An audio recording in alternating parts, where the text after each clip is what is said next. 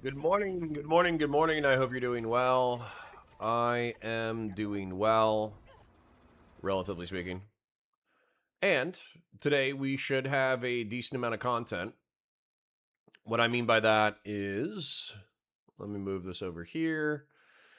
We do have a interesting debate between Jay Shapiro and Destiny, hosted by PF Young. We do have. I was thinking about this, and I'll be talking about it a little bit more as we get more regulars in here. But I was thinking about shifting a little bit. I don't know how comfortable I am shifting a ton. That's not what I wanted to do. I fucked that up. Sorry. I'm trying to log into chat as well. So, let me see if I can sign into chat. But what I was thinking about doing, so I would want some feedback from the veterans, is it feels like we burned off a lot of the drama sloppers. And what I mean by that is I think we had an extra 30 or so DGGers who would come and hang out. But obviously, with the bridge burn, we did lose those people. It also feels like if I was covering more sloppy drama debates or whatever, we could get between 80 and 150 people. But those people haven't really, stuck around after the drama. I'm sure I could reboost numbers by doing slop, but by avoiding slop, I think we've been avoiding that audience. So then the question that I kind of had for the veterans of the channel, I suppose, is like, would you care if I shifted kind of to like a research mode? And what I mean by that is, Lindsey Graham died. That's going to be a hole in the neoconservatives because there's only a few of them left. The last great neoconservative was John McCain. John McCain has since passed, or has long passed. And so the Republican Party is this like skeletal shit, skeletal fucking corpse of its former self under the Trump regime. And as a result, we're kind of like in this twilight zone where the neoconservatives are peddling old politics that don't appeal to the new generation, and then also the Trump Republicans, in my opinion, are not real Republicans. So at least they don't actually believe in representative democracy. They use representative democracy as a vehicle through which to get what they want, which is basically techno feudalism. So right there, I mean, that's like an interesting story to me. It's like Lindsey Graham was still charging up the hill with his, neoconservative agenda up until the day he died. That kind of makes him an asshole and makes him a not only does it make him an asshole, but it also like leaves him like a tainted legacy. But then compare his tainted legacy to what we've been through with Trump recently, and it's quite clear to me that Lindsey Graham and John McCain are the lesser of two evils. So, that could be like an interesting 10 to 15 minute spiel, but it might require a little bit of research. But research streams, aren't necessarily like the peak of content, It's not people yelling at each other about sexual morality or geopolitical violence or whatever. So I was just curious to see what you guys would think about that. Jeb Kush says, good morning, first like. Good morning, Jeb Kush. Jen Winkler says, hi. Hi, Jen. Hair's coming back. I'll keep growing it out for you. Next fat paycheck, I'll go get a haircut instead of buzzing it. Self-made Dre says, yo, yo, yo, yo. Conservative liberalism says, third like reporting in. Remember, kids, live chat is better than top chat. That's an excellent point. Are we early today? Not really. I think I turned on in the last 5 minutes. That's 9:35. Technically I'm supposed to be going live at 9:30. Just sometimes I'm still in the shower. I'm getting ready. I'm texting people. I'm doing this, that, the other, whatever. So basically, I don't know. Could be early for us, but it's not early technically. And then depends on what we're researching. Well, aka Batusai, that's exactly what it would be. So for instance, I'll show you guys this model real quick. Let me show you. So what Josiah does from pondering politics, which I admire, is he found his niche and he's successful within his niche. Also, I literally just saw this. Tom Segura is divorcing Christina Pajitsky.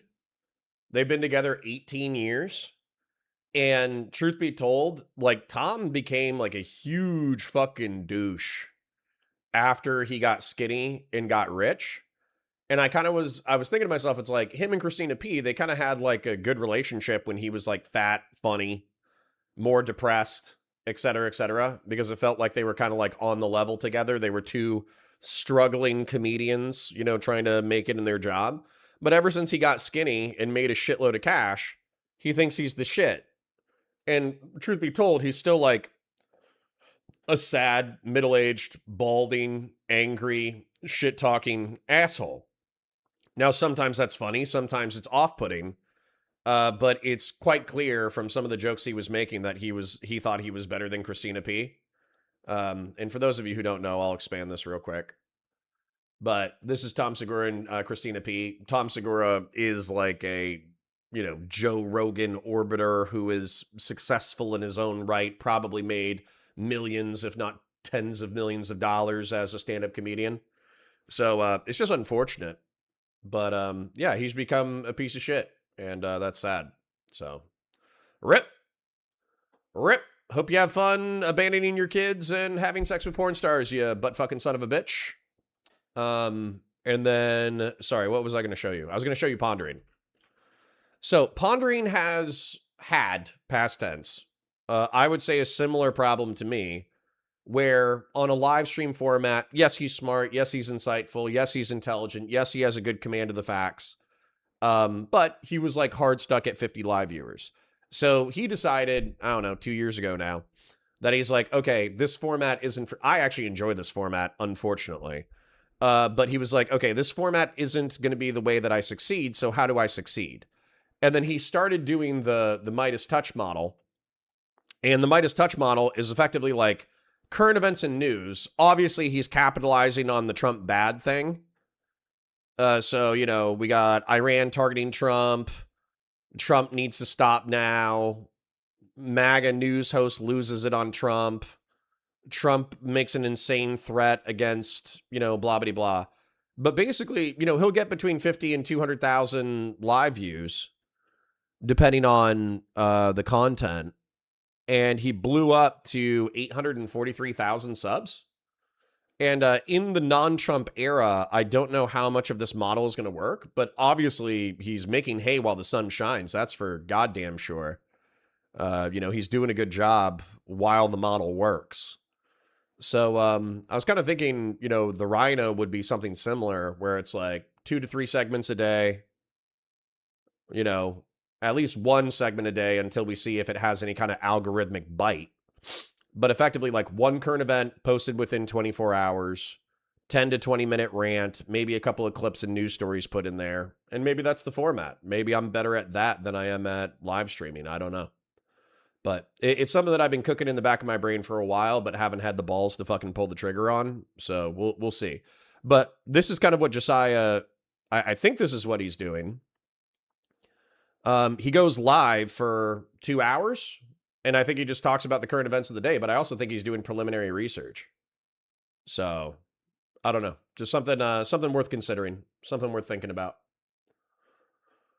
Anyways, Send Patriarchs is Grill Shallah. Good to see you.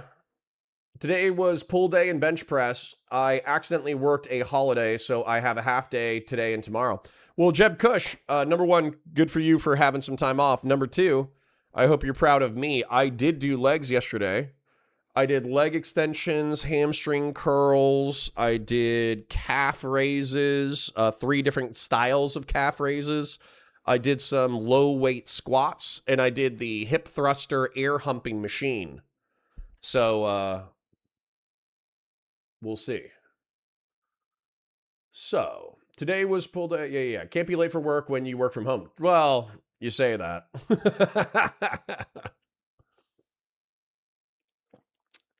C-Dub says McCain would have found Lindsay's bending to the knee disdainful. True.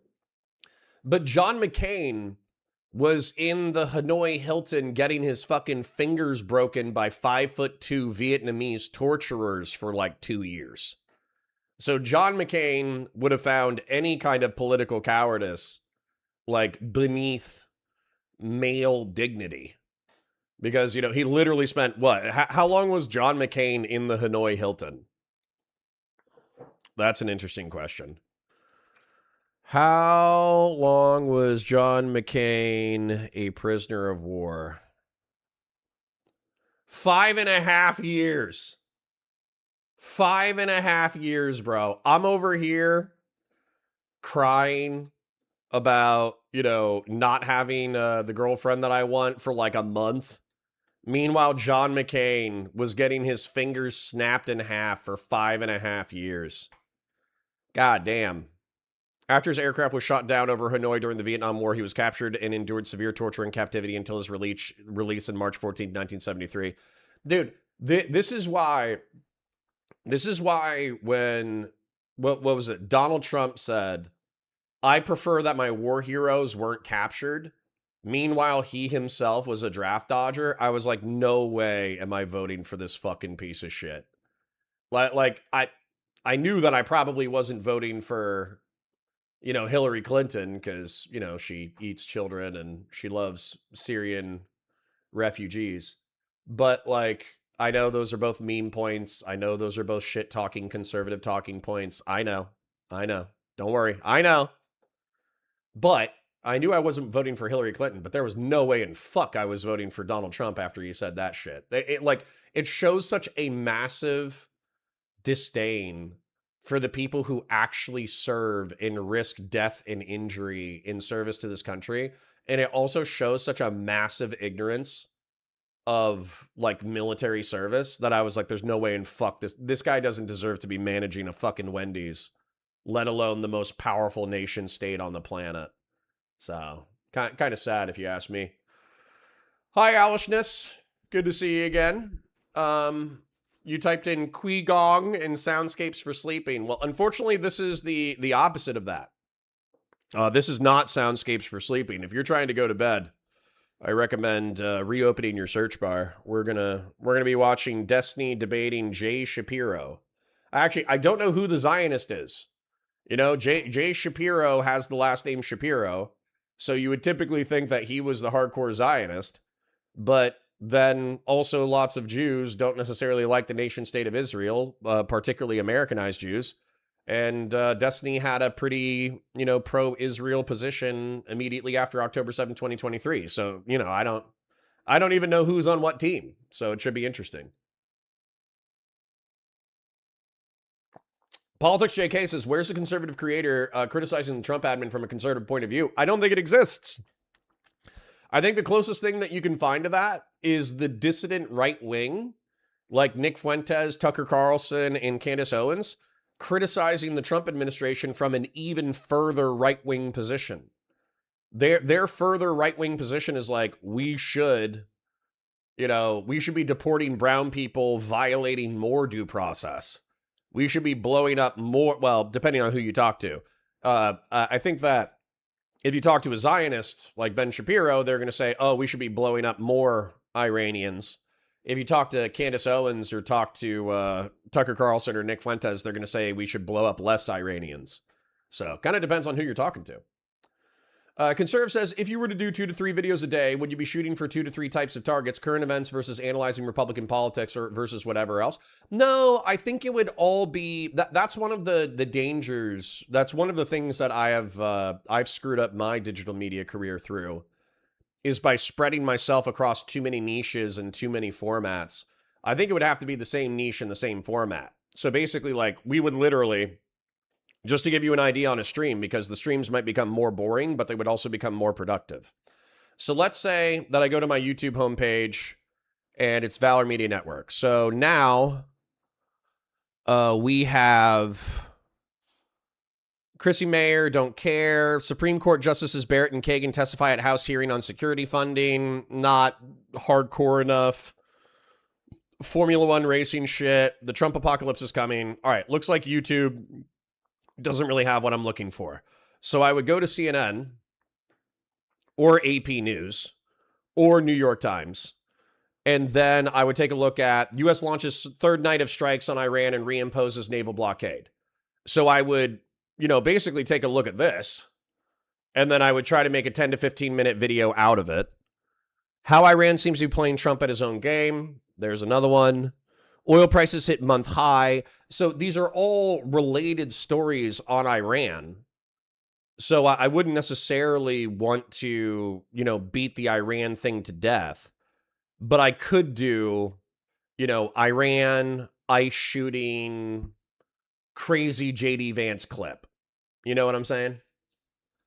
Yeah, or the people who don't, or we could even take a look at like the Epstein files. Somebody says, "Oh, the independent people who are mad at him about the Epstein files." We could push the Epstein files again. You know what I'm saying? So that's where, for me, there is a lane for 1 to 3 news stories per day within 24 hours, 10 to 15 minute unscripted but outlined and researched rants from a conservatarian perspective, Jen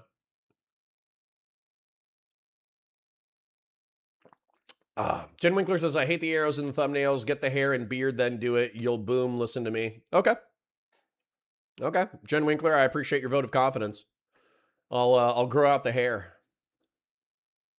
Yeah, Arthur says, if Russia research and or convos are of interest, that can be done. Of course. Fellrunner for 767, thank you for kicking us off today, King. Tuesday's gone, Leonard Skinner. If you are taking requests, just the intro. All right. Is that the opening to Happy Gilmore? Is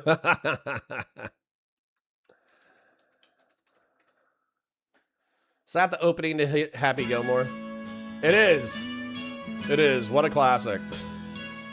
All right, I'll save that for the break. And he lost to Obama without even having a chance to win. Not sure who you're talking about, but okay. Every time I hear Hillary and Kamala talk, I'm reminded they were right about everything. Yeah.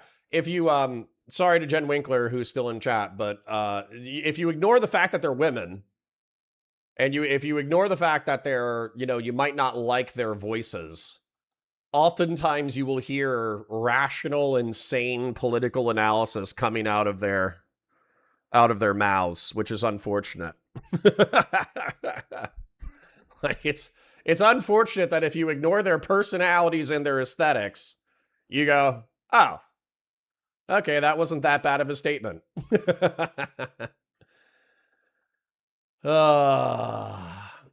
Fashion 40 says, damn, Connor, you really are not going to play the Tom Segura breakup clip. You'll feel instantly elated to see it.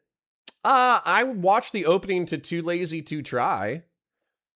And Too Lazy to Try was talking shit about Tom and basically saying he was an asshole. I'm not sure what you need from me in order to, confirm that Tom Segura is being a fucking douchebag and abandoning his family because he has tons of money so he can go fucking bang porn star escorts and fucking flirt with gold diggers in downtown LA. Like I don't know what you need from me.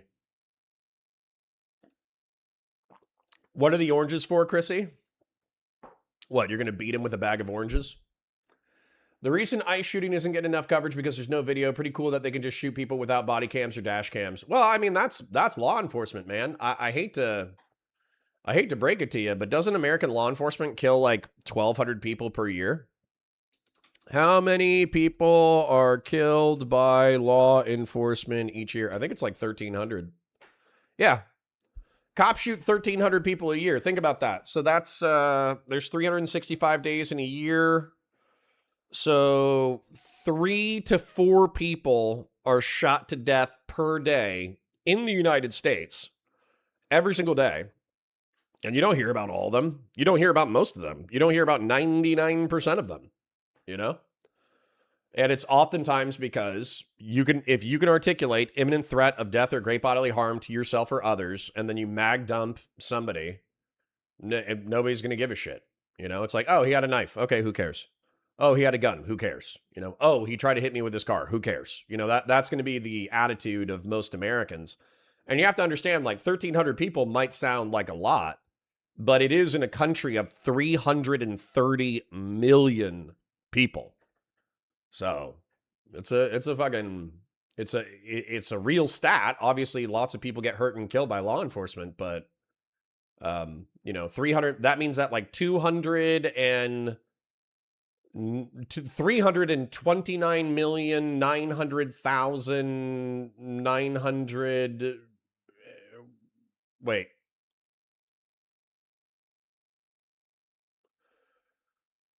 Sorry, I'm doing math, which obviously is hard for a Marine. So 329,998,700 people didn't get shot by law enforcement last year. You know, which is a lot of people to not get shot. So. Fel Runner says, perhaps you can request topics from grillers and you can run through them. Then you know that it's community interest and you don't need to burn time looking for articles. You say that, but I think that I'm going to stick by my representative democracy analysis and basically say, as your chosen streamer representative, I reserve the right to overrule the masses at any point, because I think you guys, no offense, there are some supreme nerds in my chat. Not that I'm not a super huge nerd, but I have some supreme fucking nerds in my chat who don't care about the algorithm at all. They just want to talk about their autistic fixation of interest. So, Josiah vids are scripted. No, they're not. No, they're not. I've talked to Josiah about his process. His process is he picks a topic. He has the same teleprompter that I did. I actually bought my teleprompter based off of his recommendation. And then he puts an outline of talking points, but he speaks extemporaneously. And he will literally spend between 30 minutes and 2 hours attempting to get a solid take of extemporaneous speaking start to finish from 10 to 15 minutes. And if he fucks up, he will literally start the entire thing again, which is a crazy, inefficient way to produce segments. You could just leave the error in and keep talking and then chop it up. But he is, he likes the way that he is able to speak extemporaneously. And as a result, that's the like aesthetic and vibe he wants to go to. And he's been rewarded for it algorithmically. So, no, Josiah and I have talked about his process. I think his process is fucking crazy, but, you know, it works for him and he's happy and he's made money and he's bought a big house and I think he's engaged or married. So God bless him. You know, he found his niche and he executed his niche. Fashion 40 says, Tom Segura arm break. Watch the clip where he breaks his arm. No, guys. Just because I hate Tom Segura doesn't mean that I need to watch his fucking arm snap in half while he's playing basketball. Jesus Christ. That is brutal. Anyone play Slay the Spire 2? It's up to snuff with STS1 stream. I have not played that, nor am I aware. God, you guys are so brutal. You're like, oh, this guy's divorcing his wife? Let's watch his fucking arm snap like a twig. Old School for $2 says, I have another Dune video. Want some oil? Yeah, sure. We would do it at the end of stream, to be clear. But yeah, I would happily do that. False Earth says, yet another person who wasn't trying to hit ice and was trying to de-escalate. Well, video would help, don't you think? Video would help. Butlerian Jihad? Well, that could help me with my lore stuff. So... obviously, I'm still making my way through Counterpoint Sci-Fi. Weirdly enough, as funky as everything is, the I will share that you're supposed to get 3,000 watch hours in order to be monetized. And basically, what happened was I had like 3 videos on The Expanse in the Sci-Fi channel pop off a little bit, you know, get a few thousand views each. And so as a result, I went from getting like 200 live stream watch hours, which means after a year, I would be at 2,400 watch hours, which means that I would be within spitting distance of monetization. It bumped up to like fucking 650. And I didn't do anything different. I just kept posting. And so that's the kind of like, you know, basically the tripling of watch time is normally a good sign for a channel. And obviously that means that I got 1/6 of my monetization, whatever, numbers within 28 days.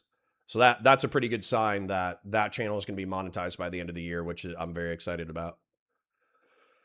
Very excited about Counterpoint Sci-Fi getting monetized, and then we'll focus on getting Counterpoint Star Wars monetized, and then we'll be making money from 3 science fiction and fantasy channels instead of 1. So that'll be fun. Fellrunner, absolutely, and we should just trust and believe the masked men who have the authority to box in and assassinate civilians at will. Pretty neat job, I guess, if you're a deranged psychopath. Well, that's why body cameras are so fucking important.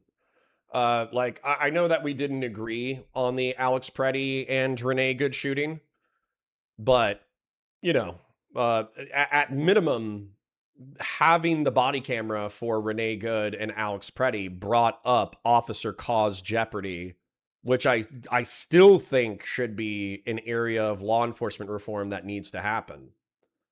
So, unfortunately, I know you guys are like, oh, well, Congress held back funding for ICE until they got a compromise on other legislation, and therefore we all have Alex Preddy and Renee Good in the bottom of our hearts at all times. And I'm like, I don't think so. I think most people forgot Alex Preddy and Renee Good within a month, and I don't think any legislation will be passed involving officer cause jeopardy related to Alex Preddy and Renee Good anytime soon. I would be happy if they did, but I don't think that's going to be forthcoming. Fashion 40 says, thanks for the insight. Laugh my ass off. Love you, Booby Bear. Well, thank you. Love you too. No identity, no accountability, probably decent benefits. We're facing off against the English again. Falklands 2.0, Electric Boogaloo, based. Is Connor talking about me? Am I an autistic nerd? We're all autistic nerds. Don't worry about it. I will have my 24-hour stream on George's autism one day, and you are just going to have to suffer. Okay, fair enough. I think that was Ben Shapiro's model, but Ben did more live for a while. He tried to have a short list of facts, but Ben did speaking off the cuff and made mistakes in his younger years. For sure. For sure. Conserve says, in lieu of video, we need to trust that all shoots are good shoots. Why make a fuss about there being no footage even? Do you know how many people didn't get shot, guys? That's not really what I'm saying. I think there should be, I think body cameras should be universal. Like I think that any municipality, any city, county, state law enforcement organization that does not have body cameras 100% for its patrol officers and body cameras for detectives when they're in the field, I think that they shouldn't get a dime of federal funding. They shouldn't get a fucking penny of federal funding. And that's why it should be like carrot and stick. Like, you will have body cameras. You will have standardized body cameras policy. You will retain videos. You will retain videos of every shooting and realistically every use of force. And if you don't, you will not receive federal funding. So, I love Slay the Spire so much. What a great game. Good. I'm happy that Arthur and Miradol share a video game autism. Carter, you need to practice your DJ voice and your fast talking skills. True. I'm okay with disagreement. I'm not okay with no accountability and no debate. True. That's why other people should record the authorities. True. It's why body cameras have become the standard. Why are our standards for federal law enforcement so low? I'm sure that federal law enforcement does have body cameras. I'm just sure that they're probably not using them as aggressively during the ICE raids because they know that if they were using body cameras on every use of force, then a bunch of do-gooder non-governmental organizations would FOIA request the body camera footage, then make a compilation of federal agents beating the shit out of fucking innocent Hispanics. And then as a result, you know, popular opinion would sway against hardcore mass deportation operations. So, you know, I think that's obviously why. Jeb Kush says, yeah, throughout history, cops didn't have body cameras, and it's more recent. There's a reason it's become the standard. For sure. For sure, for sure. Renee Good had more momentum, for sure. But I think with the Alex Preddy thing, you know, as much as people say that I'm like a bloodthirsty asshole who wanted Alex Preddy to get shot, it's not what I said. What I actually said was, there's 2 or 3 tactical fuck-ups here that resulted in Alex Preddy's death. So while I think Alex Preddy engaged in risky behavior that resulted in his death, these 2 to 3 things would actually prevent similar deaths in the future. But the chances of them getting indicted, even during the Biden administration, was very low. Very, very, very low. Interpersonal says, I'll summarize the Destiny J. Shapiro thing. He basically sweeps for Israel because admitting he was wrong about the greatest ally is just too hard. Excellent. I'm looking forward to it. They need drone cameras to accompany cops to give another perspective. Yeah, but then you have to have a drone pilot, and you got to hire the drone pilot, and you got to train the drone pilot, and then random citizens are going to throw bricks at the drone. You know? They literally already have an ongoing rollout of body cameras. They just don't have enough for every officer. The ICE agents want body cameras more than the people calling for it. Good. Good. You know, everybody was worried when body cameras first rolled out. What most people were worried about in law enforcement was that it was going to catch them, like, picking their nose or jacketed or pooping, you know? So most cops weren't worried about, like, oh, you're going to catch me planting drugs on a citizen. That's not what they were worried about. They were worried that the body camera was going to capture them on the shitter, you know, cranking one out, you know, at 1 a.m, and then them jacking it was going to be retained for records for years to come. You know, that's what people were worried about. Oh, they literally... Transparency is always good. I want people to understand what they're voting for. Sanitizing reality for people is a disservice, not a service. True. Agreed. Good morning. Counterpoint says QW Gar. Good morning. Random people attacking police drones is totally a thing now. Laugh my ass off. Are we being sarcastic or are we not being sarcastic? Because I think that's absolutely a thing.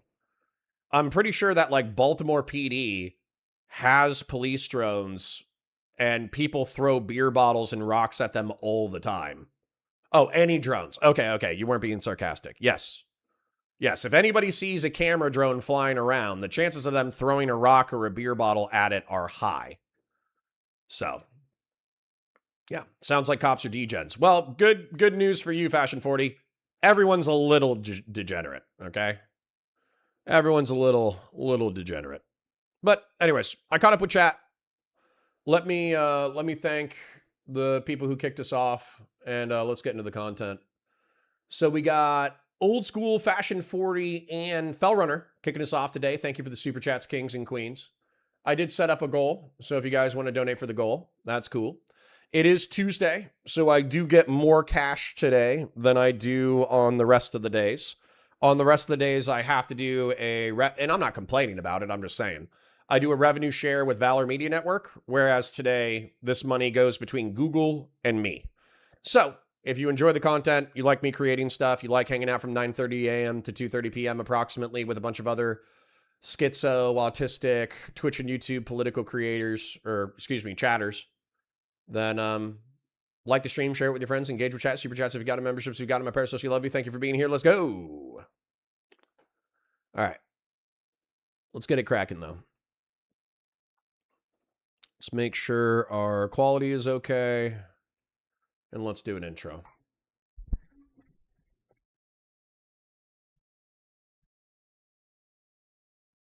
Why am I not in the center? That's close enough. Hi guys, welcome to Counterpoints. My name's Connor. I'm a science fiction, politics, and philosophy nerd, a Marine Corps and law enforcement veteran. I would argue a real Republican, and I'm trying to be a Rhino. I'm trying to be a Republican who is honest, has integrity, nuance, and objectives. And today, I got an Israel debate. Don't you love Israel-Palestine?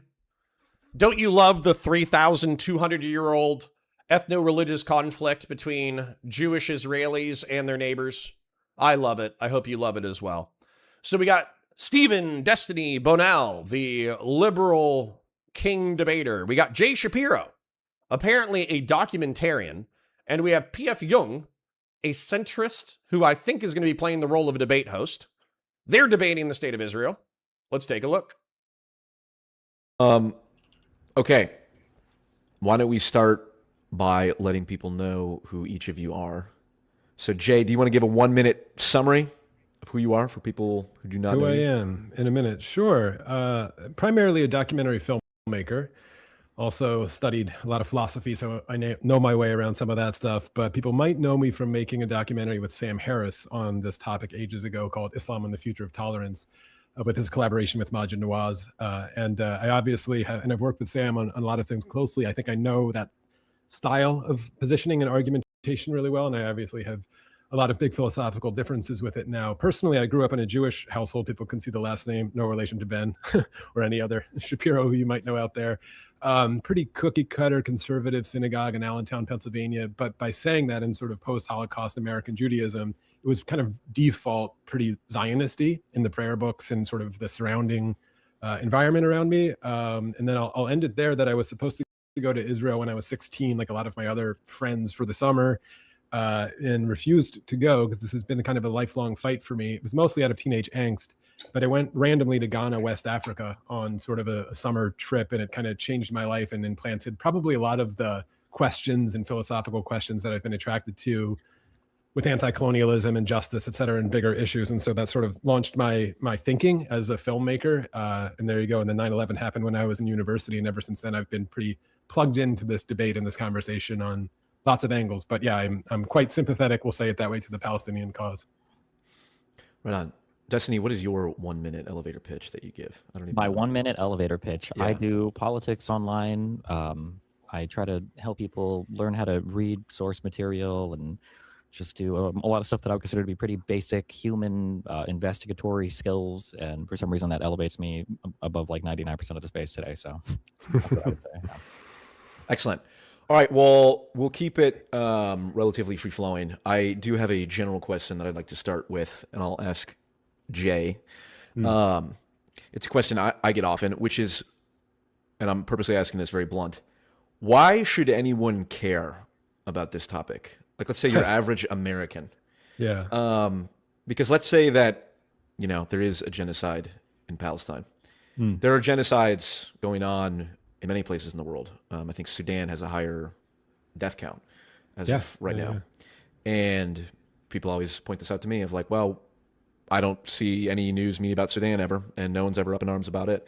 So, for the average American, who's probably the average viewer here, why should people even care about this topic at all? Because this topic was promised to me 3,200 years ago. So sorry, somebody donated, so I want to go ahead and thank them, but I want to make sure that I don't get their name wrong because I recognize their PFP. It was Fashion 40 for $10, says donating for the goal will be lurking. Well, thank you, Fashion 40. I appreciate you.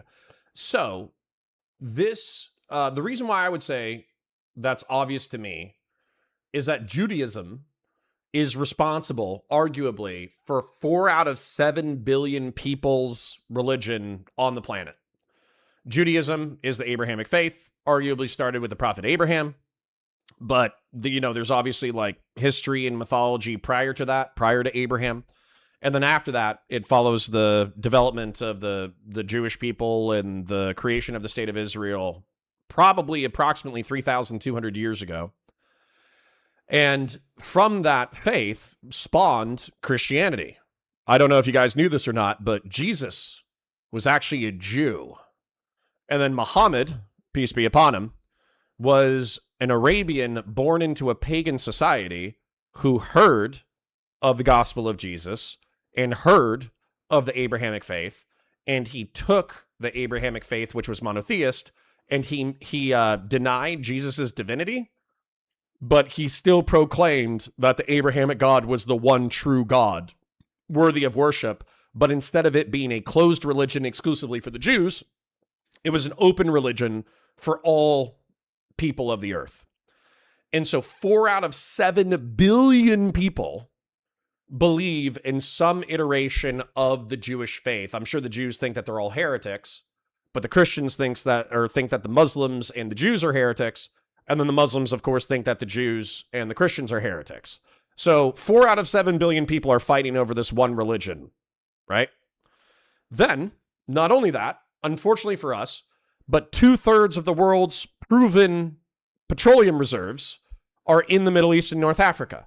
So Saudi Arabia has 1/3 of the world's, proven oil reserves. Iran has another third.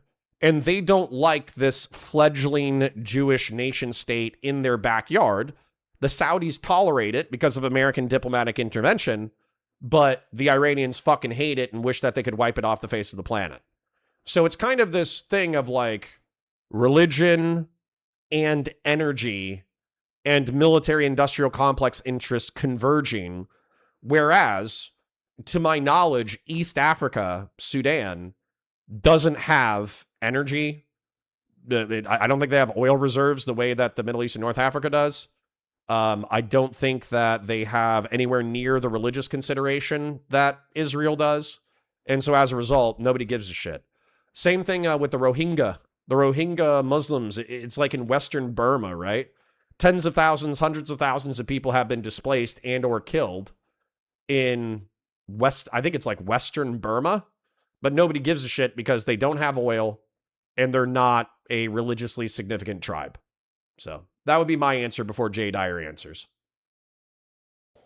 Yeah, fair. I mean, the easy answer everyone always gives is, well, American taxpayers are, footing the bill, so they should have a special interest. And I think, there's obviously weight to that argument that flies, but I actually think it is a much deeper question you're asking. And I think for someone like myself who takes a more historical lens and philosophical lens to questions in the world, the Palestine cause, and frankly, the Israel conversation in it, it's not just Palestine, it is the unique role of Zionism in Israel and the history of anti-Semitism, et cetera, that I'm sure we'll get into, is really kind of this like insane overlap of a Venn diagram of so many issues that are indicative of other tensions and anxieties that I think a lot of us are feeling in the world right now historically. And so people pour in so much of their own kind of sense of injustice or wanting a different world or wanting history to be fair or whatever into the Palestinian cause. And that's why they really care. So like on a practical sort of consequentialist argument, I think this, and I'm sure I'll be making these arguments, I personally think that Zionism in particular is the domino that needs to fall. And of course, I'll end up having to define that, but the domino that needs to fall in order to potentially unleash a lot of the kind of liberations that every human should care about on a moral level. But I think that the rude awakening for a lot of people when you ask this, especially for Americans, and it's where maybe Dustin or Stephen and I might agree on this with misconceptions on the right, is that I don't think most Americans have understood, and this isn't unique to the American empire, but have understood the mechanics of what has driven that's the post-World War II empire of America, of neo-colonialism and stuff that we can unpack and talk about, and how crucial and important the question of Palestine is to it, or the entire Middle East, the petrodollar, et cetera. And so it's not, I always reject this notion that it's some sort of anti-Semitic fetish to just care only about the Palestinians because it's the Jews that are the ones who are sort of, looking like the bad guy or whatever. No, it's an incredibly consequential issue and historical pain point that I feel like a lot of people who take this kind of anti-colonial lens that I take view it as this maybe like last bastion that we're still fighting against this wave of imperialism, or it's part of a larger anti-colonial, anti-imperialism struggle and fight, for as messy and bloody as it is. If you view it that way, there's nothing crazy about focusing on this one in particular. And obviously then just from a moral issue, it's horrible, and people should care about Sudan and care about the rest, but there's such an easy, for everything I just laid out, like wide open pathway to run into this one with what a lot of people, and I'm sure Destiny, you'll disagree, or maybe you'll agree, it's such like an easy path for some people to find what they feel is a clean moral kind of cause, which people desire on a deep psychological level. And you might say they're confused about that, or that they have a lot of bad history in their heads, or they're just, they need to do more research, like you said, and you're open. And I'm sure we'll talk about those things, but I don't think they're entirely wrong to think that there really is a wide open pathway here that is very attractive for people who want justice in the world. And it's hard and messy to even figure out who the good guy or bad guy is in Sudan. But in Palestine, they're like, I can see this one, I know this one, and I'm there. And it becomes a stand-in for a lot of tensions about other things. So that's why they do care. And I think it's right that they do care. But just to finish up this maybe longer answer, I remember at the beginning of all this stuff, people were saying like, you don't really care about dead Muslim babies, right? Because there's dead Muslim babies in Iran, right? Like they were doing the or Syria. He's a long-winded guy. I appreciate it. I'm a long-winded guy. No problems. The thing that I would be asking, though, Jay Shapiro, immediately after this little rant is like, you're saying it's a clear moral cause, which I could argue that ethno-religious cleansing is bad, right? Hot take right there. Ethno-religious cleansing is bad. Seizing the territory south of the Litani River, kicking out all the Shiites, not good. Saying that, the West Bank is not a Palestinian territory, and therefore we can ethno-religiously cleanse it. 45 years is a little sad, but maybe if you keep snarking, it'll go back up. DGGL. We're literally talking about geopolitics, Gonza. So here's 24 hours, and enjoy yourself. Bye. Nobody's talking about the drama. We're talking about geopolitics. So anyways, when it comes to what's the outcome, right? That's what I'm wondering about. Because is he a Israeli one-stater? Is he a Palestinian one-stater? Is he a Palestinian two-stater? Because basically, Israel one-state with equal rights for Palestinians, I think is possible.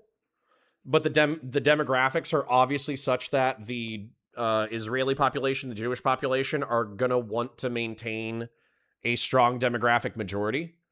And then the Palestinian one state, I think, is a pipe dream. I don't think the Palestinians have the military or diplomatic leverage in order to get a Palestinian one state. So Hassan Piker's prescription, oh yeah, we'll create a new state of Palestine that'll be secular and democratic with equal rights for Muslims and Jews.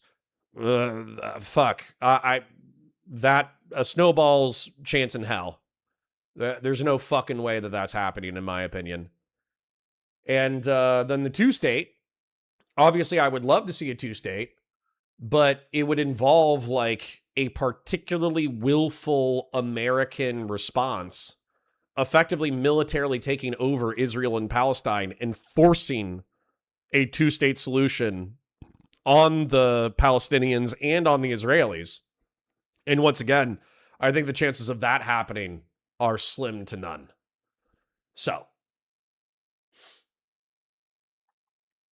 So God's a pretty silly guy to get his chosen people back to their home during a moment where it's hotly contested and rich in resources for the modern age. For sure, C-dubs. But what I would do as a... Sorry, this is actually an interesting point. So my argument is not that Israel is God's chosen people because the creator of the universe identified a single planet with a single desert tribe that was deserving of special favor from the divine. My argument is that Israel was, unfortunately for them, at the crossroads of humanity. If you're in Asia and you want to go to Africa, you go through the Middle East and North Africa, right? And you go specifically through this territory, Syria, Iraq, Israel, Saudi Arabia, and Egypt, right? If you're in Africa, you want to go to Asia, you go through that peninsula. If you're in Europe, you want to go to Africa and you're going by land, you go through that area. I said peninsula, but I don't think that's the right word. So basically, they're at the crossroads of humanity. So the fact that they picked up or wrote down, a monotheistic, morally codified, literacy-based religion, and then they were at the crossroads of humanity, determined their chosen status more than the divine picking a single desert tribe for Holy Writ.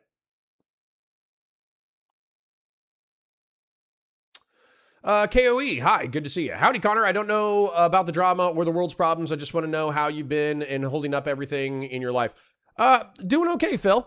Appreciate the question.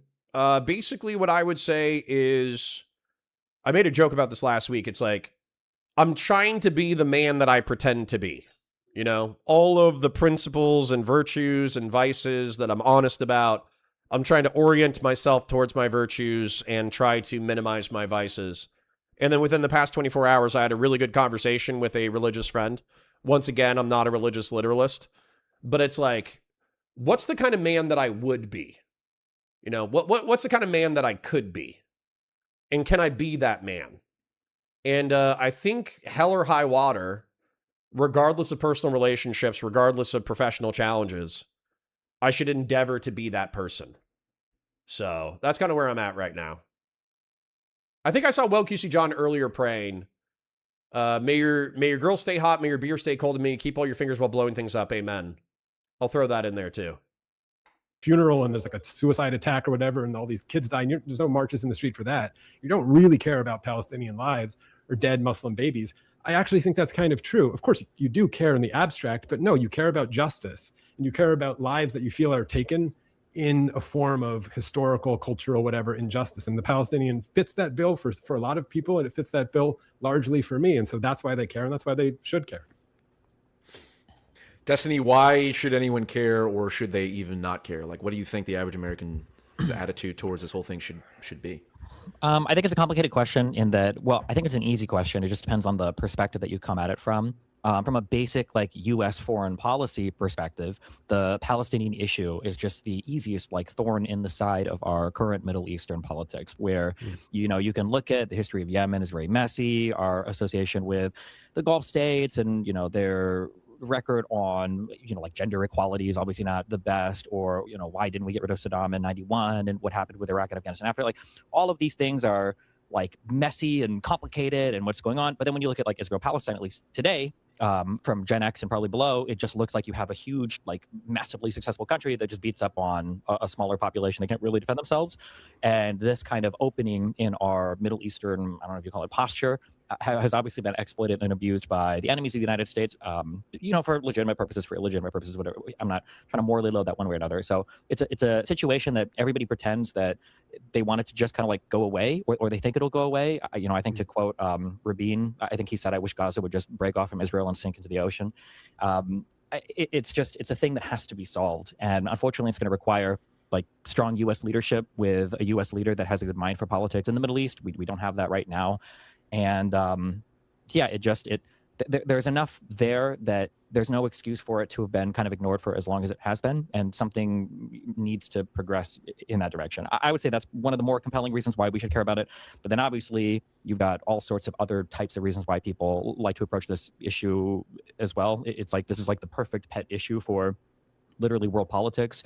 You've got, to some extent, brown versus white or Jew. You've got colonial versus anti-colonial. You've got Western world versus second world. You've got Jew versus Muslim. You've got religious stuff. You've got American imperialism. You've got Sunni versus Shia. There's like so many different ways, oppressor versus oppressee, like ways that you can load this, that, everybody has something that they can take a bite off of for this conflict. Leah says, should I just dip out until this is over, Fellrunner, because I cannot do the constant misunderstanding or corrections. I have not had enough coffee yet. Okay, guys. Leah wants you to know that the chosen people is not God saying, you are my special little boy and girl, and I will give you protection for all of history, and you will be exalted all over, above all other nations. Instead, I think the analogy that she said, it's like being chosen to do the dishes. So basically it's like, hey, you're my special boy or girl, but you're going to have to work your fucking dick off because I've chosen you. Okay? Leah, I hope I approximately articulated what you said. But I'm also pretty sure that if I check the Old Testament right now, there would be things in the Old Testament saying that Israel would be exalted all over, other nations or whatever. But there's also the, what is it? There's the scriptures. Is it, it's not Kings. What is it? Old Testament books of the Bible.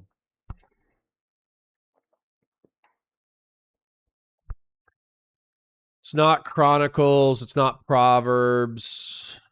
Lamentations, Amos, Zechariah, Malachi, Zephaniah, Nahum, Micah, Obadiah. Maybe it was Ecclesiastes or Lamentations. Hold on. What was Ecclesiastes about? The book of Ecclesiastes is an Old Testament wisdom book that explores the meaning of life, the inevitability of death, and the limits of human understanding. Its central theme is that the worldly pursuits are temporary and ultimately futile, where under the sun are apart from God. That's not the one that I was looking for. The one that I was looking for is, I'm pretty sure in the later Old Testament, there is a series of prophets who effectively chastise the state of Israel, where they say, like, yo, we were called by God to be God's chosen people or whatever. to proverbially do the dishes and all that kind of stuff. But basically, we are erring from the path and we are about to get our shit fucked up. I think there's like an entire book dedicated to that. So I actually don't, maybe books plural. So I don't know if you're familiar enough with the Old Testament or if anybody in chat is familiar enough with the Old Testament, but there is like effectively prophecies of doom about the ancient kingdoms of Israel and how they were fucking up, disobeying God's will, and, you know, the wrath of God was imminent. So I forget what that one was. But if anybody knows in chat what the fuck I'm talking about, let me know.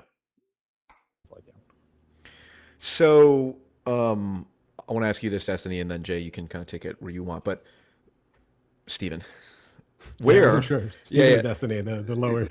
I know. Let's try and be as non-termly online as we can and go with real names if possible. Steven, it is. Yeah. Yeah. Okay, Steven, where do you stand on the issue now? Because you seem to have evolved, or I don't know if you have evolved, or at least things have evolved. And the meme is that you're Israel's greatest defender because the whole Lex Friedman debate against Norman Finkelstein and all that. But where do you stand now, and what are like the biggest things that have changed your mind, or at least? I mean, I think in the West, just because of where I'm at in my political positioning, right? Like I'm like a center to far left guy. Basically, every single person in my vicinity is going to be incredibly pro-Palestinian. So I'm going to come off as like a rabidly pro-Zionist supporter guy. Like overall, I don't even know where you would put me on a diagram. It just depends on who I'm talking to or where I'm at. But like, I think that there needs to be some kind of resolution to the conflict. And I think that the international community has done a great disservice to both sides when it comes to resolving the conflict. My general position on it, I don't think has changed much, in that Israel is kind of infinitely incentivized to continue the conflict because they're always gaining materially. I think that's obvious. You can just look, they're, expanding settlements in the West Bank. They continue to entrench themselves militarily and economically. It just benefits them materially for everything to kind of continue on the status quo. I mean, Assad is gone. The Houthis are, not, I don't know, the Houthis are doing the Houthi thing. You've seen Iran is having issues right now, although now they've kind of come back because the United States bungled that completely. But nice. Phil says, Connor, you're talking about the 12, the lesser prophets from Hosea to Malachi. I'm actually teaching those books in Sunday school. Interesting.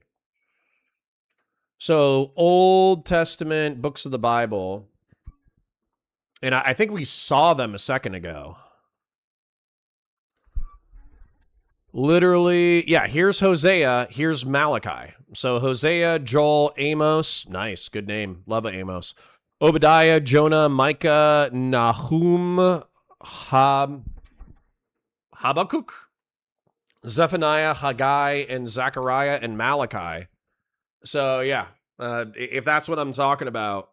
But the reason why I'm bringing that up is just because I feel like it backs up Leah's point that, being quote-unquote God's chosen people is not like, yo, I love you so much. You're going to live in a land of milk and honey in perpetuity, and you are going to conquer all of your neighbors, and everything's going to be Gucci forever. That's not the covenant. The covenant is you will work your dick off. You will, keep the religious shit holy. You will, follow God as much as possible. And then you will fail. And I think, once again, I'm happy to be corrected, but I think going from Hosea to Malachi, basically there's a bunch of prophecies of doom. There's a bunch of prophecies that say, yo, Israel, you are fucking up. And as a result, you are losing God's favor and we are going to pay dire consequences. And then weirdly enough, I don't know the exact time of Malachi. When was the book of Malachi written?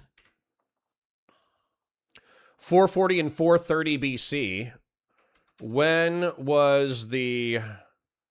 what would you call it? The Greek invasion of Israel. 332 BC. So it was literally 100 years before the Greek invasion were all these prophecies of doom. So...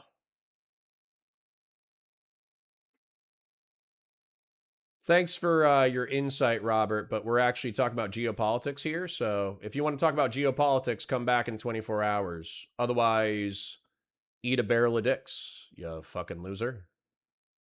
Moving on. Yeah, to some extent, Israel continues to further the status quo benefits them. For the Palestinians, the international community has them convinced that the status quo will never change for them politically, that they can do infinite, whatever, terrorist attacks, refuse to negotiate, have no positions clear about what they would be willing to negotiate on, but they will never lose politically. Like, it's always 67 borders, 67 borders, 67 borders. No matter what happens, they always have that to go back to, and they're never made to feel responsible for any decisions they make politically. It's hard to even say, actually, they politically, because we're not even sure who represents the Palestinians. Like, that's kind of an open question depending on your perspective. Yeah, I think it's a big mess where the international community has kind of like artificially buoyed both sides up to feeling like they never really have to resolve the issue, and then everybody just kind of, it's just like the pot of gold you go to borrow from whenever you need to take a loan out on some geopolitical issue, and then people dip their toes into whatever they want.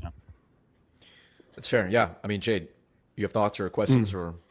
Well, no, it was sort of, my question, because I was, I went back and I didn't know a ton about your position, and I'd seen the Finkelstein thing, and I'm curious, I could just ask this sort of bluntly, are there specific things that you have said or defended, kill ratios of combatants to civilians, whatever, and citing different numbers that you now maybe regret or second guess? I'm curious just on a trust level of the reporting of this thing, because you laid out there something I totally agree with, obviously, this incentive to keep it going, right? And every time I would bring this on the table with anyone who was defending Israel, I would get called a conspiracy theorist, whatever. It's, how could I say that Israel actually benefits from, Hamas attacks or whatever? And the incentives you laid out there perfectly.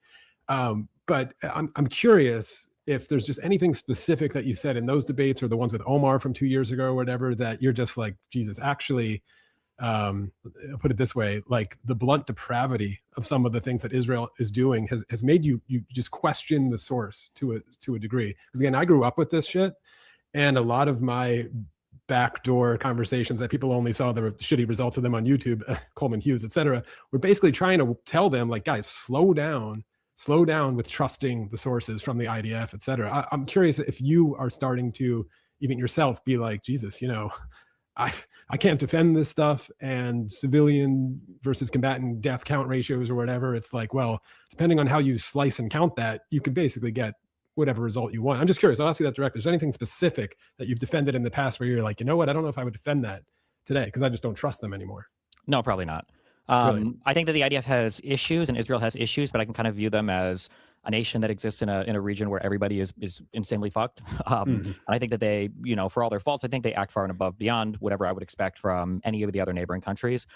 We can criticize Israel and the IDF so much because of the reporting that Israel does. Like, we don't know what goes on in the Egyptian military. We don't have access to the archives, in Damascus with Syria.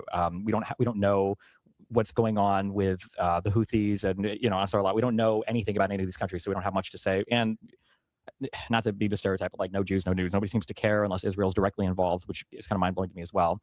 I'm not going to defend every single action Israel does. I think that at the very least, you can argue that there are ways that they prosecuted this war that are like above and beyond insanely reckless.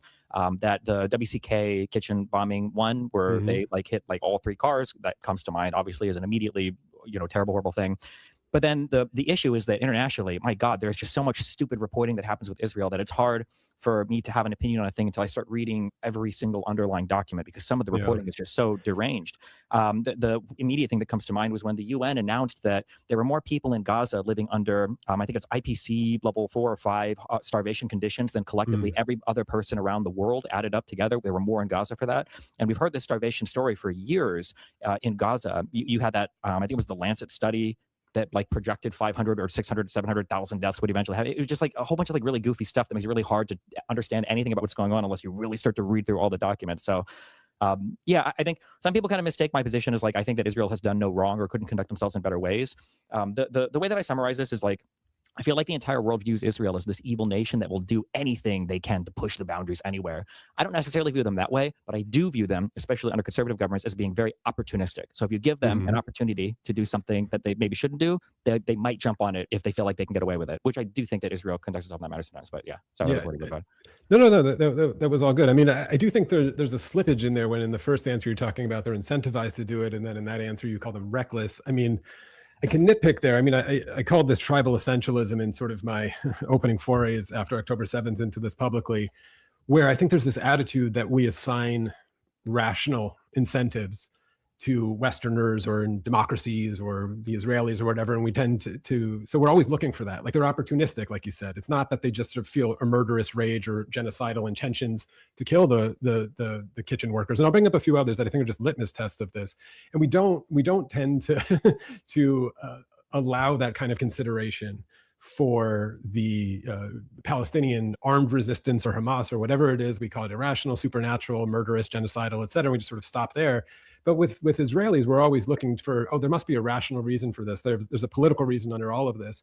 And I think that, again, it's like there's some things that happened in this, again, and actually we should maybe in the next bit talk about terminology, famine, genocide, all these kinds of ways to use the terms. And I could defend it a little bit. But, certain things that happened along the way. I'm thinking of Rafat Al-Rier, if you remember this, the poet, If I Might Die poet. You know the story with Barry Weiss in the tweet and stuff. And it's like, I could go through it for the audience who doesn't remember it. Yeah, go for it. This was he was killed in the early days of the war, I think, right? Yeah. Yeah. So this is a poet, Rafat. So yeah, the story goes, it was during the early days when the stories of, babies in ovens and 40 beheaded babies or whatever were kind of everywhere. And again, so for someone like myself who grew up hearing a lot of this stuff, I even knew the sources, Eli Bass or whatever. It was like, I was rolling my eyes. Anyway, it got tweeted out. Rafat. Okay. I'll bite. So the reason why I get frustrated, and by the way, I don't think like Jay Shapiro is like a bad actor or anything. Like he seems pretty reasonable so far. But the reason why I'll bite right now is because I just Googled the casualty stats, and it sounds like this guy identifies with the genocide narrative. And I've just Googled the stats again, and it's like 73,000 dead, 173,000 wounded. That's from the Gaza Health Ministry. The Lancet says that more people are injured or killed that are not accounted for. And I think the other estimates for like the non-accounted is, it's going to be approximately 200,000 dead. Now, maybe I've been co-opted by Western moralizing evolution over the past 20th century from the imperial core in order to justify Western violence against non-Westerners. But I can't help but shake this moral paradigm, especially being, trained in a Western military. Okay? So, when a westernized military force sends out a soldier to engage with a insurgent or a terrorist, and they fucking shoot him to death, and then they accidentally hit him with either or they hit like women and children or innocent, men with either bomb shrapnel, errant small arms rounds, etc., etc., that is different morally to running up and shooting men, women, and children in the fucking face. And so when I look at Hamas and I look at what they're proud of, when I look at what they want to do, they are proud that they slaughtered 900 men, women, and children on October 7, 2023. They were taking the corpses of men and women and dragging them around. They took the fucking, there was that guy who was like Indonesian or something, and he was some kind of worker in a random shop in Israel, and they chopped his fucking head off with a garden implement. There's no justice there. There's no morality there. There's no discernment between civilian and combatant. There's nothing. Literally just like unrepentant slaughter.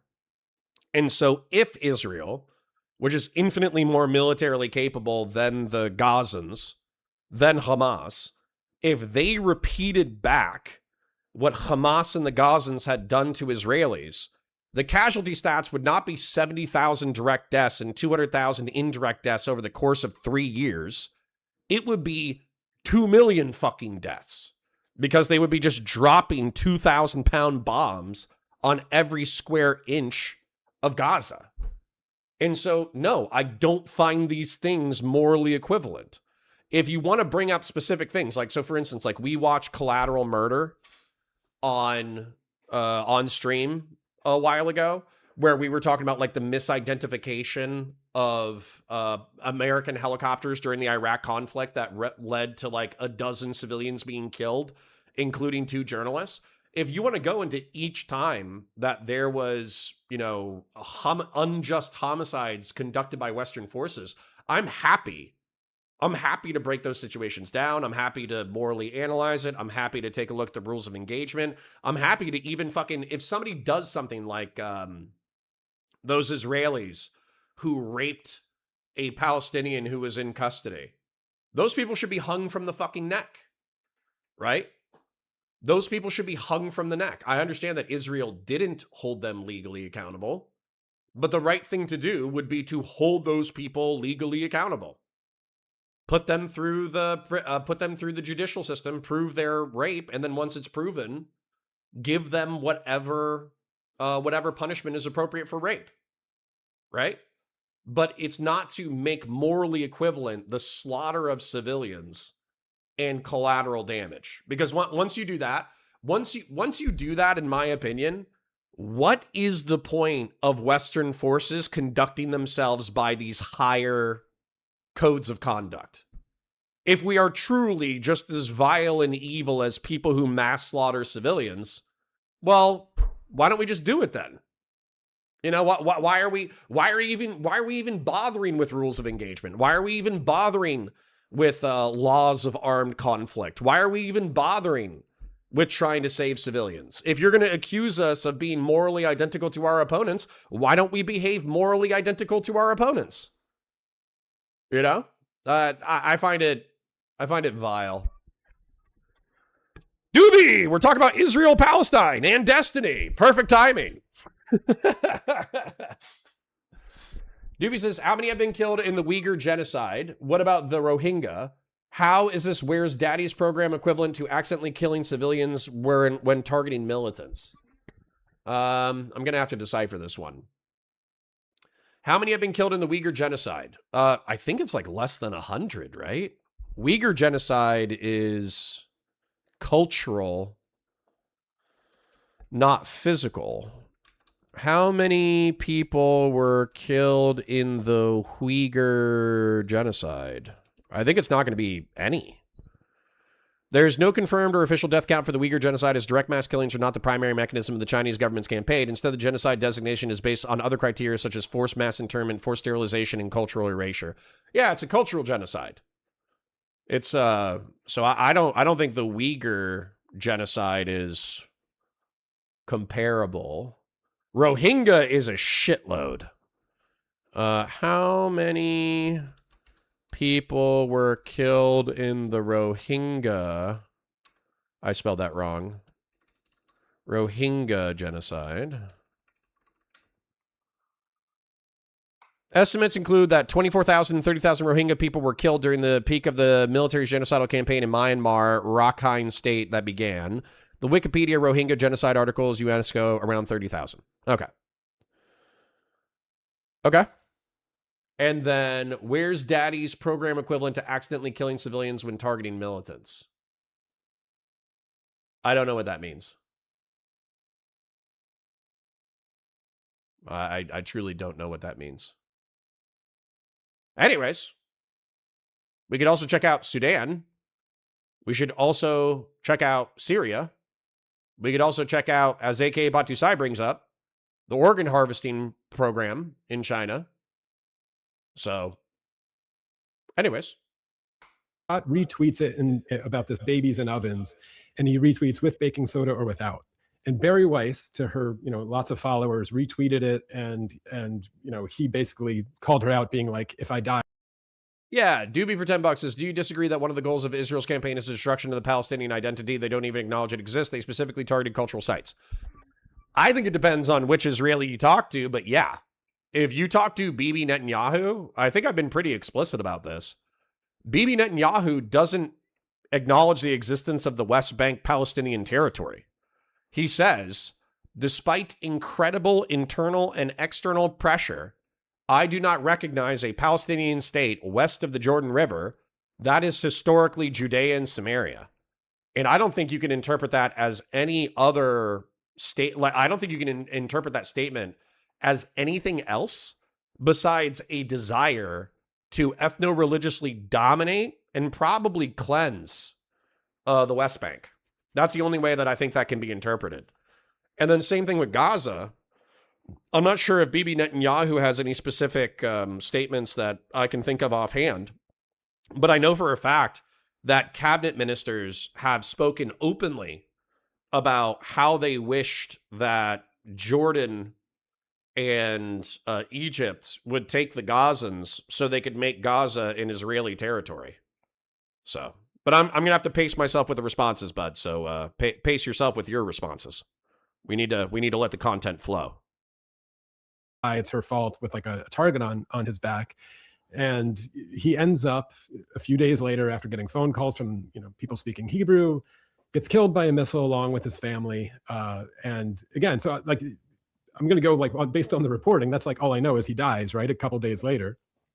And the reporting, it's like from the Med Monitor or whatever, is eyewitness reports and quotes. And, I can't verify these things. You can't verify these things, saying it looked like a surgical strike, that the missile went right into his window and he died along with his family or whatever.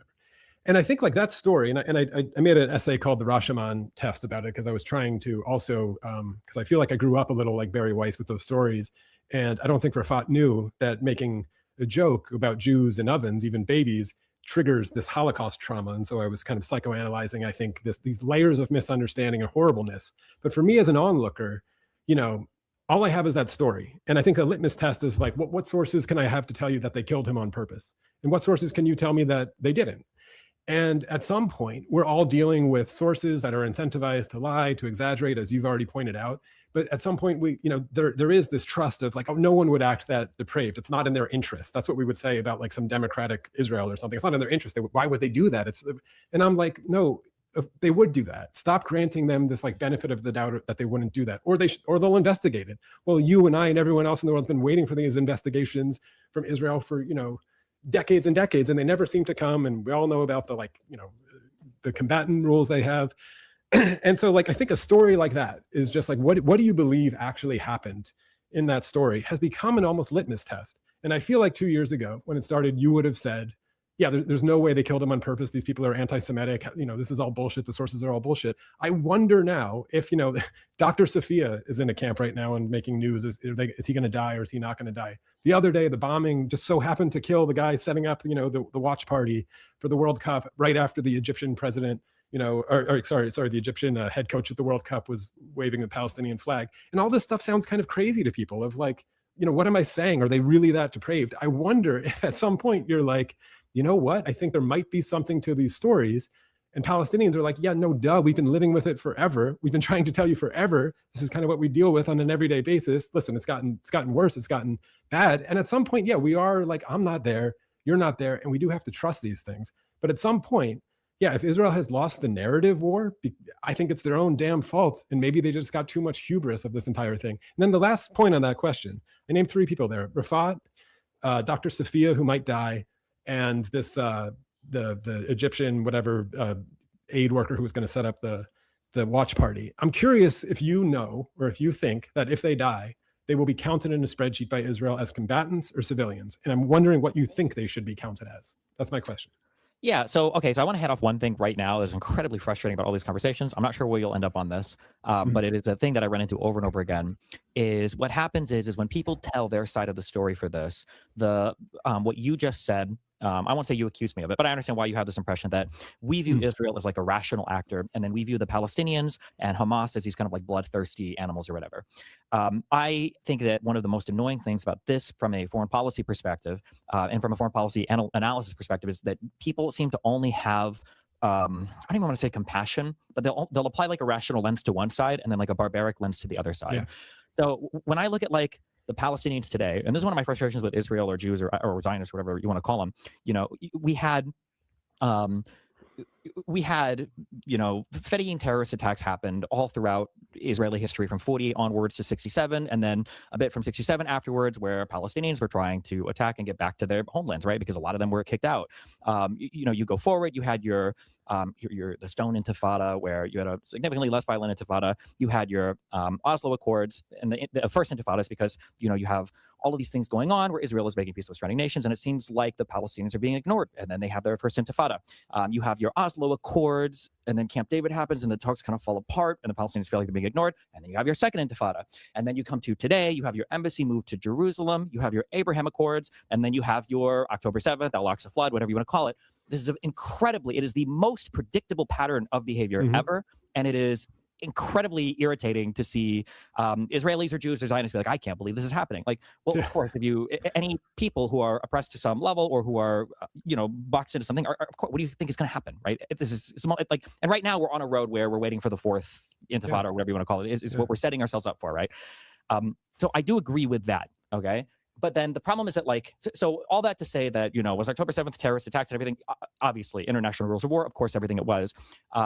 Terrorist attacks and everything are very easy to analyze, especially from a Western perspective, because we've never really been in the United States, we don't know what it really means to be threatened, right? We're in the safest country on the planet. We've got oceans protecting us. We've got Canadians to our north, Mexicans to our south. We're a pretty safe place.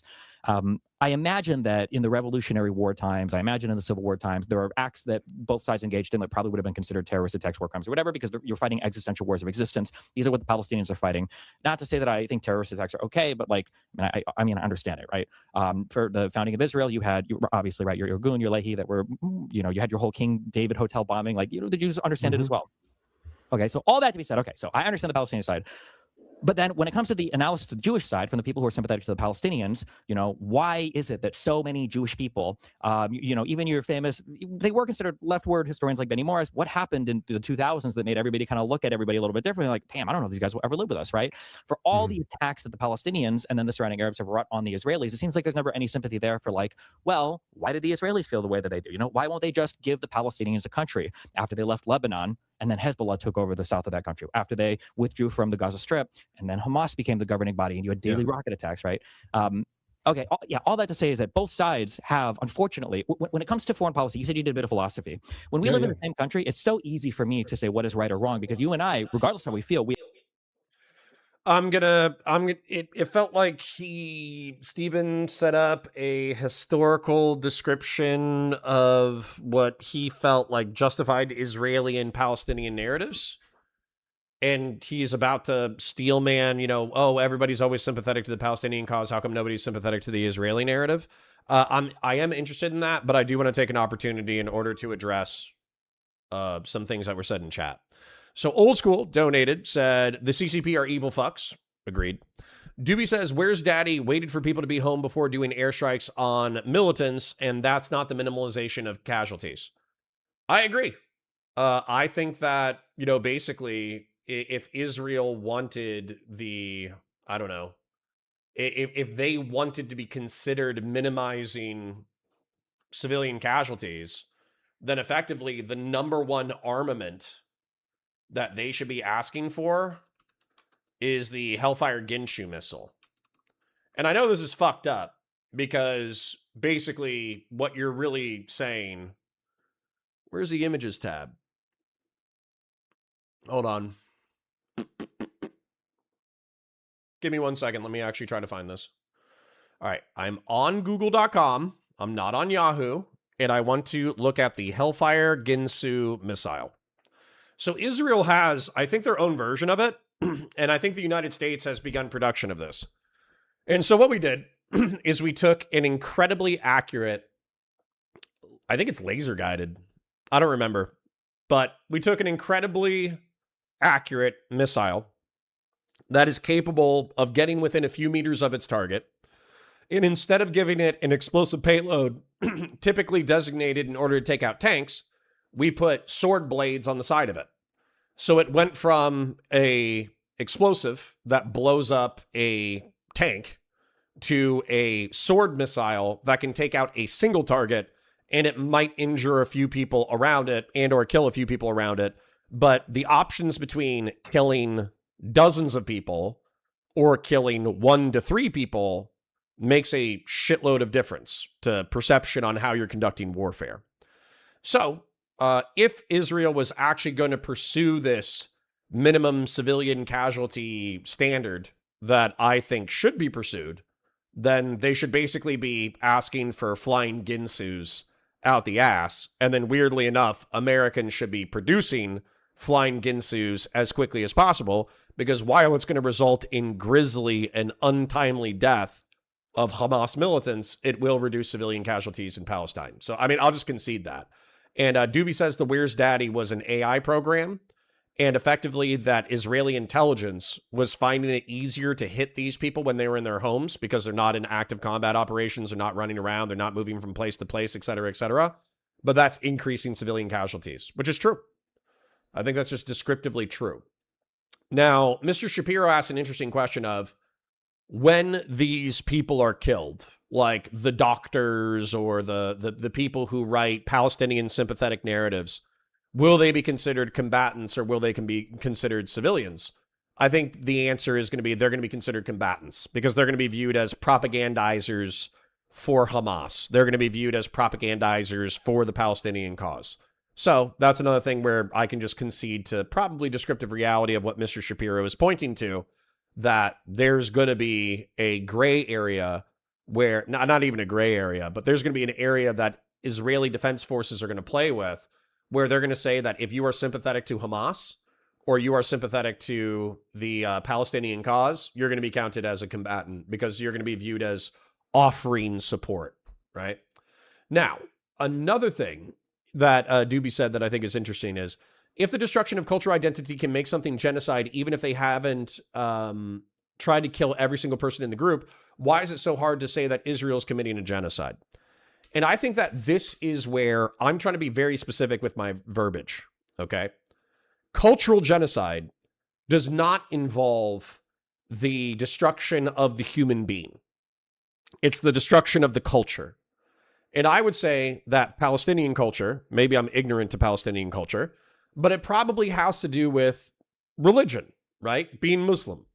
It probably has to do with food, being able to make regional dishes. It probably has to do with territory, where they're claiming territory. And so I think the closest thing that you could say to the cultural genocide is trying to dispossess these people.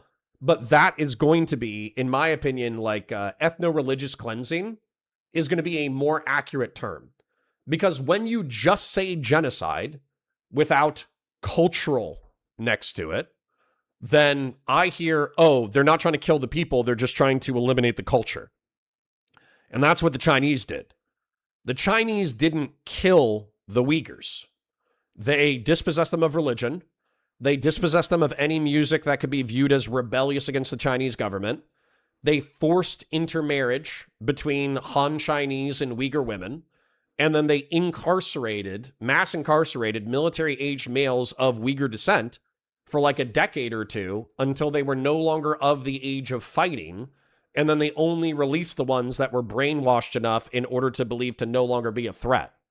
I would see that as substantively different than either ethnic cleansing and substantively different than like straight up genocide, which I think we associate with mass extermination similar to the Holocaust. So you can pretend that I'm playing language games. I'm not trying to play language games. I'm actually trying to be very specific. So when it comes to Israeli genocide, the thing that I would challenge back is that there's 20% of the state of Israel is Muslim and they're Palestinian. They live in that territory and they're Muslim and they're allowed to prepare the dishes and they're allowed to, that are historically associated with their people. So if the Israelis are engaged in a cultural genocide, why aren't they culturally genociding the Palestinians who are Israeli citizens? They're Palestinian. They live in the historical territory of Palestine. They're Muslim. They're still able to follow their religion. They're able to prepare the dishes that are associated with their culture. So what's going on with those guys? Doesn't make sense to me. But I'm an asshole, so who knows? All right. For the sake of flow, I'm going to keep it going, but I'll copy the super chat. I do appreciate the super chats. Like the stream, share it with your friends, engage with chat. Super chats if you got them, memberships if you got them. I appreciate the higher level discourse that we're engaged in.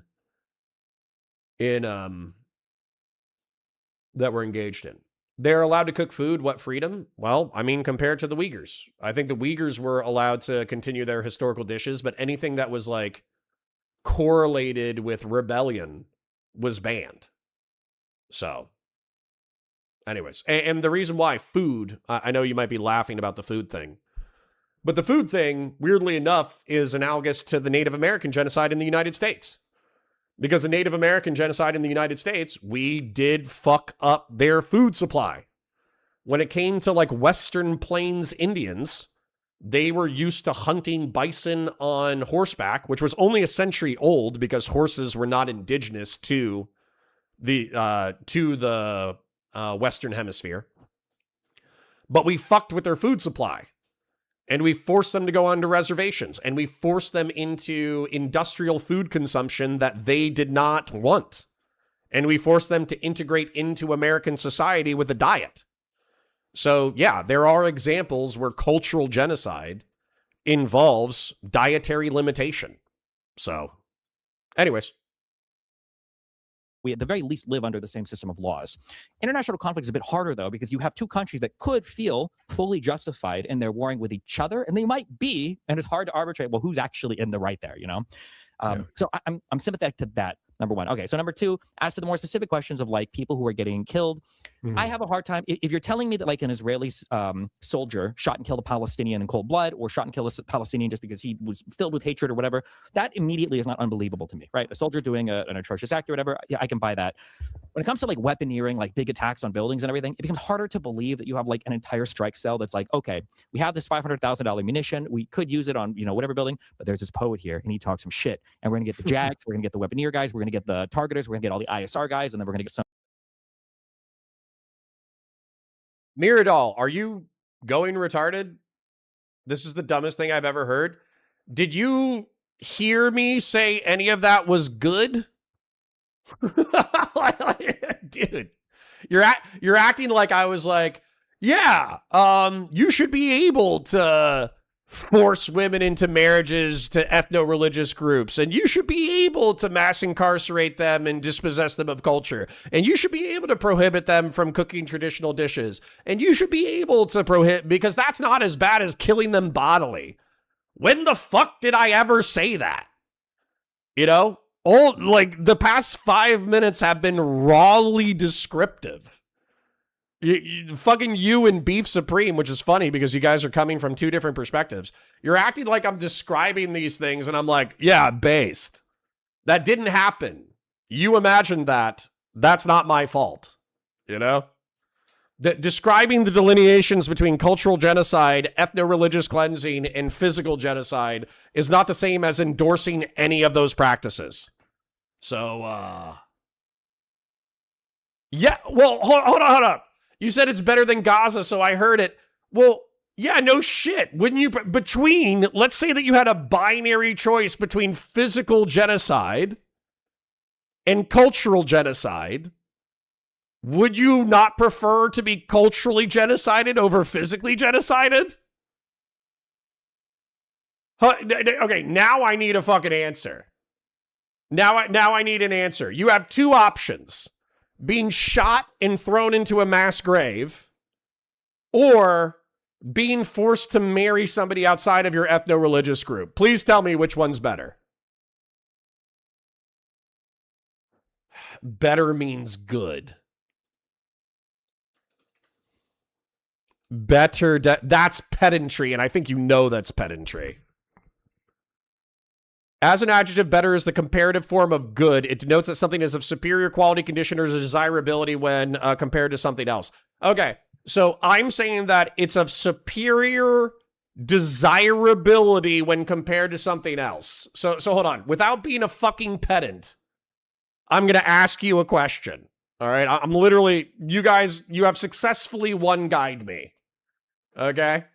I'm going to do a drawing because you guys are being dicks. Unsurprising. Okay, so here's you. Here's you. Which way, Western man / woman?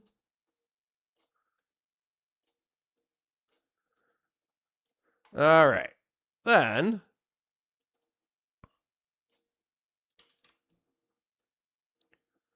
here's you. And that, can I rotate these? Excellent.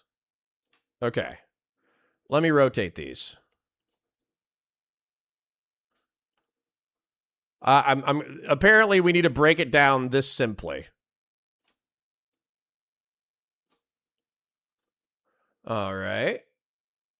And then, and by the way, I understand the silence is not my favorite either, but I swear to God, Beef Supreme and fucking Miradol are bringing it out in me today, okay?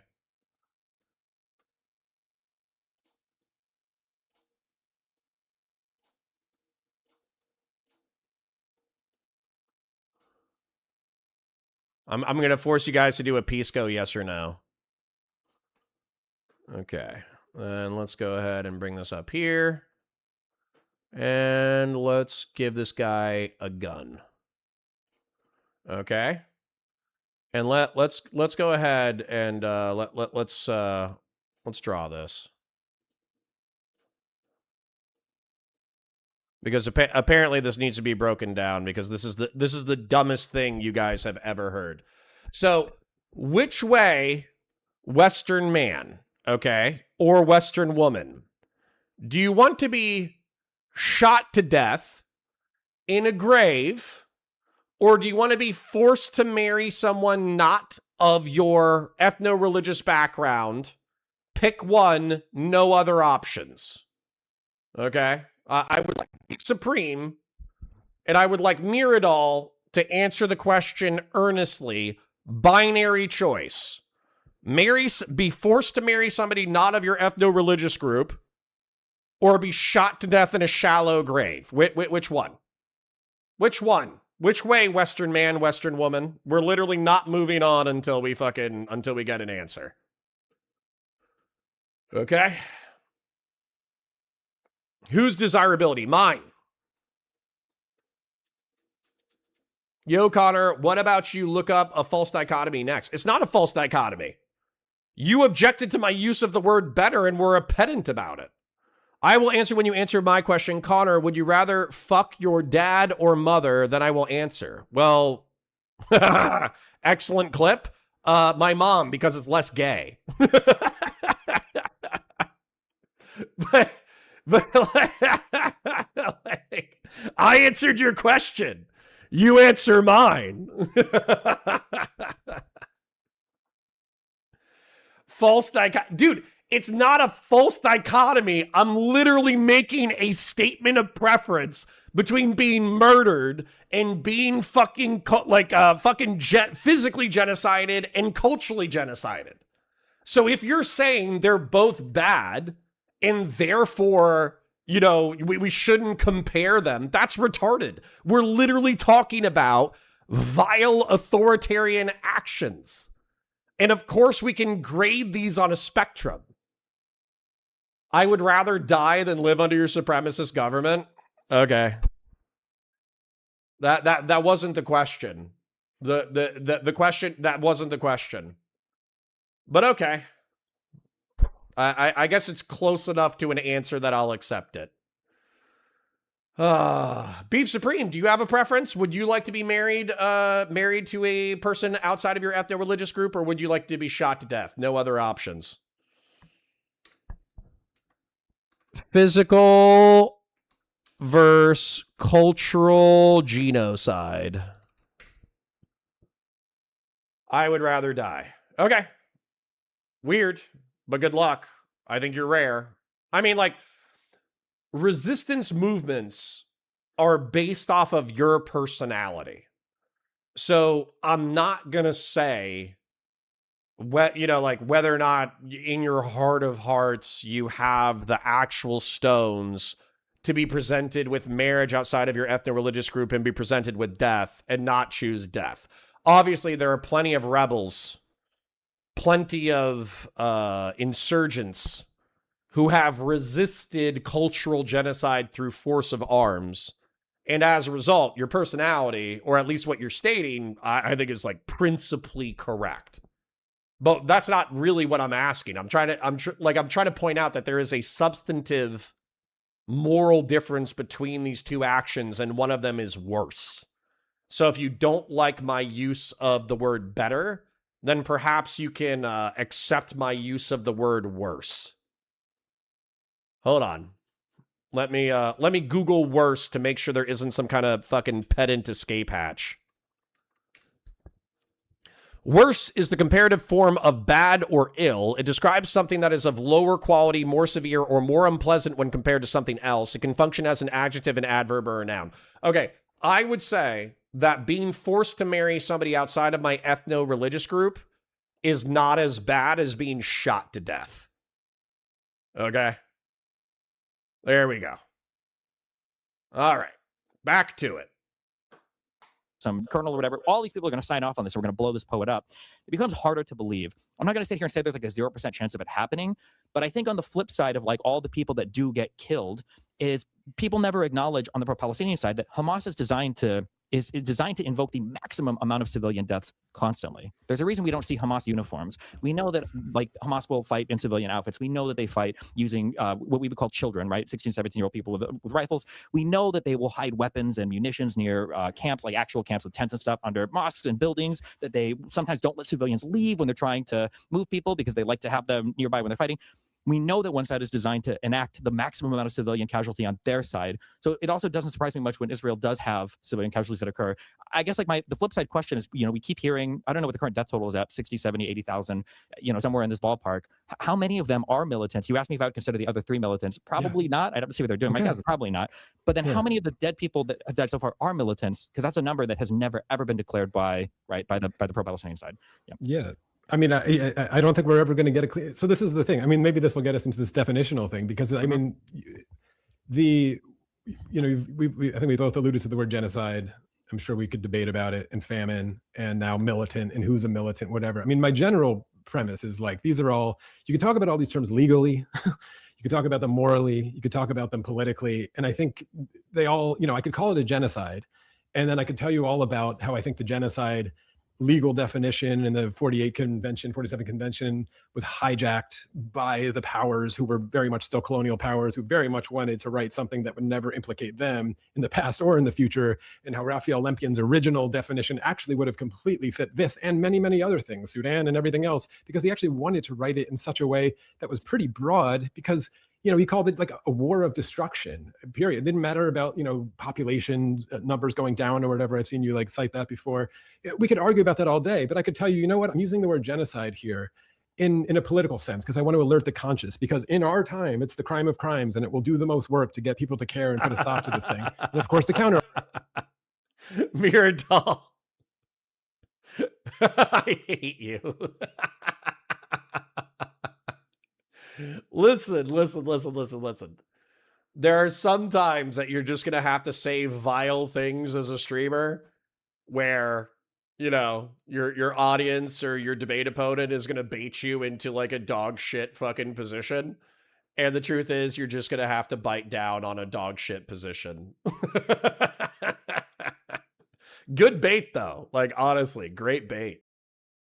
Argument is if you call everything a genocide, then nothing's a genocide, right? I've done essays on this kind of stuff.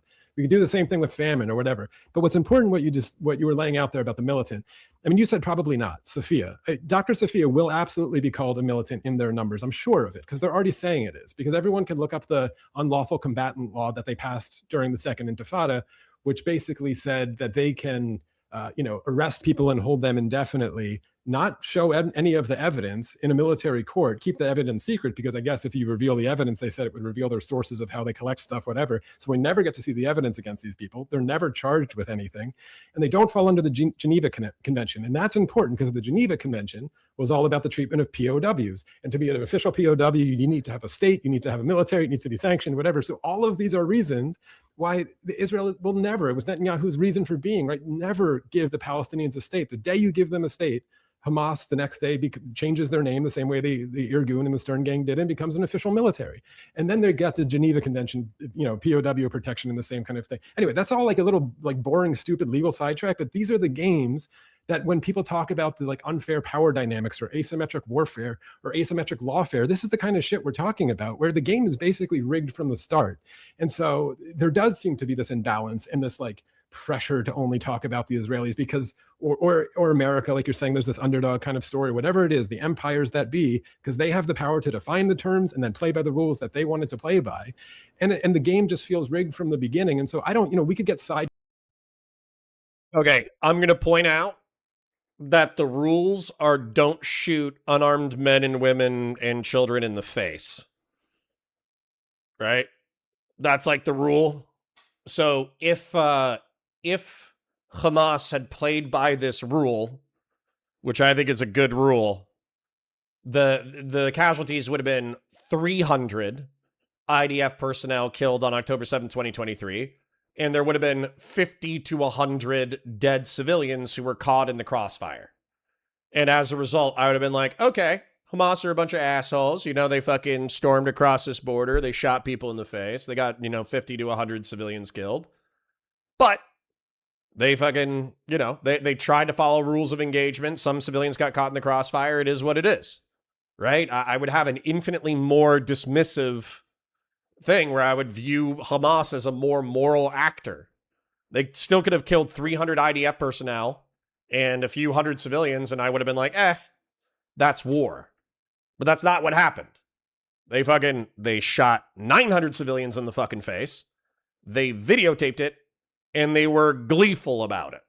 So yes, there is a moral difference, and I hate to have to say this to like liberals and progressives, because I swear to God, they're the only people sympathizing with Hamas. But shooting men, women, and children in the face, unarmed men, women, and children in the face, is bad. Okay? It's bad to shoot unarmed men, women, and children in the face.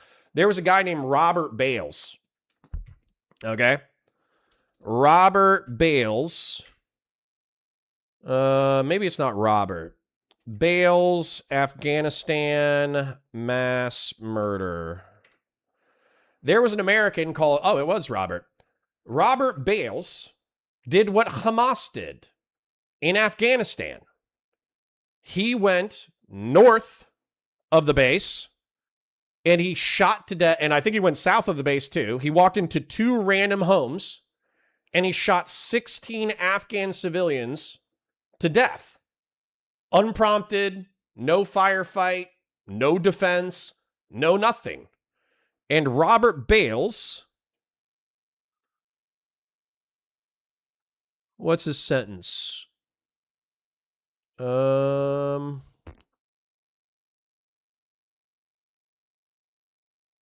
me a second.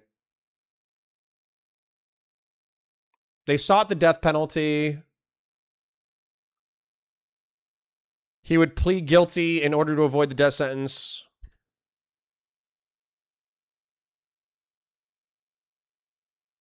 Hold on.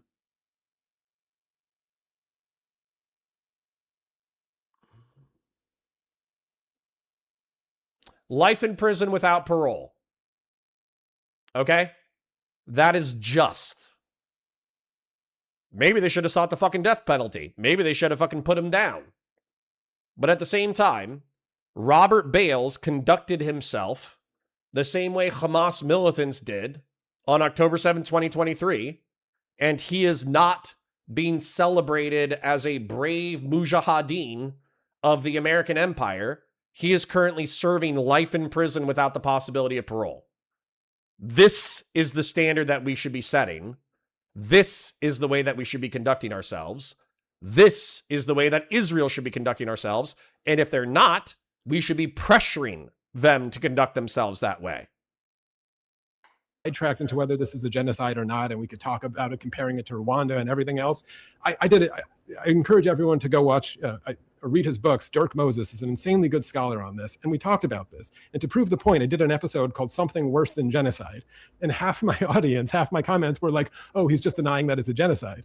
And I'm like, it proves the point. I'm like, no, I'm calling it something worse than genocide. It proves that in our imagination, it's just the word that we reach for in our time that is like the most evil thing that you could think of. And so I'm going to sign it to this thing because I'm really outraged. And so whatever, is that like a don't take it seriously or literally, but take it seriously argument? Sure. But everything I just said there should tell you, like, of course, Israel will count the doctor as a militant. They're saying he already is one. And people could do the research. He's like called a colonel or something in one like Arabic thing. I don't know if you've seen this.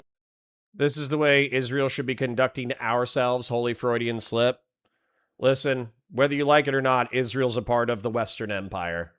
Whether you like it or not.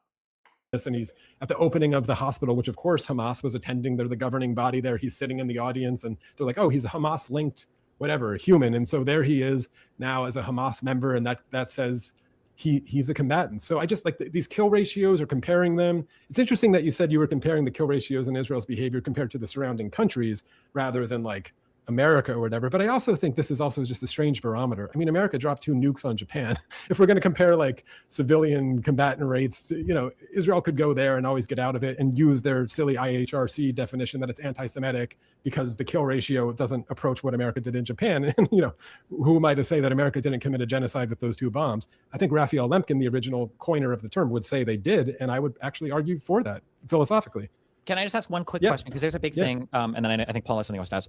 Here's the reason why I don't like the genocide term, is because it feels like if Hamas or the Palestinians were to surrender this war, then it's hard for me to imagine that the IDF could continue to prosecute the war, even in Israel. I don't know if the Israeli citizenry would stand for it, let alone the international community. There would be a super uproar. But when you have one side that they held on to those hostages, you know, the longest possible way through years, you know, while they're still being attacked and they're still obviously fighting on the other side, it's hard for me to, I guess, to imagine a genocide where one side could just like surrender and then the fighting, I imagine, would largely stop. Yeah. What is the difference in your mind between like a genocide versus like 2 countries warring each other? Like, what would a war look like as opposed to a genocide between these 2 factions? So I'm really convinced and tickled by this concept called camouflage genocide. People will say this is some sort of word salad legal gymnastics, but it was an actual proposal that the Dutch delegation brought in 1947 to the convention to define genocide. And it basically is what it sounds like, that it was like, listen, the way it's currently written in this legal sense that ended up getting voted on is like, if you can say there's a military objective or a military target there, then it's not genocide. Or as you're suggesting here, like if they fought back, then it's not genocide. If like one, you know, you could wait for one person to fire a bullet from an apartment building and level the entire building and say, hey, you know, they shot at us, this isn't a genocide.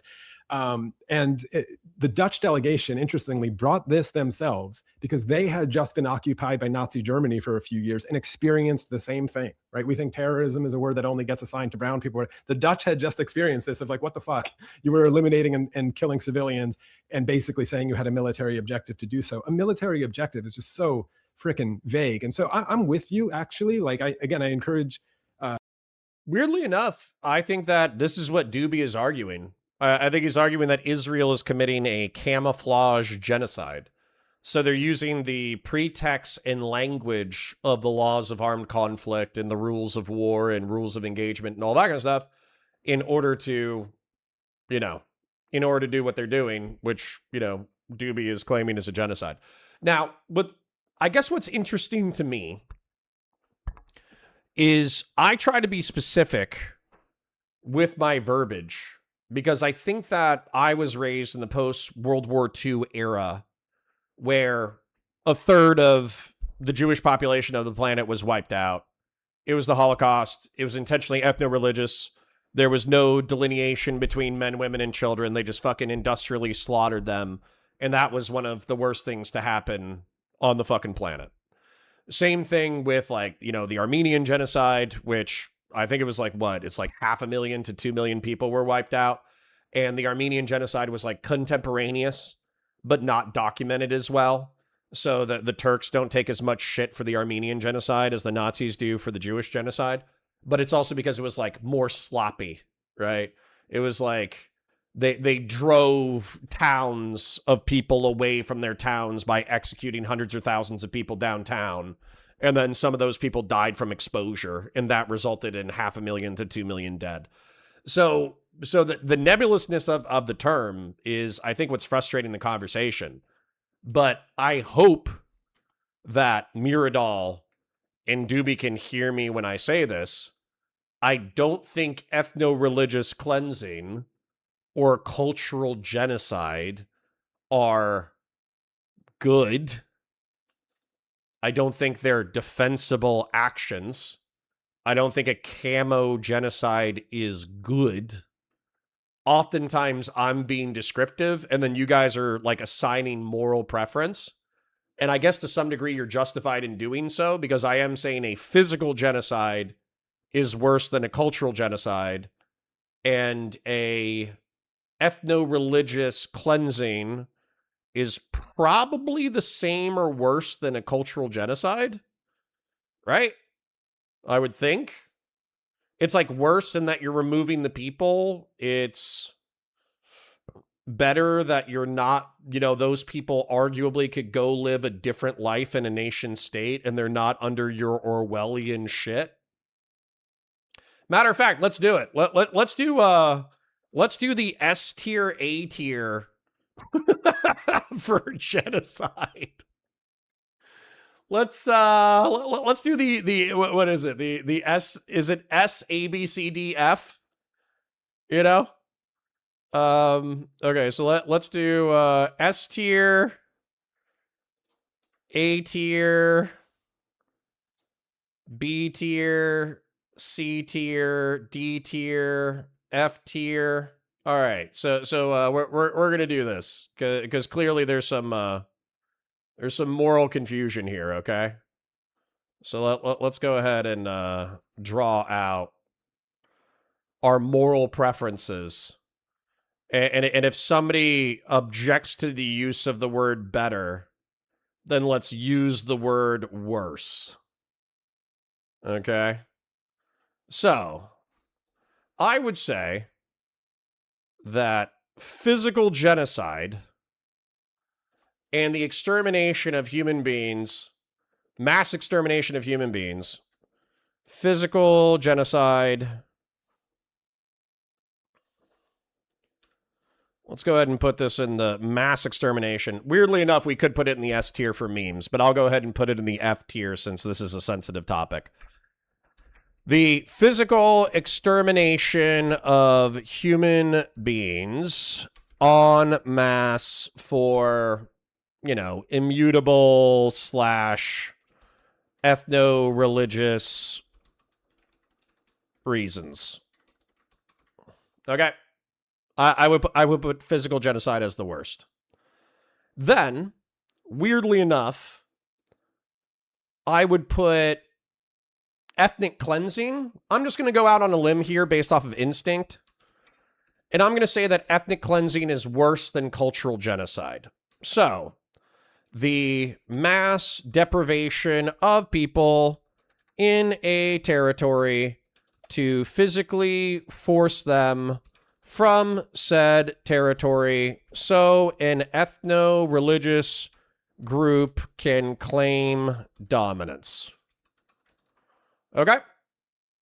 And then I would put cultural genocide in here. Cultural genocide. Excuse me. The erasure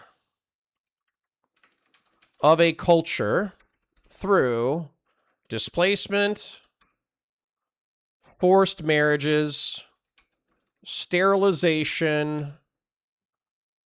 What else? What else happens?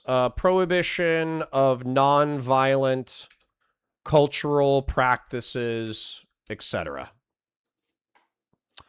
Then, what I would say is up here, I know this isn't on the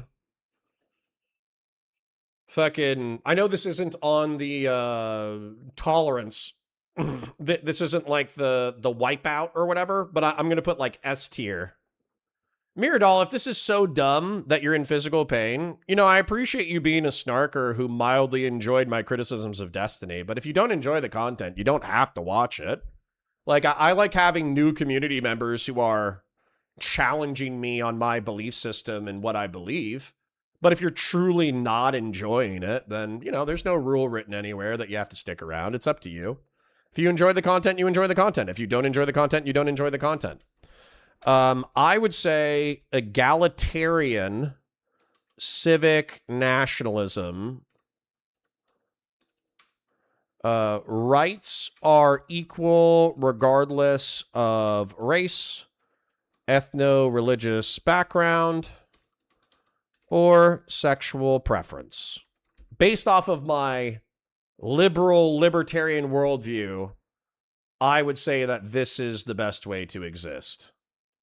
And then I would say peaceful multi-ethnic, peaceful multi-ethnic society with a preferenced demographic. I would say the former Yugoslavia, maybe some European countries. And then I would say peaceful, ethno-religious, supremacist societies. This is how I would rank all this shit. Okay? So, what's interesting about this is a lot of people, including Americans, including me, by the way, will do apologia for Israel, stating that Israel is somewhere between peaceful multi-ethnic society with a preference demographic. Actually, I would say Israel internally, arguably. This is like Israel arguably internally, right? And then peaceful ethno-religious societies, weirdly enough, I would put Poland in here. I actually have no beef with Poland because while Poland is specifically ethno-religiously supremacist in reference to the Polish, they don't invade their neighbors. They're not trying to like start another world war. They just want Poland to be for the Poles. So I'll put Poland in here. Then I would say cultural genocide is the next step. That was China. Then I would say ethnic cleansing. Then I would say physical genocide. And I'm actually comfortable. I know Miradol thinks that this is the dumbest thing they have ever seen in their entire life. But I would say that in my moral preference structure, this is accurate. Like, obviously, I think American civic nationalism that's egalitarian for all people is the best way to operate. America, number one. And then number two, I would say peaceful multi-ethnic societies are probably decent, even if they have some inbuilt preference for their native demographic. And then I would say there's peaceful ethno-religious supremacist societies that could be tolerated. But then, of course, cultural genocide, bad. Ethnic cleansing, worse. Physical genocide, worse than that. So, weirdly enough, I would say Doobie, maybe Beef Supreme? But let me go ahead and map this. Doobie, Beef Supreme, and Miradol. What they're saying is that, here we go. Israel is engaged in a physical genocide while also engaged in attempted ethnic cleansing, while also engaged in cultural genocide, and then internally, they're ethno-religious fucking supremacists, right? Whereas what I'm saying is that arguably internally, I promise you I'm almost done with this mind map, but I actually find this mind map hilarious. That Israel internally occupies a peaceful multi-ethnic society with a preferred demographic. It's not as good as American civic nationalism, but it's not the worst thing.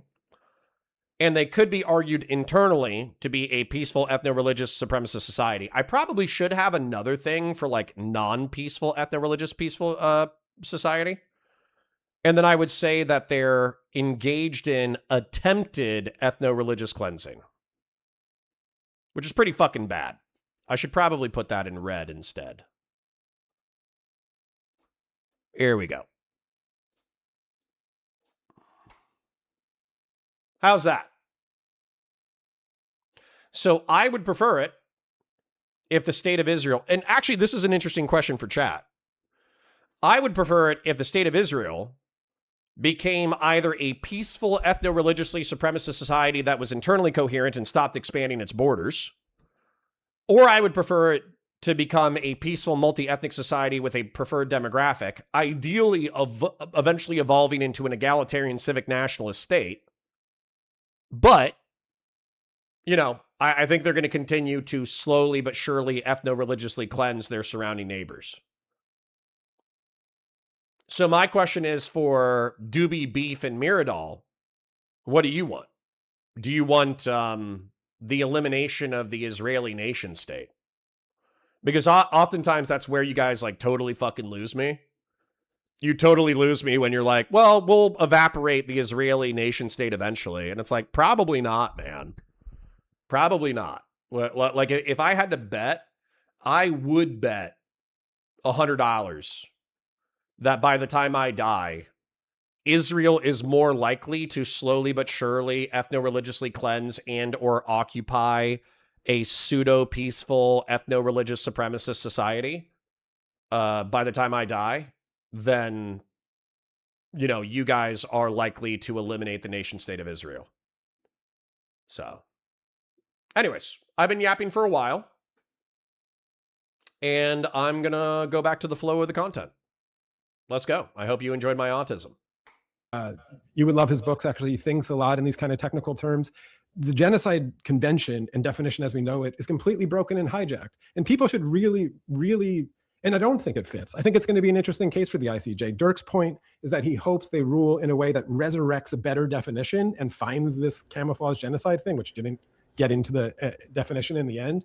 As an absolute, as far as humanity goes, as far as civilian goes, it's like, it's the thing that I think we need as citizens. We're all just citizens, the three of us, and we could become targets of this any day. And if we're near a guy who shoots something, and I'm not doubting that Hamas engages in this, act of hiding or whatever. Of course, it benefits them. I think it benefits Israel as well. But most people in wars die like Hind Rajab now, not like Anne Frank. And if you think there's like a difference to the way they died, sure, we could talk about it. But I think what's going to continue more and more is Hind Rajabs in the world. And the powers that be, you said it in your opening thing, incentivized to keep the war going forever. And that includes, Israel is opportunistic. And this sounds cynical, right? But they used October 7th as an opportunity to do what a lot of them dreamed of doing for a long time, in my view. So like you said, if this sort of goodwill runs out for them, which of course it seems to be, the whole world is like, are you fucking serious? You're still doing this? Like, no. It benefits them to have another one, right? And that sounds perverse, and everyone says I'm a self-hating Jew, whatever, but you've said it. They're incentivized to get more political will to complete this mission. Now, there's a deeper philosophical conversation, if we get there, to have that might defend that. If you're saying it's like, and this isn't quite your point. I worked with Sam Harris, and he went down this path of basically, once Islamism and jihadism shows up, all bets are off. It's metaphysical, sort of like you can't negotiate with this. I love right? Sam Harris, but oh my god, anything having to do with Islam is Yes, I could talk about and defend why I worked with him and how it's really misconstrued his argument to a degree. And I tried very hard behind the scenes just to get him to slow down on this a little bit, and he's sort of unable to do it. But yeah, but that is the argument at this case. And I think, and again, I'm working on polling here. I'm working on stuff I grew up with. I think that attitude that I just described is much, much more prevalent in Israel than maybe you think. Sure. And so even if, sorry, I know you're trying to get in, Paul, but so even if Hamas did lay down their arms or whatever, I do think it's still there. Obviously the settlers in the West Bank wouldn't stop, and I think there would still be people chomping at the bit to continue in Gaza. And if they weren't getting it because there was no political will, obviously, false flags become a thing, and the incentive is there, and they would be waiting for, as you said, the predictable fourth intifada to just complete the job. Yeah. Okay. I want to push that more, but Paul, go. You have a thing. Yeah. Well, yeah, and we can tie everything back in at any point. I want to focus on maybe a touch point on the whole issue of, is Israel rational, is Hamas irrational, vice versa, whatnot. And this is sort of a fact of the matter question, because one of the reasons I'm sympathetic to Jay's side of the argument is the degree to which I believe that the reporting on Israel sniping children, shooting children, Nicholas Kristof's whole piece about the dogs in torture camps and all that, my understanding is that is accurate. And so, Destiny, what is yours? This is like kind of a fact of the matter question, just so we're on the same floor here. What is your assessment of, like, when people say Israel is shooting children, it's been reported, it's been verified, they're engaging in torture, you believe that's accurate, or is that, just an incredibly I'm not fringe going thing? to Or what is your blanket deny assessment of that? the torture thing. The dog thing seemed pretty exceptional to me. My understanding is I think that was based off a single anonymous source. I would have to go back and check. Okay, but maybe, but like the shooting of children, I know that was a children- very big thing. So this is going to sound so barbaric, okay? But we're in the West and we get to live in these places and it's so nice. But I think we still define children as like 17 or younger. So, I mean, if you have a person who's 15, 16, 17 years old, if they have a sling and they're slinging rocks, or if they've got a rifle and they're shooting, you have to look at the individual examples of like, was this just like a random child that was being shot at by a soldier? Or was this somebody who got caught in some crossfire? Was this a child who was walked up and then was slinging rocks with cameras behind him to induce some IDF response, of which we have, for better or for worse, we've seen a lot of that where, they'll set up the cameras, they've got the medical people right here, and then they send the child up with the sling to try to sling soldiers and induce some kind of fire. Miradol, I have 3 monitors. I can see your chat, and I'm running some shit in the background, and I'm watching this, and I'm doing MS Paint. So, no offense, but I think we have enough attention deficit disorder bullshit going on this stream. I would almost grant it just as a rule. I'm sure there have been some children that have been shot without justification, but a lot of the stories, when you end up digging into them, are a lot less defensible or more defensible, I guess, from the Israeli side, and a little bit more kind of ridiculous from the Palestinian side. But when you dig into the individual examples, usually, but yeah, there's a lot of work to run through a lot of these. Yeah. Is that a fair assessment, you think, Jay?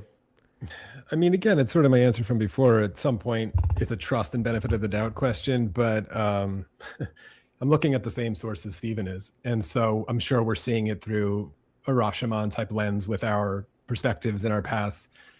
I mean, like, just as a quick thing, you've seen like where there will be like a camera that is watching a kid that is I can think of one right off really clear one where he climbs up onto like the container, and then he's got the sling and he's slinging rocks until eventually he gets shot, and then there's like literally an ambulance right here, and then he comes walking back and the people treat him like, I've seen several videos like this where it's pretty obvious it's like to induce some kind of like camera moment. Not to say that even inducing it, like, well, maybe it shouldn't be that he should be getting shot, but like there's a thing going on. Exactly. Right? I mean, listen, yes, everyone's playing the optics and the perspectives, and Israel has lost the optics war. But I think it's because for good moral reasons that we haven't quite, I mean, maybe you agree with them, we haven't quite pinned down on sort of the ultimate sort of good guy, bad guy, oppressor, which we could get to.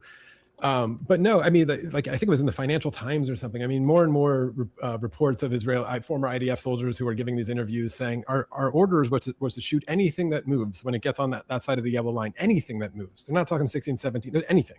They're talking and they're talking about shooting animals too, but shooting dogs, shooting kids, shooting anything that moves, shooting grandmothers. I mean, these are IDF soldiers saying this. And again, the yellow line, you could say, well, it's a military thing. They should have known the yellow line was there. It's a military objective, whatever. And again, we'll go back to, there have been people like Raphael Lemkin from the very beginning who said, you know what, that if it's it's an order now, that qualifies as genocide. I don't need to see 1 million dead bodies. I don't need to see this. And again, we can argue about whether that's a good usage of that term, a bad usage of that term. It's certainly a war crime, whatever. But yeah, I mean, so I don't have reason to doubt the IDF soldiers saying themselves that those were our orders, and hospitals, getting filled with kids. And if we're going to say the Palestinians are just so dedicated to this cause and winning the PR war that they're pushing their kids across the yellow line to get a bullet in their head just to get for me to say this on a podcast and to get sympathy. Okay, can you show me that happened once in a million years? Maybe. Sure, exactly. But you can see it over and over again, right? Yeah. Okay, yeah. If you think that's like a systemic thing that's happening in the Palestinian world, I disagree. I mean, I haven't been to Gaza. I've been to the West Bank, but of course, yes, people become martyrs or whatever. And let's like back this up for a second.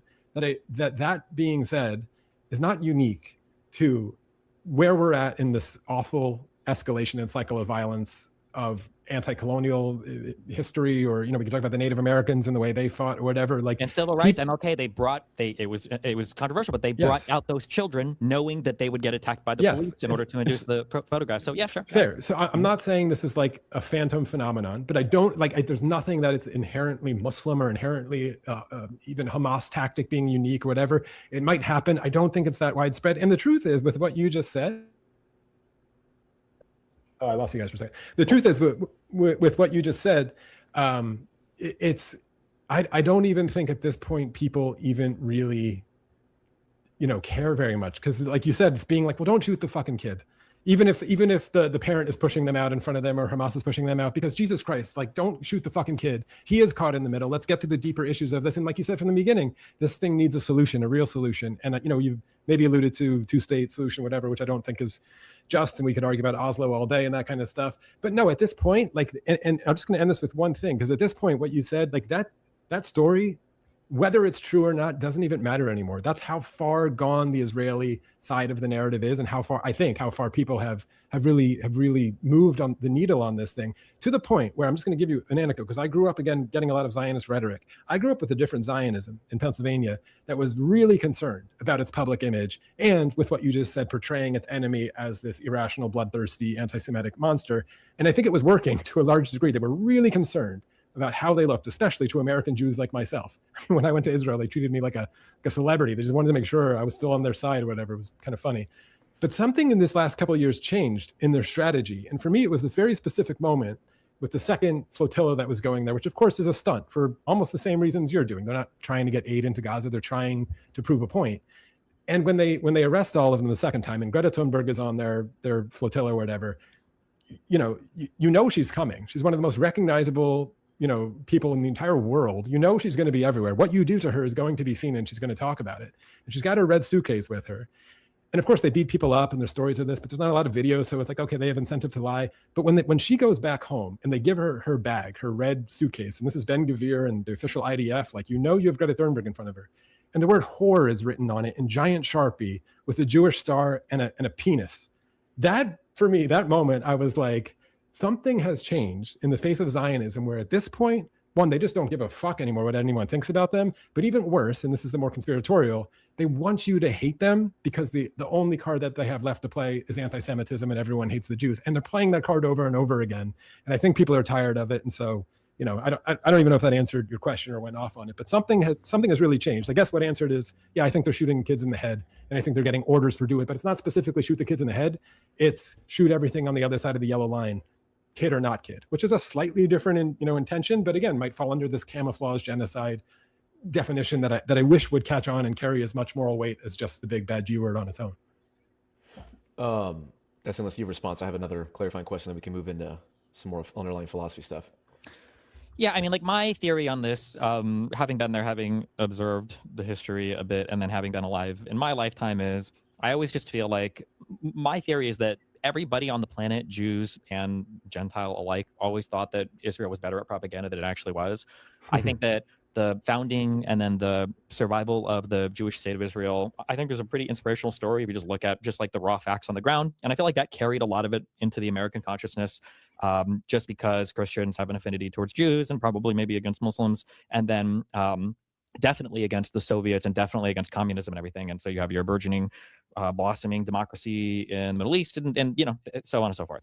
And then as we've gotten older, there's been this big impression that, like, oh my God, the Jews propagandized us, but their propaganda is failing. I don't think they ever did good propaganda. I think that it was just like the facts of the matter, presented itself such that Israel was a country, that you could admire as an American. And then, yeah, obviously as we've gotten older, now it's just kind of been more one-sided over and over again. I kind of view the history as though the Arabs started off kind of like bad at politics and bad at the military, whether that's because they were, under the care of the Ottomans or whatever, and because all the Jews came from Europe and they were more fighting for their survival and their existence, they just, had to adapt better militarily and politically. But then when the Arabs kind of caught up politically in the 70s and onwards, the Jews didn't really adjust, and they still had their military advantages, and they still had kind of like all of this, goodwill from the West, but they haven't caught up in terms of like, how do you politically message to the West? And I think that the Palestinians, especially under the care of the Soviets, learned that language so much better than the Israelis. I mean, like, the big examples I give of this is like, I think the best piece of propaganda that was made for Israel on October 7th was actually filmed by Hamas, and it was with that German girl in the back of that truck. That was probably the most powerful piece of propaganda that was like helping Israel in terms of people feeling like,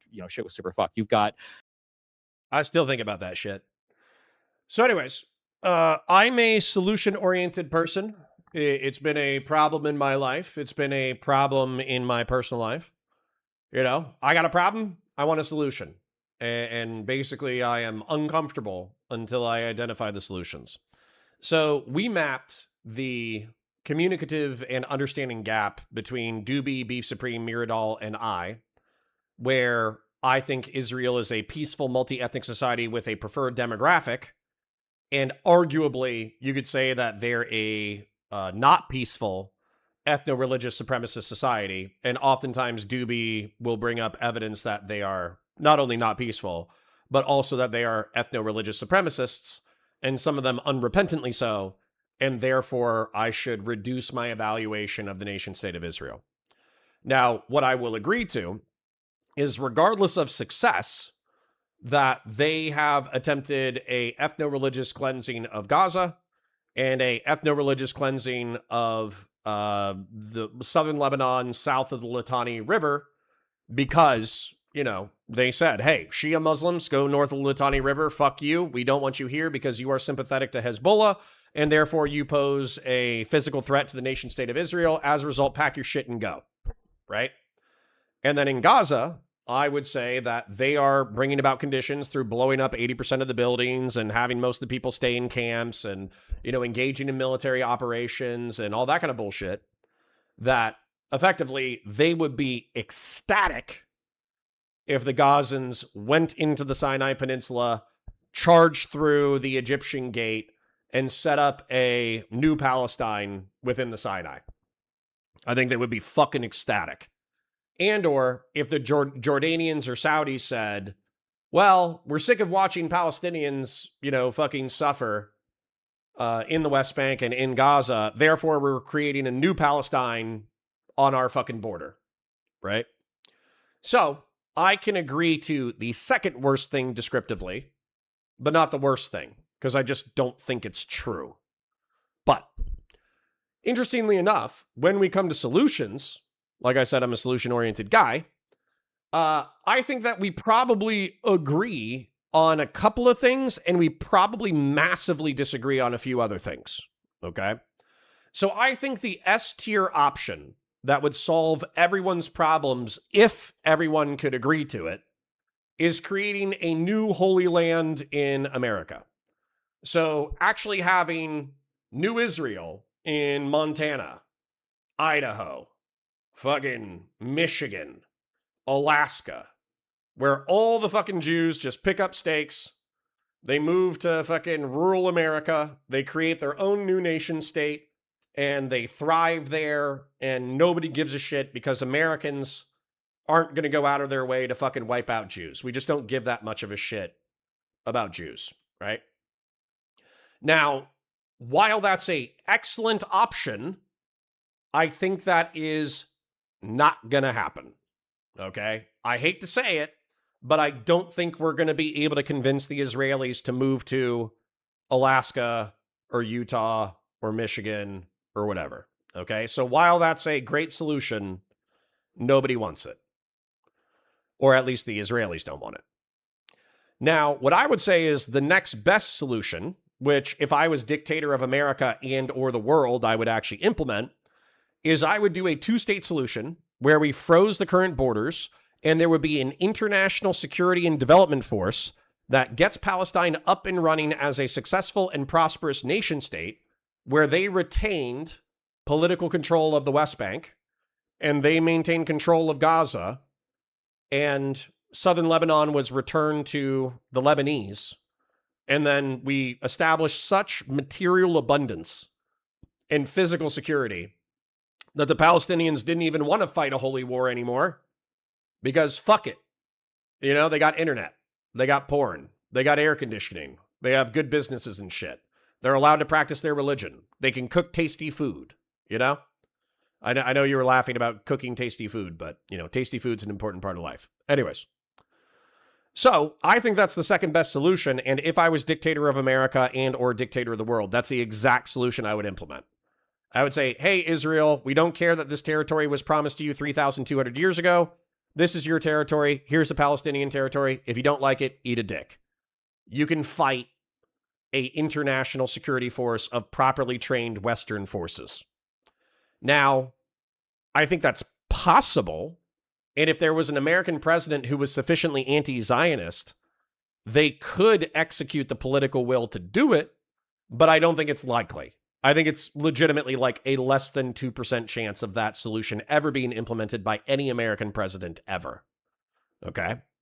Now, the Israeli one-state solution is a shitty solution, but I think it's the most likely. Okay. Israel will absorb the West Bank and Gaza, but then gives almost equal rights to the Palestinians. I think that this is the most likely solution, even if you fucking hate it. I think Israeli absorption of the West Bank in Gaza is most likely. Now, here, I'm going to read these off briefly before I evaluate my shit. One state Palestine, Israel is evaporated as a nation state, and Palestine is created as an equal nation state with rights for Jews and Muslims that are actually equal. I'm pretty sure Doobie, Miradol, and Beef Supreme and other anti-Zionists, that's actually what they want. I'm pretty sure that's what Hassan Piker wants. The next worst option is one state Palestine. Israel is evaporated and there is a Muslim supremacist state, but the Jews are not massacred in revenge. Possible, but, possible morally, not possible logistically. And then one state Palestine, Israel is evaporated and there is a Muslim supremacist state with mass slaughter of Jews in revenge for the existence of the nation state of Israel. So what's happening, in my opinion, is that the Jews are using the F-tier possibility to justify the B-tier solution, but you guys are arguing for the C and maybe the D solution, which I think has a snowball's chance in hell of working. So, you guys can be down here and you can be upset that I'm a see you next Tuesday who's sweeping for the nation state of Israel by claiming they're a largely peaceful multi-ethnic society with a preferred demographic, and they're engaged in ethnic cleansing instead of physical genocide. You can be mad at me for my opinions over here, but this is what I think is most likely. I think it's most likely that Israel is going to absorb these territories. So my question to you, my passionate anti-Zionists in chat, what do you want? That's like question number one. What do you want? And then what do you think is going to happen? And I think I'm going to create a poll.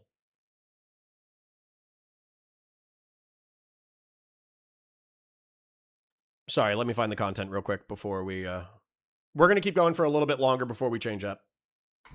After October 7th, 8th, 9th, you've got these Zaka volunteers that are rushing to these scenes to grab these bodies and bury them immediately. And there's a lot of people that are complaining now that forensic evidence has been destroyed. It's harder to prove certain crimes. Meanwhile, for the Palestinians, if there's a beheaded baby or something, a baby gets bombed, I remember watching them, like they'll shake this in front of a camera to play out a point. Again, not to say, I know this sounds judgmental. You said something about like it's not inherent to them being Muslim. I don't know if you have that impression of me or not. I really don't. Yeah, I don't view any one religion as necessarily being better or worse. And especially Islam is so varied in the Middle East in terms of how, and in the rest of the world. I would never essentialize something, especially to the religion or certain people. But the way that Palestinians have been able to kind of play the propaganda game, I think, has greatly benefited them, such that we're at a point now to where I do kind of agree with you, where you're like, well, it doesn't matter what happened. I mean, I would say, well, of course it matters, but it actually really doesn't matter. You could argue all of these individual points, and at some point, it's actually, and you're correct in that it's kind of on Israel to realize this. You can justify 10 or 20 civilian shots in a row, and you might actually be factually and legally correct on every single one, but who fuck cares? Bruh, you're a massive country. People are watching you fire, $1 million missiles into refugee homes. Like, it doesn't really matter what your argument's going to be. It's always going to look bad. So, I mean, I'm sympathetic to that. But again, they wrote the laws. Yeah. Just to add to that, and they wrote the laws. So you might be legally covered by it, but it's like, okay. We'll get into that, because that my big issue, and the reason why I hate the genocide word and everything else, is that I think that that's where a lot of the issues come into play. Is that, like, is it an occupation? No, it's not an occupation. Oh, so they're another country. Well, no, hold on. We don't want rules of war to apply. We want our military tribunals to apply. So it's an occupation? Well, no.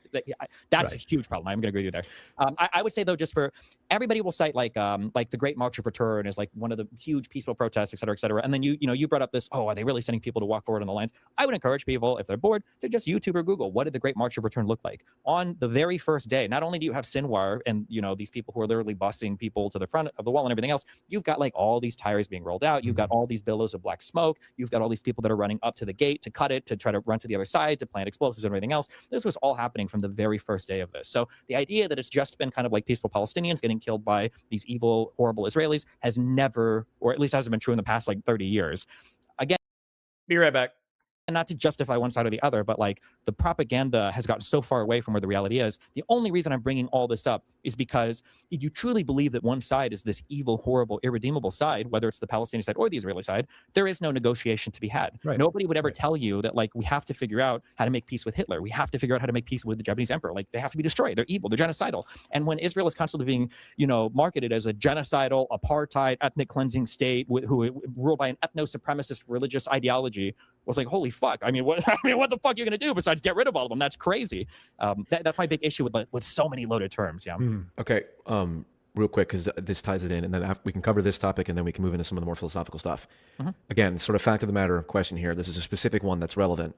One of the key claims of the pro-Palestine side, to put it vaguely, is that Hamas is a creation of Israel and has been intentionally propped up by Netanyahu, by sort of the further right elements.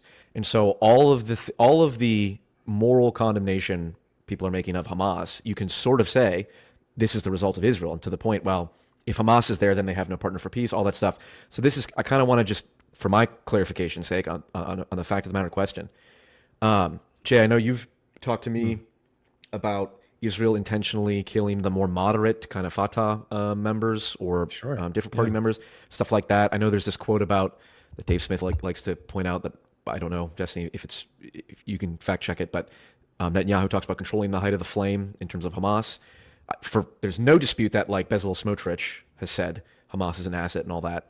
So, Destiny, what is your fact check on to what degree is Hamas propped up or created by or currently in place because of Israel? Not even, I mean, you could say it's cynical rationality. There's no partner for peace. Like you just said, if they're genocidal, they have no one to negotiate with. Sure. I'll try to run through this quick. Okay. First of all, just as a disclaimer, for Ben Giver and Smoltrich, these people are actual subhuman demons, okay, that are some of the worst that humanity has to offer. That if you ever wanted to engender anti-Semitism in a friend, you would literally just give them Ben Giver or Smoltrich statements over and over again. These are some of the worst people that have ever walked. This is like their version of Stephen Miller on crack. I hate these two motherfuckers so much. But regardless, okay. The conspiracy or whatever the theory is that Netanyahu is shuttling money from Qatar into the Gaza Strip in order to prop up Hamas as this like radical evil government. So people say, oh, well, Hamas is actually funded by Netanyahu, and Netanyahu wants Hamas to be there because he likes terrorist organizations and whatever bullshit. This is like kind of true, but kind of not true. The reality is, and it's also one of the reasons why I hate this dual occupation status, is Jay said this earlier, Hamas is the government of the Gaza Strip. So when people say things like, well, I don't want the Hamas numbers about the healthcare, I don't want the Hamas numbers, they're the government. It's not just a terrorist organization or whatever you want to call it. They're the governing body of the Gaza Strip. So obviously, Mahmoud Abbas and the Palestinian Authority, they don't want to be sending money over to the Gaza Strip in order to prop them up. Abbas, for all of his interests in the PA and the PLO, they kind of want to see Hamas fails. They have a reason to come in and kind of take control and have unified people. Netanyahu doesn't want this. Netanyahu and the Israeli conservatives benefit from a divided Palestinian people because now they have no uni-Palestinian entity ever of which to negotiate against. So in a way, it does benefit Netanyahu for Hamas to exist, but also if Hamas were to just completely collapse, it would be bad for the Palestinians there. So they will facilitate cash transfers from places like Qatar to Hamas. It's not a strictly evil thing, but it's definitely not necessarily a strictly good thing. Netanyahu benefits from the status quo of two separated Palestinian organizations. Okay. I still want to watch this, but I want to just a little bit longer. But I want to thank Shapiro for the 5 gifted. I will respond to everybody's super chats because we do have a half dozen that I have not been able to respond to yet. But I think I'm going to do an outro and then I'm going to respond, just because if I try to respond as a part of the segment, I'm literally going to be here for 10 minutes responding to super chats. But thank you to everyone who's donated, and thank you, Doobie, for chipping a ton. Weirdly enough, we have spent 2 hours watching Destiny, and we haven't shit-talked his personal life. We've actually just engaged with geopolitical analysis. And may I say, this is, part of my grief about the situation, is I think Steven is a decent political analyst and articulator. I wish that I could support his personal life more, but unfortunately I feel like he engages in behavior that I find reprehensible. It sucks. But anyways, let's take a look at what do you want ? 75% said 2-state solution. So, I mean, that's base. I'm happy there's overwhelming consensus. one state Israel was 21%, which is actually interesting. That kind of makes me think that there's like a not closet, but there's some Zionists in here who kind of either they either agree with me prescriptively or descriptively that that's going to happen. And then one state Palestine, funnily enough, I think that's probably just Doobie taking the Hassan Piker argumentation. Anyways, let's ask another important question before we kind of wrap it up. What do you think will happen? So this is like different. What do you think will happen is a different question. And so, 2-state question mark, Israel 1 state, and then Palestine 1 state. And this is not a moral question. So you like to the people who are deeply sympathetic to the Palestinians, believe they should be entitled to a state, believe that they should have ethno-religious freedom, et cetera, et cetera, et cetera. That's not what I'm asking. I'm not asking what do you want. You want me to add 1 state U.S. territory? Okay. I'll add that as a possibility. But I'm not asking for preference. I'm asking for what do you think is statistically going to happen? There will be a Muslim majority Palestinian state with approximate rights for all. There will be Israel 1 state. There will be a 2 state, or there will be a 1 state taken over by an international security force led by the United States, and it'll become a U.S. territory. You know, that's my favorite option. I think that is the least likely. So anyways, here we go. Yeah, so it's kind of like a complicated affair of things. I will say the start of Hamas was basically Bush in the 2000s was like, listen, the Palestinian people need to have an election. The Israelis like, oh, I don't know how the Palestinians, writ large, or the PLO felt about it. They're like, okay, fine, let's do it. They had the elections, and especially through the second Intifada and all of the attacks that were going on, people felt like once there were negotiations being made that I think it was Fatah. Wasn't doing good, which I think was the largest party, I think, in the PLO, which is the thing that is kind of the largest thing in the Palestinian Authority. It's kind of complicated. But I think the people in Gaza felt like this peace negotiation bullshit is not getting us anywhere, right? We had our second Intifada, a ton of terrorist attacks, nothing is really happening, and now we're going to go back to the status quo again. And so eventually they begin to favor Hamas there, and then they vote Hamas in as the party. Now, people stop the story there, and they talk about how Hamas was like murdering Fatah members. Nobody talks about this much, but there were actually a bunch of declassified CIA documents. The reason why Hamas started to kill Fatah party members is because they tried to stage a coup after Hamas won the election in the Gaza Strip, and that coup failed. So Hamas killed all of the Fatah people who were part of that coup, and then others as well. And then eventually they became kind of like the governing body in the Gaza Strip. Now, Hamas is more radical than the PLO or the Palestinian Authority. And there are different takes on that. Some people view the PA as being weak and feckless. They'll call it like a subcontractor for Israeli security. Other people say the PA represents an opportunity for the Palestinians to have real political engagement with Israel. Everybody hates the PA, unfortunately, for better or for worse. So, I mean, there are different feelings about that. But yeah, so mixed. So yeah, I don't know if that answered directly or not, but that's my feeling on it. Yeah. Yeah, well, JD, I mean, that's a fair assessment. I think it was pretty fair. I'm just going to add sort of like a historical comparisons too of because maybe this is where it's going to go next. The incentives, again, to use Stephen's opening word, for Hamas to be the guy on the other side of the fence if you're Israel are strong. And again, this is not new for, I'm going to zoom this back out to sort of the mechanics of neocolonialism or colonialism, imperialism, or whatever. America does this with Saddam Hussein, or in Libya, or we could talk about Yemen, which I'm glad Stephen brought up earlier, in Oman, et cetera, and the way the British operated there, is we like to prop up guys who we could later then call a terrorist and kill. Like they're useful for us for a long time. Those ones might be different economically, the ones that maybe Stephen's aware of in Yemen, et cetera. But it's again, what's interesting about what we've all said so far, and I think we agree on, is like nothing is insanely unique about what's happening between the violent dynamics between the Palestinian resistance or the Palestinian cause and how they're fighting for it and what they believe and how they're doing it, and maybe even how it uses religious rationale to do it in certain ways. And Israel's behavior, in my view, absolutely hijacking and playing fast and loose with legal terms in order to to keep this plausible deniability about being some law-abiding democratic system in the world, right? They've never officially declared their borders. That's illegal. In 1982, the ICJ ruled the wall was illegal. Like, they can pick and choose what they want to do in order to show up in the international arena and say, hey, we're still the good guys playing by the rules, and those unlawful barbarians on the other side are still doing that. Nothing about this is insanely unique, but there is something really unique, which maybe we're going to next, on the claim of colonization and the overall philosophical framing of what's happening there, including, and maybe this is where also Stephen would agree, there are legit misconceptions and exaggerations about how well the colonialization and anti-colonial sort of model maps onto the Zionist situation, because it is weirdly unique in these ways that maybe we're being a bit too flippant, saying that we could solve this and it's no big deal, it's just like all the others. This one I don't think is going to go away unless we actually address it in a fairly unique way. But yeah, I'll leave it there. I'll see where you want to take it next. But I think that was pretty fair the way he put the Hamas thing. To say, so I'm gonna end the poll, and I'm gonna put a little nice bow on this. See, I wish I didn't know shit about Steven's life. I wish I didn't know dick about his fucking personal life. That would have been awesome. Because there was nothing wrong with this political analysis. It was effectively a liberal, tepid Zionist interacting with a liberal anti-Zionist. And rather than trying to rip each other's throats out, they were actually discussing descriptively what they believe existed in reference to the Israel-Palestine conflict. I think that you could accuse Stephen of doing a little bit of Israeli apologia, but so did I.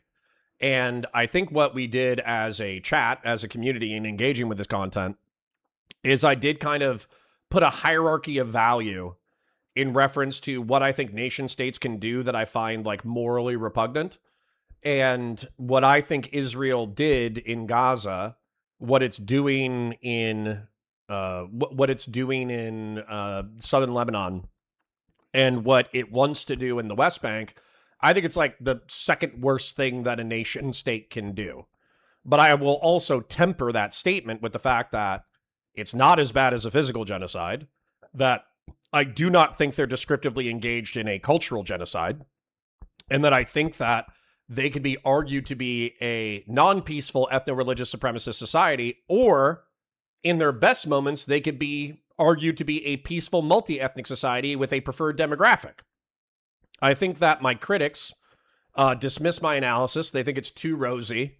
They think I'm too friendly to the nation state of Israel.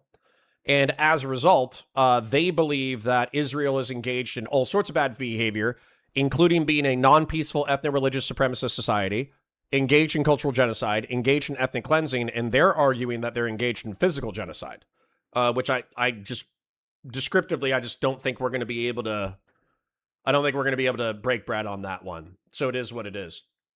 Now, I did ask the chat before wrapping up this segment, what do you think is going to happen? I'm not saying a moral analysis. I'm saying descriptively, what do you think is going to happen? And weirdly enough, we had two-state and Israeli one-state as the overwhelming answer. So Israel one-state came in at 40%. A two-state solution came in 33%. I wish I had your guys' optimism. One-state U.S. territory came in at 20%, but I think that's kind of a shit post. I know Shapiro said what I wanted to happen overrode my vote for what I think should, for what will happen. And then Palestinian one-state only came in at 7%. My frustration with this polling is that even with Doobie and arguably some other anti-Zionists wanting a secular Palestinian state to dominate the region, even they don't believe that it's likely. We had maybe one or two people vote for Palestine one state, whereas everybody else thought that an Israeli one state solution or a two-state solution was infinitely more likely. So, whoops, tough tits. Now, before we move on, I do kind of want to throw it out there that Tuesdays are normally reserved for Geopol. So I'm happy to do Geopol. I'm also happy to kind of like half-ass try a Rhino segment, or I could just do, I could do like a Rhino segment tomorrow.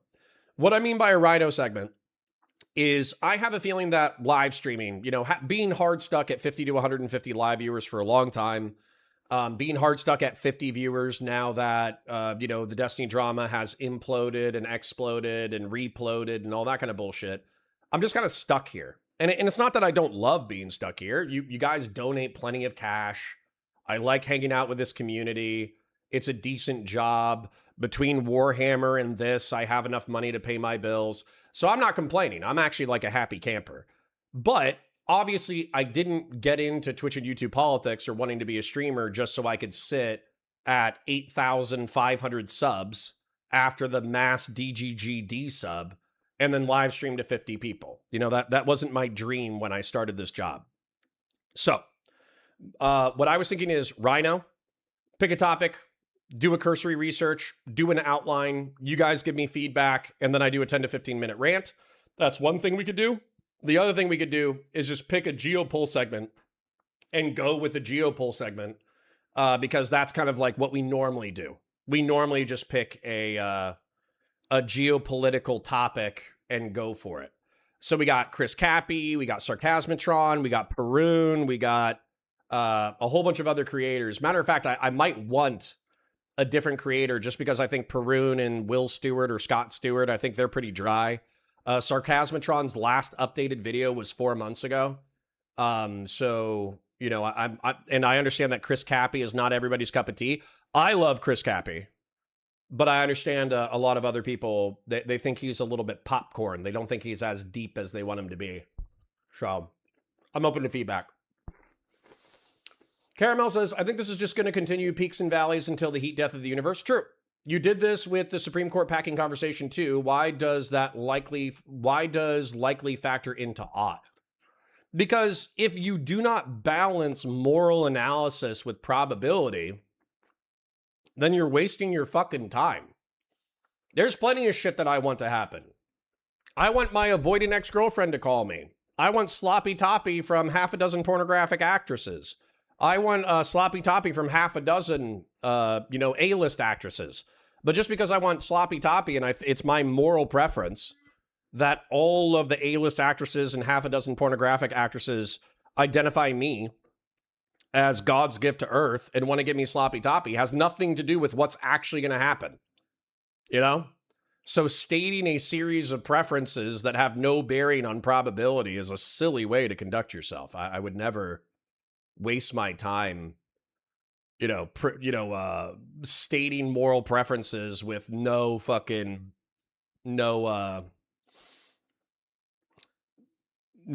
calculation for reality.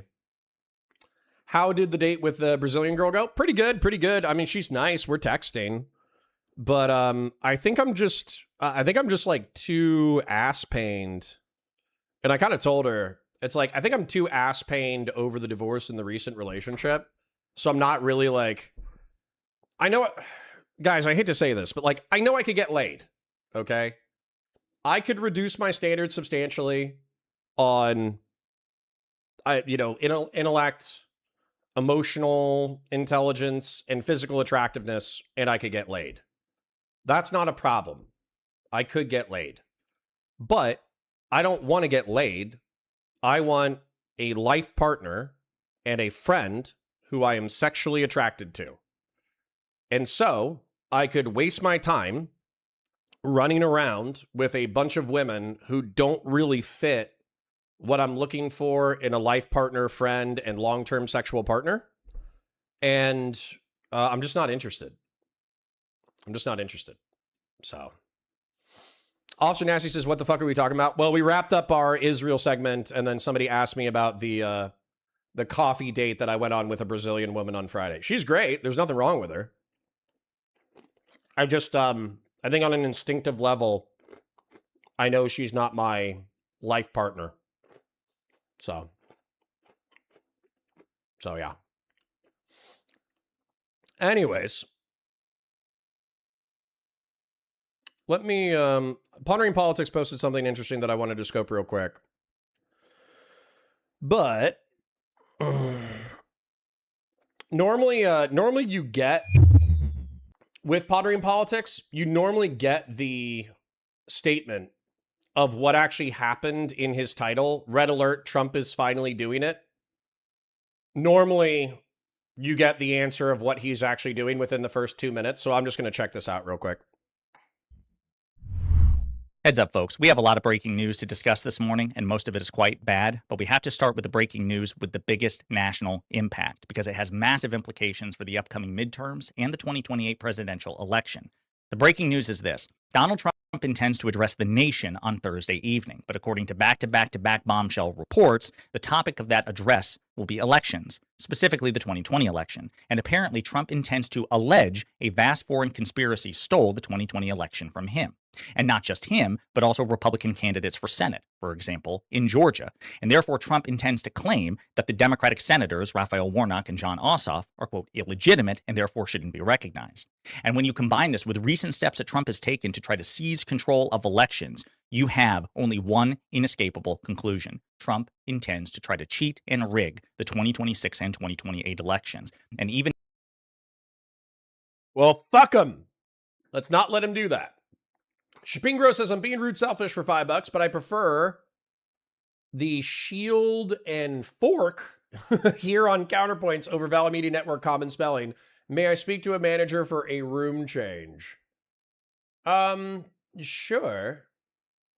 Do you, is that a shield and spatula? Sure. I'm trying not to use moderator as a statement of veteran status, but I trust you, Shapiro. You're a good egg. So let me thank everybody who's donated real quick. It'll be a substantial amount of doobie, but we also had a substantial amount of other folks. So let me just thank everybody before we move into the next thing. And then do you guys have any Geopol recommendations? Otherwise, I'll literally just pick like Perun or Sarcasmatron and pick the one that I think is the most interesting. But Shapingro, thank you for the 5. Shapingro, thank you for the 5 gifted. Doobie Doobie Doobie. Miradol, Old School, Doobie Doobie. Real Serious. Doobie Doobie Doobie, Old School, Doobie. Fashion 40, Old School, Fashion 40, Fell Runner. Thank you, ladies and gentlemen, for your not only your viewership, but also for your financial support. It's greatly appreciated. And let me go ahead and respond to the super chats that we got that I didn't address. So Doobie says, if you agree that Israel internationally targeted civilians and civilian infrastructure as a part of their campaign, why keep the drawing where the soldier is only accidentally hitting civilians? Maybe it's not appropriate, but I would say that Western military forces typically subscribe to rules of engagement and laws of armed conflict. Not that Israel has perfectly engaged in that. So if you think they're warranting more criticism, go for it. No skin off of my ass. Palestinian does not equal Muslim. You've got a huge double standard when comparing genocide, cultural, and physical committed by non-Western nations to this one being committed by Israel. I might, but also I would say, what are the religious demographics in Gaza? The population of the Gaza Strip is predominantly Muslim, making up 98 to 99% of the residents, the vast majority of whom are Sunni. The remaining population is comprised of a small Christian minority, which accounts for less than 1% of the total population. So that, for me, is like, okay, well, Gaza is synonymous with Palestinian Muslim. And then West Bank... what is the religious demographics of the West Bank territory? I'm sure this is going to be more multi-religious, but demographically, 80 to 85% of the population are Sunni Muslim, 13 to 15% are Jewish, who are settlers, so who I'm assuming you don't want me to count in the population, and then 1% to 2% are Christian. So, dude, you don't want me to count the West Banker Jews because they're settlers. You do want me to count the Christians, which is 1 to 2%. So literally 98%, 99% of them are Muslim. So, I mean, if I feed you a 99% fucking shit sandwich, and, well, hold on, that's rude to the Muslims. I'm not trying to be rude to the Muslims. What's a non-racist way? Something that is 99% is pretty much that thing. Okay? That's all I'm saying. So if you want me to be more precise in my speech, sure. But 1 to 2% Christian is not going to be like, oh, the fucking West Bankers and the Gazans, they're a multi-ethnic, multi-religious No, it's 1%. All right. Where's Daddy is an example of this. The goal was to target civilian infrastructure and building apartments, waiting for the militant to be home before killing them, giving them justification. If you're talking about camo genocide, I do think that that is evidence you could use to argue camo genocide. The goal is to make life hard so people leave on their own. They want to wipe the Palestinian identity out entirely. I think that goes back to my ethno-religious cleansing statement. Real Serious says, to be fair, the question changes depending on if it's a man or a woman. To a woman, you will have to marry this random Latino man. To man, you will have to marry this random Latina woman, catch my drift. For sure. For sure. Literally, if I had a state-sponsored assigned marriage, it would actually depend on how hot the state-issued Latina woman was. If she was a 7 out of 10, we're fucking staying married for life. I'm actually arguing for a Western-style society with equal rights. So does my comrade Hassan Piker. I know, but that's part of the reason why I did the polls, Doobie, was asking, what do you want to happen versus what do you think will happen?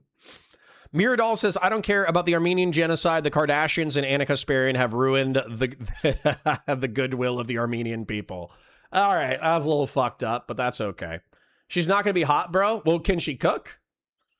Because if she can cook and she's nice, that's +2 hot points.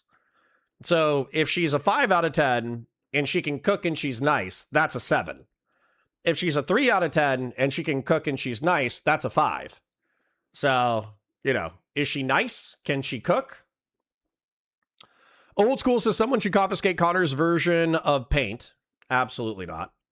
Doobie says, in the ideal world, there are no Israelis or Palestinians, just a one world American government of fully assimilated and racially mixed master race Americans. I mean, Doobie, on this, we agree. That is the touchstone that we can come back to, is that there should be a one world government, aka Super Earth, united under American principles, and we should be a civic nationalist supremacist species. Agreed. RCC is subtly different than the Protestantism that budded in the U.S. post-Second Street Awakening. I don't know what that's in reference to. Weld will remain chaplain around here for a damn good reason. True.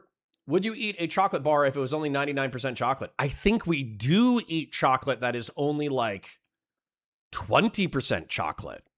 I think chocolate, how much of chocolate is actually chocolate?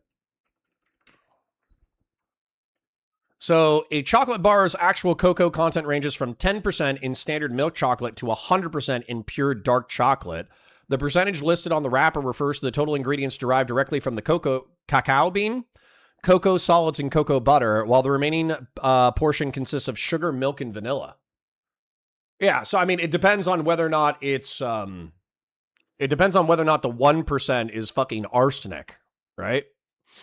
But yeah, we eat chocolate that is not substantially derived from the cacao bean all the time. So, Rob Go Slow says, how likely is it that Rhino will bring the Republican Party back to from the current hysteria? Less than 1%, but I think it's worth a shot. What you want is Mexican Coke version of chocolate? True. My sweetheart Pitty has a false pregnancy right now, and this shit is wild. Oh, wow. False pregnancy? What is that? Like a super period? What does that mean? How many bug parts? Can I taste the bug parts? If I can't, then however many bug parts are necessary until I taste them. If I don't taste them, then who gives a shit? You know? Bug parts have tons of protein in them. Are the bugs deveined? I don't want to eat bug poop, but I would eat other bug parts. Yes, I do want to be ready for an exterior hostile alien invasion as well. You just told us that the chances are low if it's stupid to do. Why is it not stupid to do? Because I have nothing better to do. I have nothing better to do. Literally, the options are having a 1% effect on national discourse or the Republican Party or whatever, versus having no effect at all and watching the country fucking spiral into a shithole. You understand there's only like a 1% chance of me having any kind of effect whatsoever on national discourse at all. Like my effect on the zeitgeist has been infinitely more effective popularizing Warhammer lore than popularizing moderate center right-wing politics. So, because my point was doing what's right isn't totally contingent on practicality. True, but practicality should be a part of your consideration, right? So, for instance, if I knew there was a 0% chance of me paying my bills as a result of doing Rhino, doing this, and doing the sci-fi channels, I shouldn't be doing this, right? So if you guys want to throw your political prescriptions behind a egalitarian Palestinian one state, then go for it. I'm just going to say the chances of your political desires being manifest in the real world are low, and therefore you should temper your expectations. So.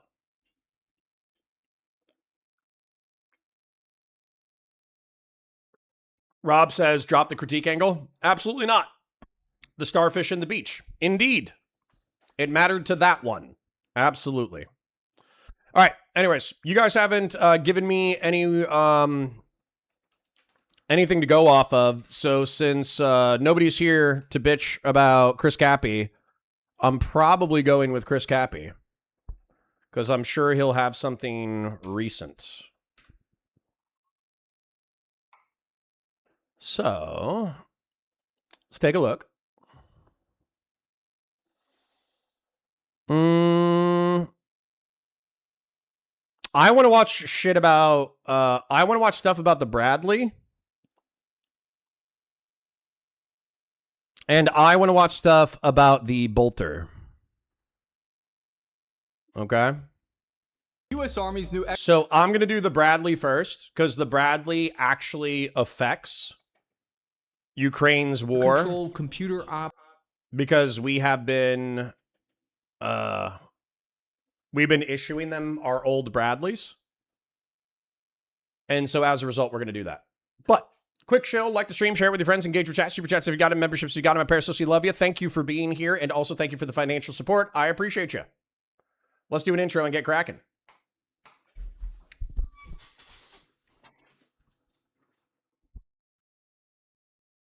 Hi guys, welcome to Counterpoints. My name's Connor. I'm a science fiction, politics, and philosophy nerd, a Marine Corps and law enforcement veteran. I would argue a real Republican, and I'm trying to be a Rhino.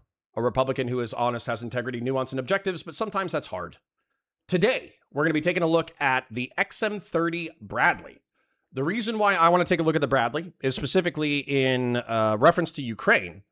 Infantry fighting vehicles have become a huge part of the Ukrainian armed forces, thrust. The reason why is because main battle tanks are slow. Main battle tanks don't have an infantry complement. Main battle tanks are capable of being struck with drones and disabled. Main battle tanks will, basically fight other main battle tanks. And that's kind of like their main thing, is knocking out other main battle tanks and providing support to infantry fighting vehicles. But the truth is, we've seen lightly armored infantry fighting vehicles from Ukraine go toe-to-toe with Russian armor, and as a result of having advanced ammunition, they have fucked up Russian armor. So whatever is coming down the pipe for infantry fighting vehicles, I am very curious about how it's going to affect the future of warfare. Horse God for 5 says, Israel and Palestine always bring the chips to the yard. True. I just need to talk about Jews and Muslims fighting forever. But in honor of the late great patriarch, we are going to do some Geopol today. Geopol includes armed conflict between parties. So let's take a look at a technological development in reference to the IFV that might affect armed conflict.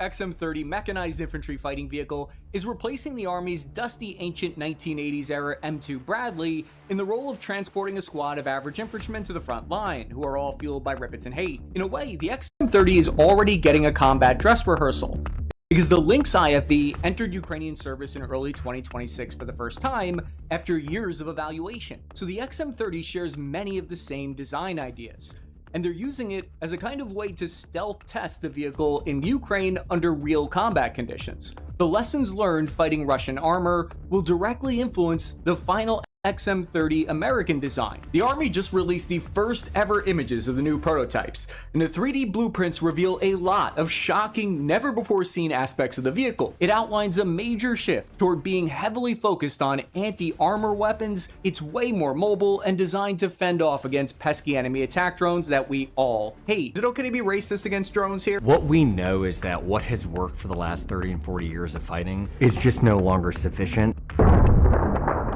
The XM30 is equipped with an almost comically large 50mm autocannon that's basically just a couple of millimeters away from being a tank cannon, and a mysterious new multi-mission missile launcher that are designed to pop the top off Russian armor. lean, lethal fighting machine. But is this $45 billion program really the right answer? What are its strengths and weaknesses? I'm your average mechanized infantryman, Chris Cappy. Let's find out. The platoon. All right. I know I'm probably going to repeat shit that he says, but I don't care because I find this shit wildly interesting. The reason why I think IFVs, there has been a shift away from main battle tanks that the Marine Corps has even participated in. They gave up all of their Abrams. And the Abrams were actually relatively useful during the early stages of the invasion of Iraq. And what I mean by that is in Fallujah, the tanks would roll in alongside infantry. There would be an infantry screen around them. The infantry would clear the nearby buildings in order to reduce the amount of RPGs hitting the Abrams. But then, if the Abrams took fire, either concentrated heavy machine gun fire or rocket-propelled grenade fire from a certain location, they would drill that thing with either 105 or 120 millimeter main cannon, which would basically bring down the entire goddamn building. And that is a worthwhile thing for infantry clearing a city to have, is the ability to bring down a building with a close armored support vehicle. But outside of that role, we didn't really have a lot of use for it because it's large, it's slow, it burns a shitload of fuel, and it basically it's just a fucking target. Like an M1 Abrams doing checkpoint duty is overkill. And oftentimes what would happen is Iraqi snipers would wait for the crews to either take a piss or pop their head out of the tank, and then they would snipe them. And that's it. So imagine your entire job as an American crewman in a tank is you get to hear all this cool shit that the tankers did during OIF 1 and OIF 2. And then after that, your job is to sit at checkpoints and get fucking shot. I mean, that's somebody correct me if I'm fucking wrong, but that to me is generally speaking the experience of tankers. Now add in the fact that a lot, including the Russians, including the Chinese, and including the Americans, there are man-portable anti-tank rocket launchers that can one-shot or two-shot main battle tanks. And so you have dismounted infantry with dozens of targets who have the capacity to one-shot or two-shot a main battle tank. Then add on top of that, drones. You know? Once you add in drones and the vulnerability of dropping grenades into exposed hatches or flying a drone into exposed hatches, even if the Abrams has better armor and better survivability compared to its Russian counterparts, that's still a huge risk of a multi-million-dollar fighting machine, right? Whereas with IFVs, they might be more lightly armored, they might be more likely to get taken out, but they're also infinitely cheaper to produce. You can also put anti-armor weapons on them. You can also put anti-infantry weapons on them. You can also have a dismounted squad or fire team jump out of them and help you with anti-infantry screening and anti-drone screening. So an IFV is basically like a light tank that does what a tank does way more cheaply, and if it gets killed, it's not as big of a deal. So, that's my analysis. I'm happy to be corrected by any mech bros in the chat. So, moving on. Platoon of American XM-30 infantry fighting vehicles rolls toward a village in far eastern Europe that they've been tasked with recapturing. A wet dream of an assignment for any infantry officer. Intelligence reports that a Russian tank platoon is operating in the area. The vehicle begins scanning for enemies. The first thing that jumped out to me when I was looking at the Army's new renderings is that the vehicle has all these new multiple communication antennas and electronic warfare dongles attached to the roof. The turret is just lousy with wires and antennas for GPS, SATCOM, radar detectors, laser warning receivers. The XM-30 is like a massive sensor with a gun slapped onto it. Our XM-30 crew launches a Coyote 3 loitering munition from its new multi-mission launcher to find the enemy positions. The Coyote flies for 2 hours overhead over the battlefield, searching for any lurking enemy tanks within about a 60-kilometer radius. The video feed is then sent straight back to the vehicle, where new AI targeting software automatically searches for signs of enemy vehicles. As a former mechanized infantryman, I can confirm this would have been awesome to have, so that you're not essentially blind to your surroundings in the whole of a vehicle. The software spots a T-90 that's hidden in a tree line about 3. Arthur asked an interesting question. Why would the hatches be open in the line of contact in Ukraine?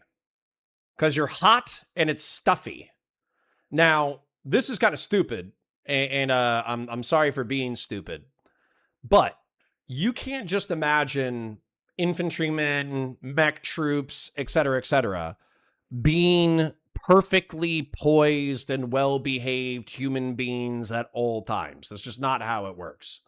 So, basically, I agree with you that on the line, there should be the discipline to maintain your hatches, and hopefully with Abrams, you have like decent air conditioning, you know, and hopefully your air conditioning is working.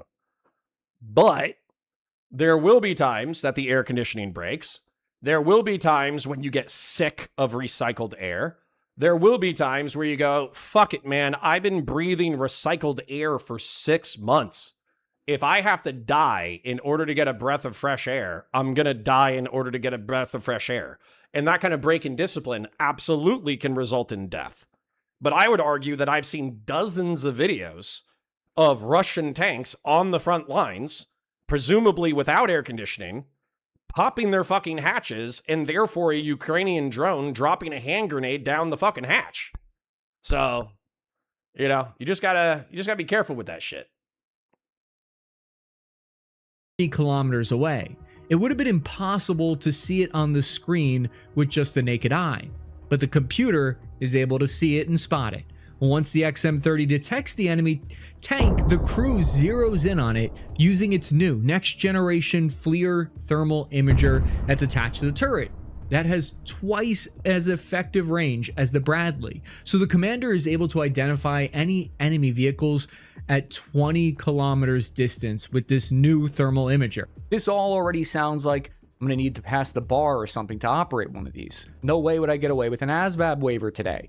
The AI system in the vehicle takes data from the drone feed and then combines it with data from the turret thermal camera to create this kind of fused picture of the battlefield. This way you don't mistakenly shoot at a cow thinking that it's a BMP. But I will say, infantry love having access to more computing power, so long as it's kept simple enough that like 4 buttons you can operate it with. The commander prepares to open fire with their main gun. Look at the XM-913 chain gun, its primary weapon. It's equipped with a 50mm cannon on an unmanned remote turret. Even though it fires a much larger shell, the cannon barrel itself is only about 117 inches, only a few inches bigger than the old Bradley 25mm cannon. The fire control computer has already calculated the range, target speed, wind, and lead angle before the gunner even squeezes the trigger, essentially taking all the fun out of killing. The autocannon hits with 24,000 pounds of recoil. It Based. weighs 480 pounds total, and you feel it down in your plums when this thing fires, I'm sure, because the 50mm Bushmaster cannon erupts, throwing a stream of armor-piercing rounds downrange at well over a kilometer per second. 200 rounds per minute slam around the enemy tank. The 50 Mike fires shells that are significantly larger than the M2 Bradley's old 25 Mike, and that was a real thumper. It fires the 50 by 228mm advanced ammunition. But is it good enough to knock out the enemy Russian armor? The 50mm shell contains around 8 times the volume inside compared to a 25mm. It's confusing, but that's how math works, I'm told. This gives it much more chamber pressure, and Barney style, what that means is chamber pressure is equal to velocity, which is equal to the Army's favorite buzzword, lethality. It makes it... So, I'm mentally turgid at this moment. Huge fan. And obviously, like, as you make the rounds bigger, the more you can fit in there. Right? You want HEDP, high explosive dual purpose. You want sabos. You want this. You want that. You want armor piercing. You want blah blah fucking blah. Dude, name a style of ammunition, and if you expand the cartridge and you expand the case, you have more shit to play around with. You have more volume to play around with. So this is fucking sick. Now, Arthur is passionately arguing in my chat that main battle tanks still have their role to play. Sure. I'm sure they do. And by the way, one of the most interesting videos that I've watched recently in reference to the Russian-Ukrainian conflict was a combined mechanized assault involving like 2 or 3 main battle tanks, like 2 or 3 infantry fighting vehicles, and then FPV drones were serving the role of close air support the way that close air support functions in the current American military. So for me, that was fucking sick. I'm just saying that if I had an option, because obviously like war is a game of scarce resources. If I had the option between 3 IFVs and 1 MBT, and I think somebody mentioned that a main battle tank is approximately 5 times the cost of an IFV, then I'm going to take the fucking IFVs. You know, I'm gonna take 3 IFVs that have squads that are, armed and armored, capable of screening out infantry and drones, and I'm gonna take 3 50mm Bushmasters with fucking smart rounds that are capable of taking out enemy MBTs rather than having my own MBT. Like, of course, when you see a main battle tank, you're gonna shit your pants. Okay, like they are large, terrifying monsters of the battlefield. They are fucking horrifying. But if you can get 60% of what an MBT is out of an IFV, why wouldn't you take 3 IFVs for every fucking MBT plus the infantry complement plus the fucking drone screening plus the fucking anti-tank capacity plus the anti-infantry capacity? I mean, maybe I'm too rose-tinted glasses on the IFV. Maybe I have too much of a boner for the IFV, but it's a very cool concept. So, it's a very cool concept. More killing worth. It gives more space. And sorry, real quick, just in case you're a civilian and you're getting lost, IFV is infantry fighting vehicle. MBT is main battle tank. Sorry if I said a bunch of acronyms without explaining them. Space for a penetrator to go in there, more mass for explosive payload, and new fusing options, as we'll see in a second. But larger ammunition also has several downsides that we need to address here. It's not all cookies and rainbow cake. It means far less capacity, which every infantryman hates. The Bradley, for instance, has 300 rounds ready to rock loaded inside the gun, an additional 600 rounds at least of ammo stored inside the vehicle. Wait a second, I don't like having less ammunition. I hope the engineers down in the lab come up with some kind of miracle solution to add more ammo capacity to the XM30. We need to add like a bleacher of ammo racks on this thing, and for $45 billion, I think we can figure it out. It's not publicly available how many rounds the XM30 will be able to rock with straight out of the gun, but estimates are maybe 200 rounds in the gun and 300 in storage. However, the new designs, those blueprints that were just released, suggest that there's extra space in the turret and around the hull for ammunition storage, which could mean that that number is higher, and I'm lowballing it. This would be placing a huge burden on logistics to move that far heavier round around the battlefield, to have to resupply positions more quickly if they keep running out of ammo. But suppressing fire, when it comes to keeping the enemy's head down, you need volume of fire. It requires wasting thousands of rounds just to keep the enemy pinned down. Feels like I'm taking crazy pills here. The 6.8mm NGSW program debate all over again, but with armored vehicles. So how does the Army plan to get around this problem? In order to make up for the smaller ammo capacity, the 50mm cannon can hit point targets at between 3,000 to 4,000 meters, roughly twice the distance as the old Bradley. Okay. I don't know if point and area targets are the same for fucking vehicles as they are for infantry, but a point target for infantry is a man-shaped target. So 3,000 fucking meters? Did I hear that correctly? 3,000 to 4,000 meters to hit a point-shaped target? You see a dude 3,000 meters away and you are capable of fucking shredding them with the fucking bush. That is crazy pants. Maybe he means small vehicles. Maybe a point target for a vehicle is another small vehicle. Area targets, there's point and there's area. Point is where you're actually trying to hit the thing that you're trying to hit. Area is where you're trying to hit the area of your target is, and then fuck it up with like shrapnel or indirect fire. So I'm curious if anybody has any corrections in chat for that. Or to make up for that lower ammo count, it has velocity sensing, which gives you the option of firing rates. So you can choose how fast you kill the enemy, how much you want to spray hate downrange from 100 to 200 rounds per minute to help conserve ammo like every green infantryman does. The fire control system computer fuses all of that sensor feed and information from the drone surveillance into this single picture for the battlefield that the platoon shares. It's like being part of a weird hive mind collective animal or a Mighty Morphin Power Ranger. You get to see and sense everyone else and what they're seeing. This information from this sensor is fused with the information from the thermal imager that's combined with data using Grok. No, literally, the military used Grok to destroy 2,000 targets in the war in Iran. This is just the hell that we live in now. Our crew's 50... So can we blame Elon Musk for the fucking school bombing?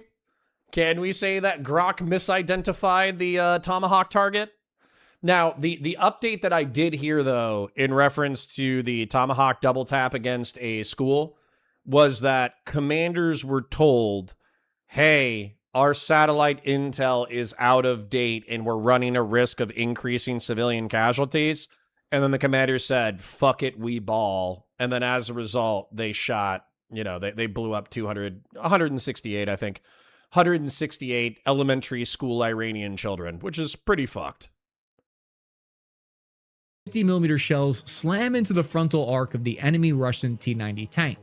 What is the first thing that happens? We know the old Bradley can punch through about 95mm of RHAE steel. This is the XM1203. It's the Army's most powerful armor-piercing autocannon shell to date, part of the 50mm autocannon family. It fires a discarding sabot, much bigger penetrating rod in it compared to the Bradley's AP ammo.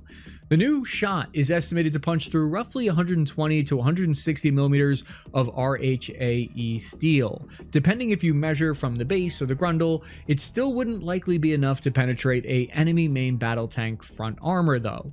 But this punch would be higher with future depleted uranium or tungsten darts. What's that? The uranium shells are going to give me cancer someday? Well, joke's on you. At least it won't be service connected. This is why accuracy and range matter so much, because the XM30 XM-30 then opens up with additional shots that are placed to rip apart the Russian T-90 sensors. It strips off explosive reactive armor and smashes its tracks. This causes a mobility kill at further distances compared to its predecessor. Then the XM-30 driver spots an enemy anti-tank guided missile team preparing to fire at them from inside a trench about 600 meters away. Here is how the crew handles this tactical problem. The way the XM-30's new ammo works is that it fires from a dual feed system, meaning the gun has two ammunition belts loaded simultaneously, like something out of the Matrix Revolutions. The gunner can instantly switch between these different types of ammo on the fly with the push of a button. But with the XM-30, there's a new trick up the sleeve. The high explosive round is actually several rounds in one. The XM-1204 has a programmable multi-mode fuse. That's the type of bullet. The same projectile can be programmed to function as a point detonator, which explodes immediately on impact, and a point detonation delay, which penetrates a wall before then exploding inside of a room, or airburst, my personal favorite. They use They call it the grundle. What is the grundle? Grundle is a slang term primarily used to refer to the perineum, the area of the body located between the anus and the, and the genitals. I caught it. I heard it. And I didn't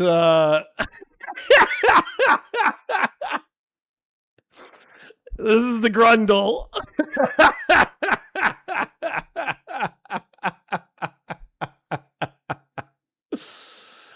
Oh, that's awesome. It was just a little dick joke. Just a little dick joke fucking slipped in there, much like a penis. Doobie for 10 says, oh my god, tanks, wow, boom, boom, boom, join the Mechanicus, you fucking nerd. Yeah, okay, listen. Listen, Doobie. Listen. A quote popped into my head that I think is sound, which is that the world will not know peace until the energy put towards weaponry is put towards livingry. And it was some fucking hippie socialist fucking dickhead from 100 years ago. Now, I think about that quote all the time, because if we took half of the autism that we dedicated towards weapon development and we put it towards, I don't know, developing fancy appliances for, you know, home economics or fucking slave robots to make, you know, to eliminate human labor, we probably would have eliminated human labor, and we probably would have like really cushy, gay, robotic fucking space communism by now. But it wouldn't be as cool. It would not be as cool. And as much as you might not, thank you for the super chat, by the way, but as much as this might not be your bag of something that you enjoy, you know, this does matter to the Ukrainians, because the Ukrainians are fighting MBTs with 25mm Bushmaster cannons right now in Ukraine. The tactics that they are developing are what are informing American tactics going forward. And effectively, some of these tactics, technologies, whatever, especially the lower tech ones, might be fed back to Ukraine. So while this might not be something that personally interests you, number one, it does tickle my tism. Number two, this could be something that gets fed back to Ukrainians and then therefore probably takes a bunch of Russian lives, but saves Ukrainian lives.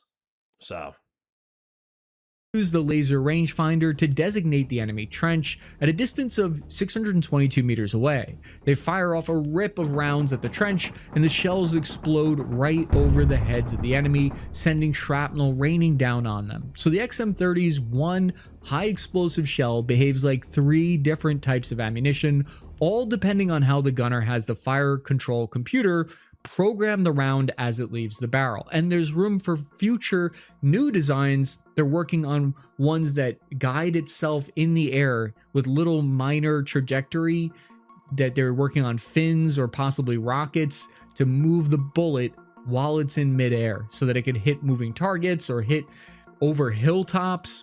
Crazy stuff that they're working on. Ah, we got some oil. Thank you, Skill Walker.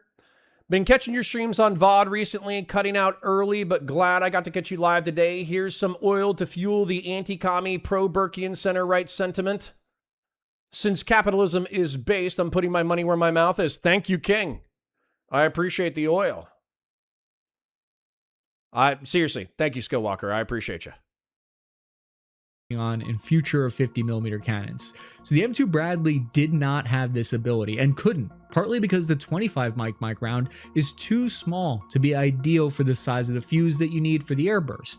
The airburst rounds can also be used against drones, and that's one of the things they're testing it on. The American XM30 can move quickly at 70 kilometers per hour, so it makes it easier to flank enemy armor. It also has more mobility. If you look at those designs, those blueprints that we were looking at earlier, it shows more room between some of the road wheels, which makes it easier for you to go off-roading and attack the enemy from unpredictable positions. So the platoon flanks the enemy Thanks, Skill Walker. Have a great day, bud. T-90 platoon, and they start opening fire from the side, slamming AP shells into the side of the Russian tanks. Based on open source estimates, it's unlikely that the 50mm rounds would reliably penetrate a enemy tank's armor from the side. One of the most important factors will be what angle the round's impacting at, because a sloped angle of armor can significantly reduce the effectiveness of incoming shells. Look at this photo. The same shot coming at a 90-degree angle has to go through about 100mm of steel, while at 40 degrees, it's closer to twice the amount of steel that it has to cut through.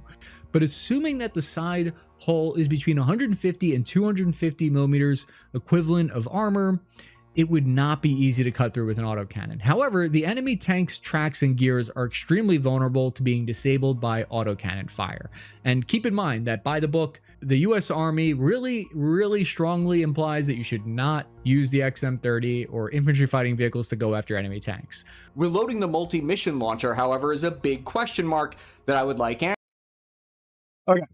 So the reason why I've been crowing against the exact opposite of what the manual just said is because of man-portable anti-tank weapons.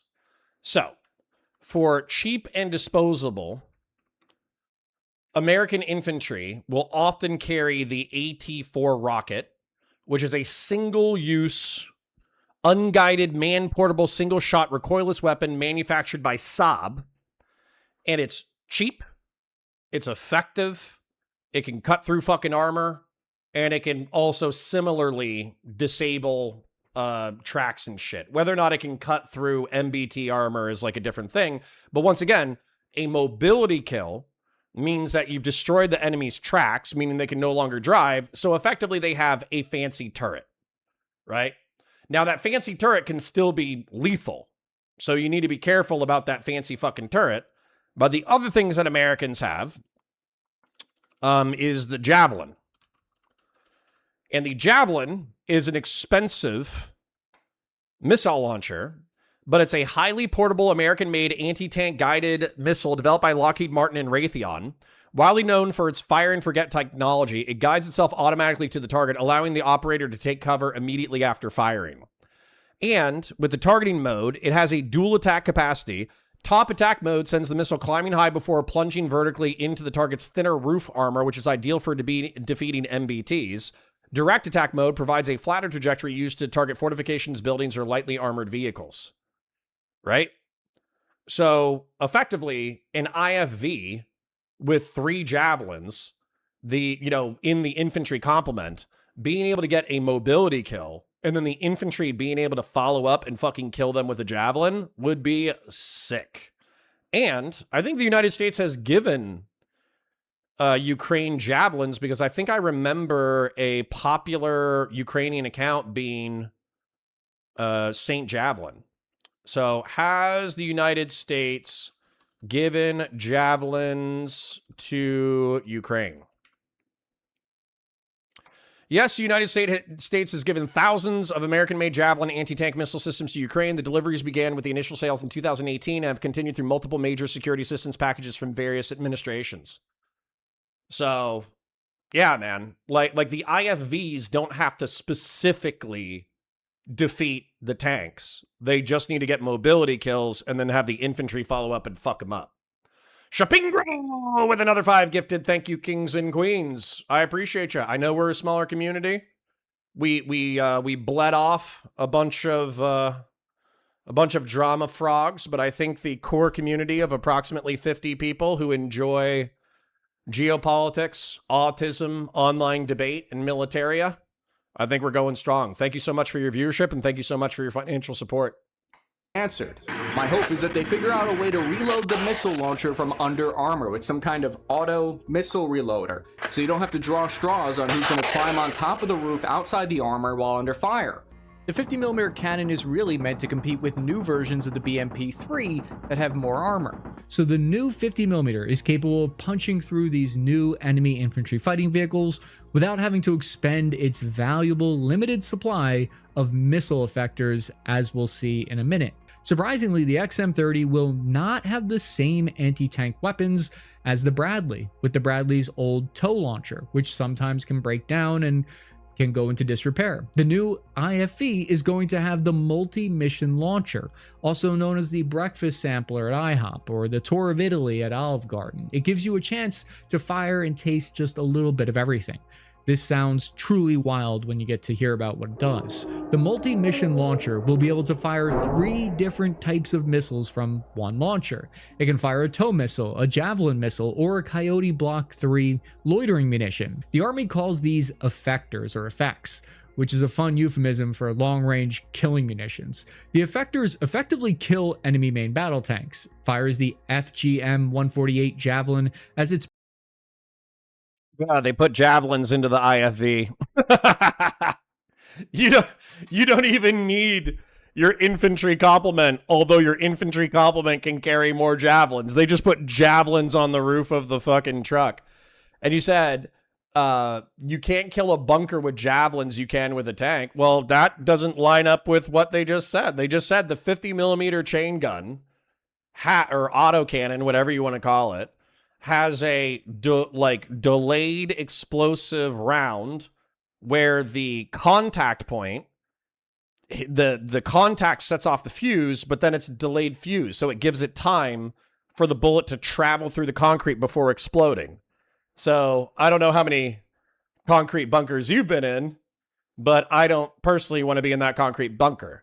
Not only that, but the javelin, like we just read on the Wikipedia summary, doesn't just have the top attack mode.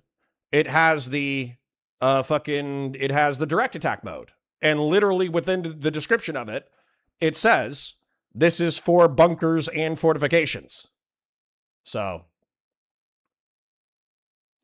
I'm also saying it's not going to be able to do Arthur, I need you to hear me because I think you have autism, which is not a problem. We all have autism here. I'm not saying one IFV, infantry fighting vehicle, is going to replace one main battle tank.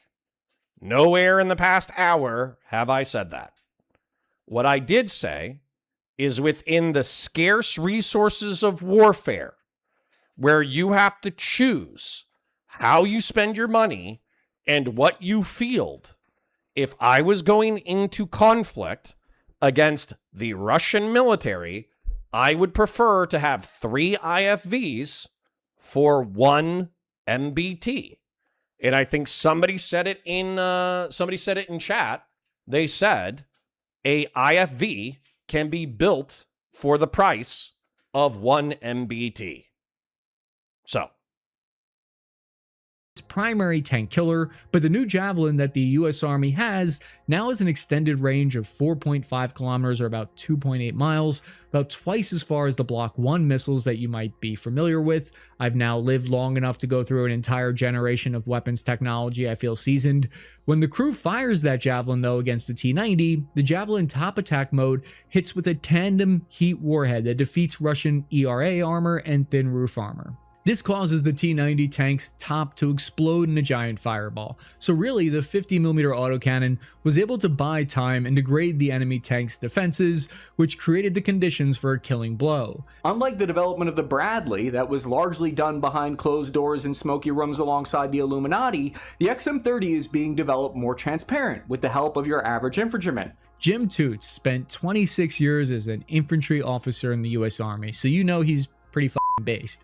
And now he's working on the multi-mission launcher. And he said that you can now mix and match. You can have the quiver of capability in the back of your vehicle to load the appropriate effectors that you need given for your mission. The only way that it's able to do this is because of new software designs. Because the Bradley, to use a different effector, you'd have to tear the launcher completely apart and rebuild it from scratch.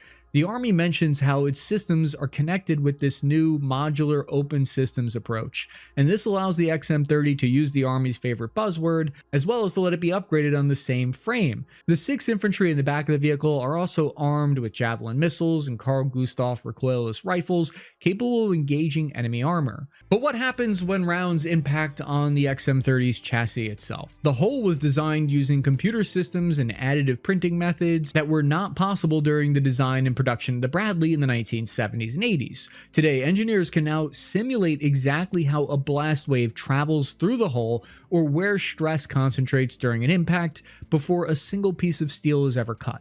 One interesting thing about the XM30's armor that I found online is through digging through the website Frag Out. They noted that the American Rheinmetall selected Integris Composites as its armor partner for the XM30 bid, which tells us a lot, allows us to infer a lot about its armor, because Integris specializes in ceramic composite armor systems rather than conventional steel. That strongly suggests that the Rheinmetall entry uses advanced modular composite armor, but less obvious than that is what David Cordova, the CCO of Integris, said. They apparently have a whole database of blast solutions on their computers.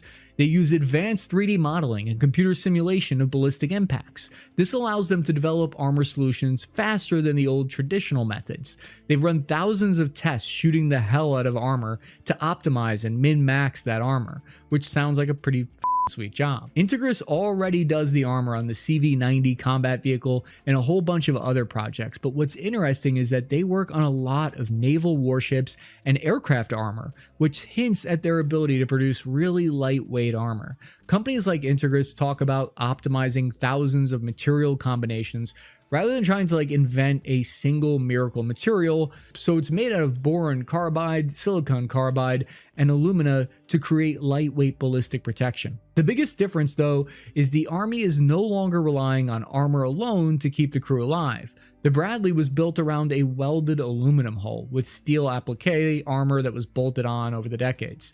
The XM30 is expected to use a stronger steel hull that's combined with these modular composite packages of armor. One layer shatters an incoming penetrator, another absorbs the remaining energy, while another catches the deadly metal fragments that are called spall that would otherwise ricochet around the crew compartment like a giant shotgun blast. And you could see from the Army's released designs that they put out of the CAD file. Goddamn, Shapiro. Goddamn. Somebody's feeling generous today. 10 gifted on top of 5 gifted? 20 gifted? Jesus Christ. Thank you for the oil, King. I hope you're enjoying the military autism. I'll have to do more military autism.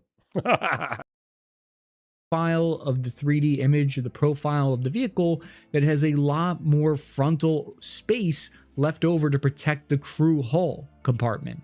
The 2 crewmen also no longer sit inside the turret that is surrounded by ammo. Instead, they're moved deep inside a protected armor crew, a specialized cell. Even if the turret takes a catastrophic hit, there's a much better chance of the crew surviving. Meanwhile, a dead crew is irreplaceable, and I don't mean that in a Hallmark card sort of way. I mean it in a cold, hard truth that literally that's years and years of experience and tons of...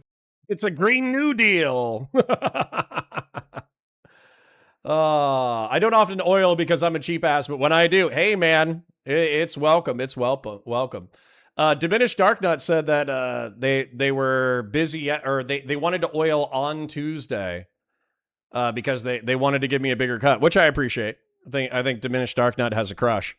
But You know, I haven't seen him. No big deal. No big deal. People are busy. People got to work. People got shit to do or whatever. But I think you have successfully, I mean, you, Skillwalker, Doobie, everybody. As a matter of fact, let me go ahead and thank everybody real quick because you guys have been incredibly generous today.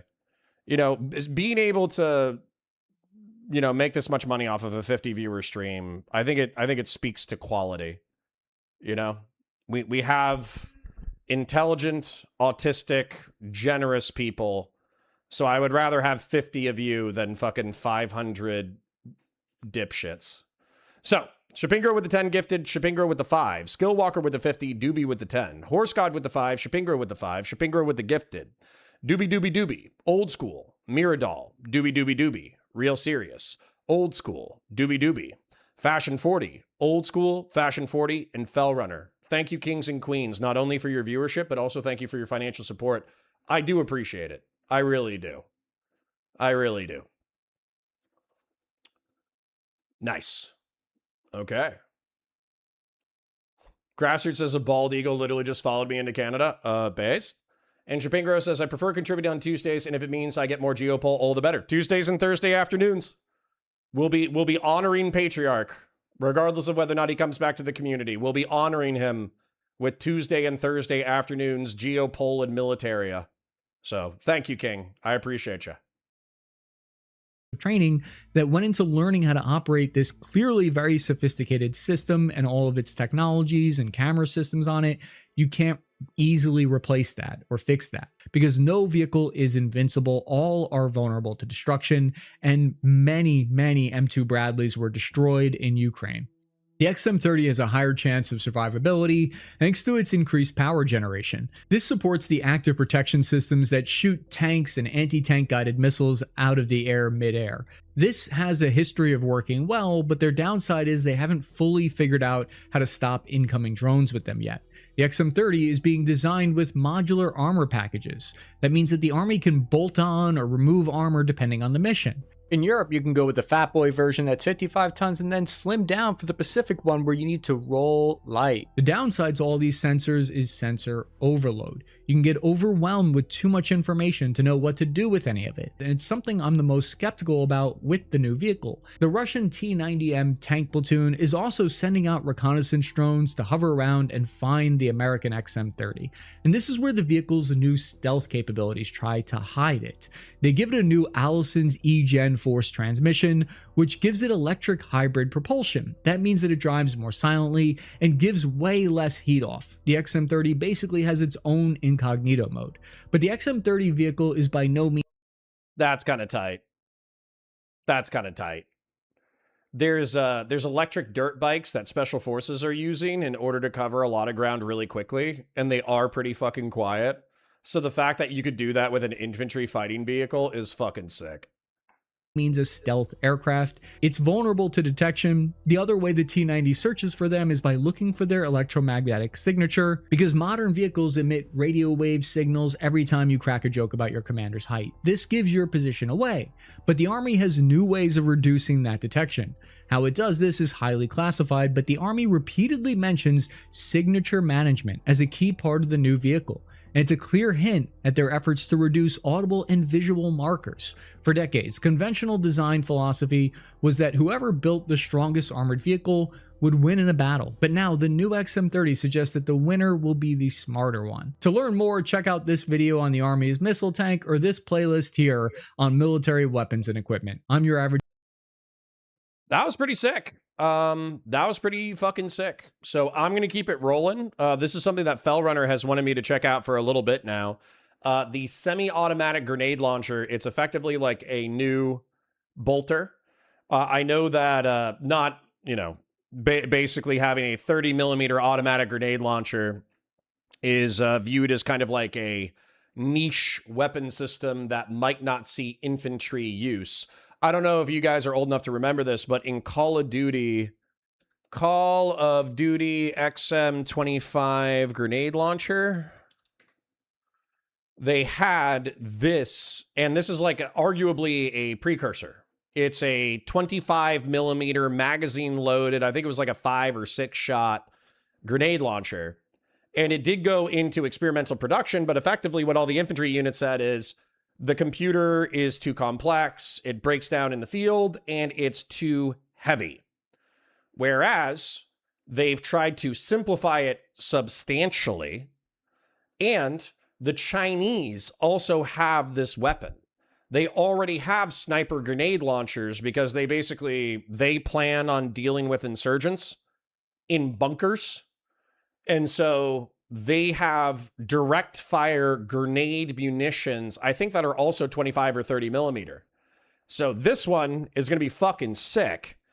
And if they ever make a civilian version that fires 30 millimeter slugs, I will sell body parts. Like a testicle, a kidney, I'll sign over some kind of waiver so one of you guys can eat me as like a cannibal. I'll do whatever it fucking takes in order to own a 30 millimeter slug throwing fucking bolter. You know? Holy shitballs. Let's take a look. Grenade rifle prototype. I'll show you why the Army believes that this weapon system is the key to shooting down attack drones and killing enemies that are hiding in trenches. We'll even try to murk a clanker with it. The real-life bolter is the answer to two of the infantry's biggest problems today. The precision grenadier system fires explosive rounds in a flat trajectory at 680 feet per second at point targets 500 meters away. You said get a 4-bore. I'm pretty sure 4-bores are only 4-bore rifle. I think most of them are going to be break action, or they're going to be this like trap door action. Oh, my bad. My bad. They're going to be trap door, or they're going to be break action. So it's not that it's not fucking sick. I would love to have a fucking 4-bore, but it is what it is. Let me rewind a second, since it was just my face. I want you guys to be able to aesthetically appreciate this semi-automatic magazine-fed grenade launcher. Grenade rifle prototype. I'll show you why the Army believes that this weapon system is the key to shooting down attack drones and killing enemies that are hiding in trenches. We'll even try to murk a clanker with it. The real-life bolter is the answer to two of the infantry's biggest problems today.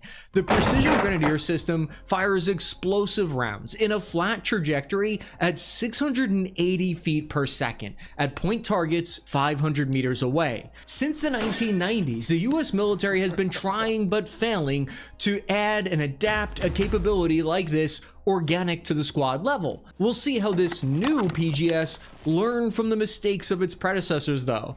There were complaints about the Army's old XM25 grenade rifle not killing the enemy. That's why this new weapon's 30x42mm grenades are now twice as powerful. The defense company Mars Inc. invited me out to beautiful Montana to be the first to test fire the weapon and to show me how new precision manufacturing and advanced fire control systems make this not your daddy's airburst rifle. You really only have about 14 months. How am I not supposed to love America? How am I not supposed to love American empire? How am I not supposed to love mixed economy capitalism? I swear to God. The social democracies over in Europe have been sitting on their dicks from a military-industrial complex standpoint for the past, like, since the Cold War. They haven't innovated anything since the 1970s or the 1980s because they just don't give a shit to be good at war because they fought the big one and it ended up fucking up all their countries.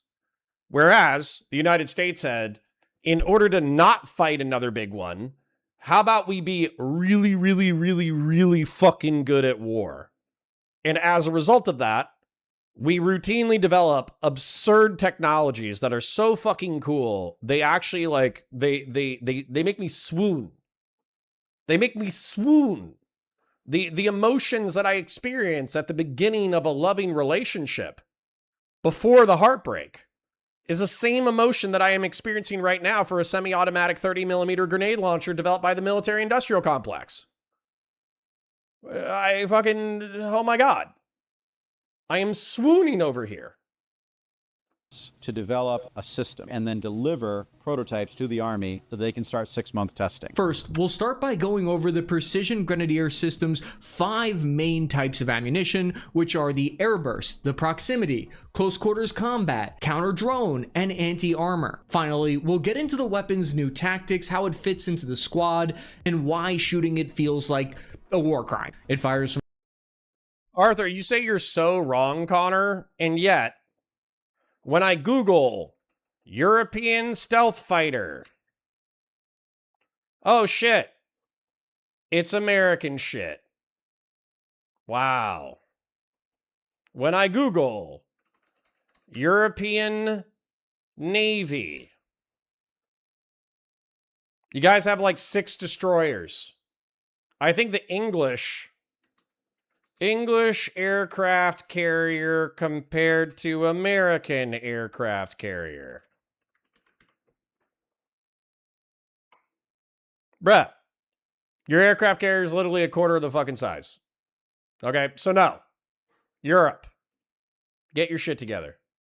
from a magazine of 5 rounds. You keep the magazine in pouches on your kit. So if I'm carrying a 200-round drum of saw, I could put 2 of those magazines in this. The way your airburst grenade works is you push a button on your fire control computer optic that sends out a quick laser designation that tells you exactly how far away your enemy target is. Let's say you're aiming at an enemy soldier in a trench that's 300 meters away. The fire control system then automatically sends a signal to your airburst grenade to the fuse that programs it to explode at 300 meters distance. The way it works is as your grenade leaves the barrel, a coil in the muzzle wirelessly programs the timing into it, let's say to detonate at 2.5 seconds. The timing is based on the grenade velocity, muzzle angle. After firing, the grenade counts down and detonates at the right exact point in the air. Once it reaches 300 meters, it explodes midair in a unique blast pattern that I want to tell you about. The explosion goes backwards and to the left and to the right, not how you might expect an explosion to go. Even if I have no electronics at all, I can fire that round into that window. When it hits anything in that room or the back wall, it's going to detonate and completely clear that room. Single shot. So by the book, your 30 by 42 millimeter grenade has a lethal radius of 5 meters or about 16 feet, but in practice, you usually are going to need a direct hit for a kill. This blast pattern, though, is designed to explode along the trench line, taking out an entire section. I was shocked by the weapon's accuracy. Mars Inc. says that it's 2 minutes of angle at 100 meters, which means it hits within 2 inches at that distance. I fired at the target 300 meters away with rapid semi-automatic fire 4 times. Each round landed within a tight 1 meter grouping. I purposely aimed above the target there so you could see the dirt kicking up on the point of impact. Because I can put... Totally. I am fucking around. There, you know, Chris Cappy, I'm sure they had a limited budget of grenade rounds that they were willing to share. I'm sure they, you know, they had a limited amount of like media shit, firing destructive devices under their stewardship, all that kind of stuff. So I'm talking a little bit of shit, but you know, it is what it is. So I'm assuming that you wanted me to take a look at the ASMP, the Air Sol Moyenne Portée, which is the Air Sol Moyenne Portée, ASMP, medium-range air-to-surface, is a French nuclear-armed air-launched cruise missile manufactured by MDDBA France. In French nuclear doctrine, it serves as what is referred to as a pre-strategic deterrence role. It is intended to be an ultimate warning shot prior to the full-scale employment of the strategic nuclear weapons arming the triumphant ballistic missile submarines. The missile's development was undertaken by Aeropostale in 1986. You know? All right. The French Libra carrier versus American carrier size. Yeah.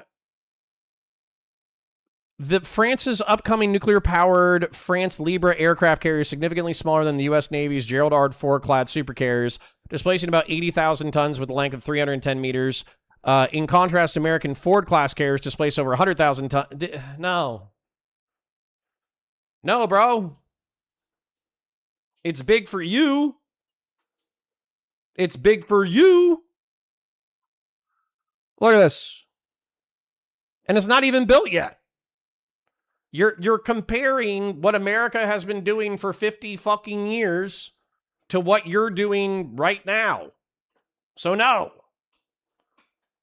Put lethal radius grenade anywhere I want out to 500 meters, including inside of a porthole of a bunker. There is no other weapon that can do that. Oh my God, that's crazy. We just put a round right on this guy's face. I pushed out to 400 meters because that was the max distance of the range that we were shooting on. I had no problem landing shots on target, and its max effective range has been tested out to 500 meters. This feels like a semi-automatic grenade sniper rifle. Yes. It is the first squad-level organic weapon system with what's called counter-defilade, meaning it counters enemies hiding behind cover. This counter-defilade round is designed to precisely and quickly defeat personnel targets by the Army's request.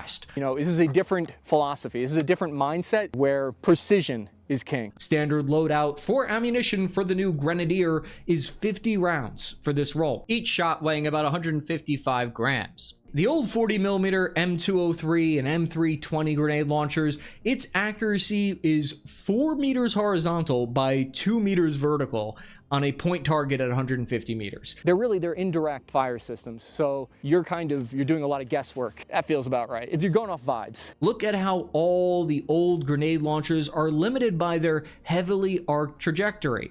That path for the grenade makes hitting trenches and pillbox fortifications nearly impossible. Meanwhile, the precision Grenadier system has a nearly flat trajectory even out to 400 meters and beyond. One of the main capabilities of the squad support rifle system is shooting down drones, fast attack kamikaze drones that are trying to kill you. And so I thought it'd be interesting today is if we shot at the Limitless 5 drone, the sponsor of today's episode, take it out of the sky with the Huntsman round. Click my link in the description for 20% off. All right, here we go.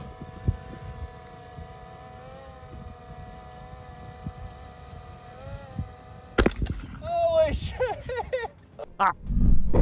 Yo, that was actually pretty sick. If you have an opportunity to fucking check this shit out. Oh my God, that round is huge. Click my link in the description for 20% off. All right, here we go.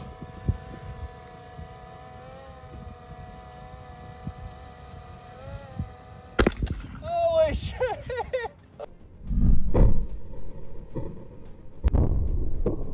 That felt fucking good for the Emperor. The max effective range of the Okay, so it was a stationary target. You know, it was maybe at like 20 yards. So obviously a FPV drone buzzing in to fuck your shit up is going to be a lot more, you know, effective than what he just demonstrated. But that round is still sick. This counter-drone munition is between 0 and 150 meters. The 5 razor blades on the munition tore through the drone's wings and cut the wiring holding it together into a bunch of different pieces. As soon as it leaves the barrel, its 5 razor-sharp blades extend out about 3 inches, and this effectively makes the munition 6 inches wide. And this will come in handy for improving hit probability on the target. It's like a miniature R9X Hellfire missile. One of the limitations of the shotgun or rifle rounds with its pellets, often those aren't enough to stop a drone. You need to hit a critical component dead on perfectly, like a 1 in a million shot with those pellets, and they often fail. You don't even have to worry about crashing the Drone Clone Expert's Limitless 5 drone because it has obstacle avoidance and GPS auto return to home.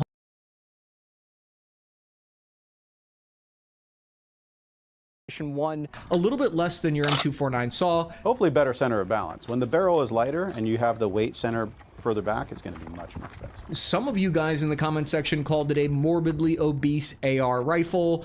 It is a big, chonky boy. But because of its compact size at only about 35 inches in overall length... Grassroots says, how does it do against groundhogs? Well, we were just literally looking at a round that is 30 millimeters long, or excuse me, 30 millimeters wide, I suppose. But then it has 6 bladed fins that extend the lethal range out to 6 inches. So yeah, if there was a groundhog above ground, and you got within 6 inches of that target, you're basically decapitating groundhogs. It's easier to wield and carry when you're patrolling with it. The whole thing is mostly milled out of steel with precision machines. Aren't you glad we made it lighter before it got into the gun? So you're carrying an upper receiver right now. Well done. It's not optimized using more expensive, lightweight titanium quite yet on this early Gen 1. Future versions are going to be lighter at about 11 pounds. This version is made from a chopped up piece of an old A10 Warthog gun barrel. The barrel is only 12 inches long, and I got to see where the A10 barrel is just sitting in their office that they cut it down from. And so the commandant of the infantry said, I want 2 per warfighting squad. I want to take the M4 or M7 with the 320. I want to take that out, and I want to put a precision grenadier system in.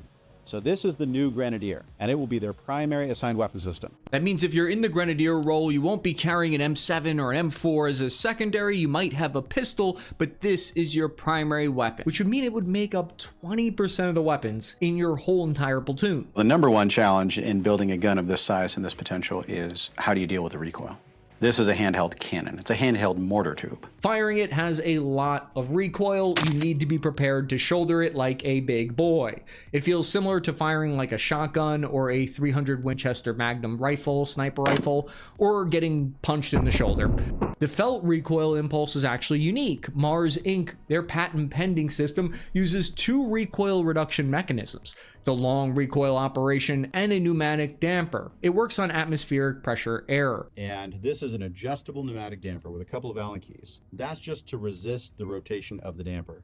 I've got a big barrel spring in here around the barrel. The barrel reciprocates 9 inches in this thing. This spreads out the feeling over time, which dampens that recoil. It is a recoil-operated gun. No gas in this. This isn't a gas piston, it isn't gas impingement, just recoil-operated. And the pressure from firing it is actually relatively low at about 8,000 psi. The next ammunition many will consider to be the most important type. It's the proximity fuse explosive round. This is what you will normally use for counter-drone warfare. Look at the first 20% of just the tip of the grenade. That's where the fuse is located. Yeah, Andy says this that's way nicer lugging around an M320 if you never get clearance to use it. Well, yeah. And I mean I got to say, like, if they do the sword anti-drone rounds, or if they do 30 millimeter slugs, holy shit. I wish I could be born like 20 years later so I could be a 30 millimeter slug throwing fucking grenadier. You know? Holy shit. Like, imagine getting a fucking kill with a 30 millimeter slug that you are like, okay, so imagine this. You're part of an American infantry fighting squad. And this is a lot of hypotheticals, so just go with me for this, okay? You're a part of an American infantry fighting squad. You can get issued with the new M7, which fires like the 6.8 Fury cartridge, the 277 Fury. You can get issued with the new squad support weapon. I forget what it is, but it's basically like, it's a 240 that's as light as a 249 because it's made out of like all this composite fucking material bullshit. Or you're a precision grenadier and you get issued with this bitch. And so you'll have a backup pistol on a thigh holster. That way you have more ammo if the firefight goes on for too long. But you can also carry easily 15 rounds of ammo of grenades in one magazine, or the magazine that you have inside. Like, let's say that you carry, I don't know, let's say that you carry 2 mags per mag pouch. Let's say you carry 4 mags. So you got 20 rounds on your belt. But then, because you're operating in a potentially hostile drone environment, your first magazine is a fucking 30 millimeter slug with sword blades on the side of it. And then imagine some jihadist dickhead fucking pops out with an AK-47 and starts spraying your crew. And in a adrenaline-fueled panic, you shoot him in the fucking chest with a 30 millimeter Ginsu missile. That is one of the fucking coolest kills I've ever heard. Leave geopolitics aside. Leave American empire aside. Leave fucking, Israel-Palestine aside. firing a 30mm sword missile into somebody's fucking chest. That is crazy pants. It has about 5 different types of safeties built into it, so it's almost idiot-proof. This way I can't blow my whole squad up just by dropping the spicy meatball. That would be embarrassing. But it's also where, on a proximity munition, it detects where the enemy drone is. It uses a classified type of sensor. Most likely, from what we know, it's a radio waves or some kind of RF frequency to detect when it's within about 5 meters of the drone. The grenade basically has a tiny radar on the nose that looks for nearby drones, and then it throws explosive fragments at it. When it gets near an enemy drone, the radar returns a spike instantly, and this triggers the fuse and it intercepts it. So it explodes and sends out another unique blast pattern.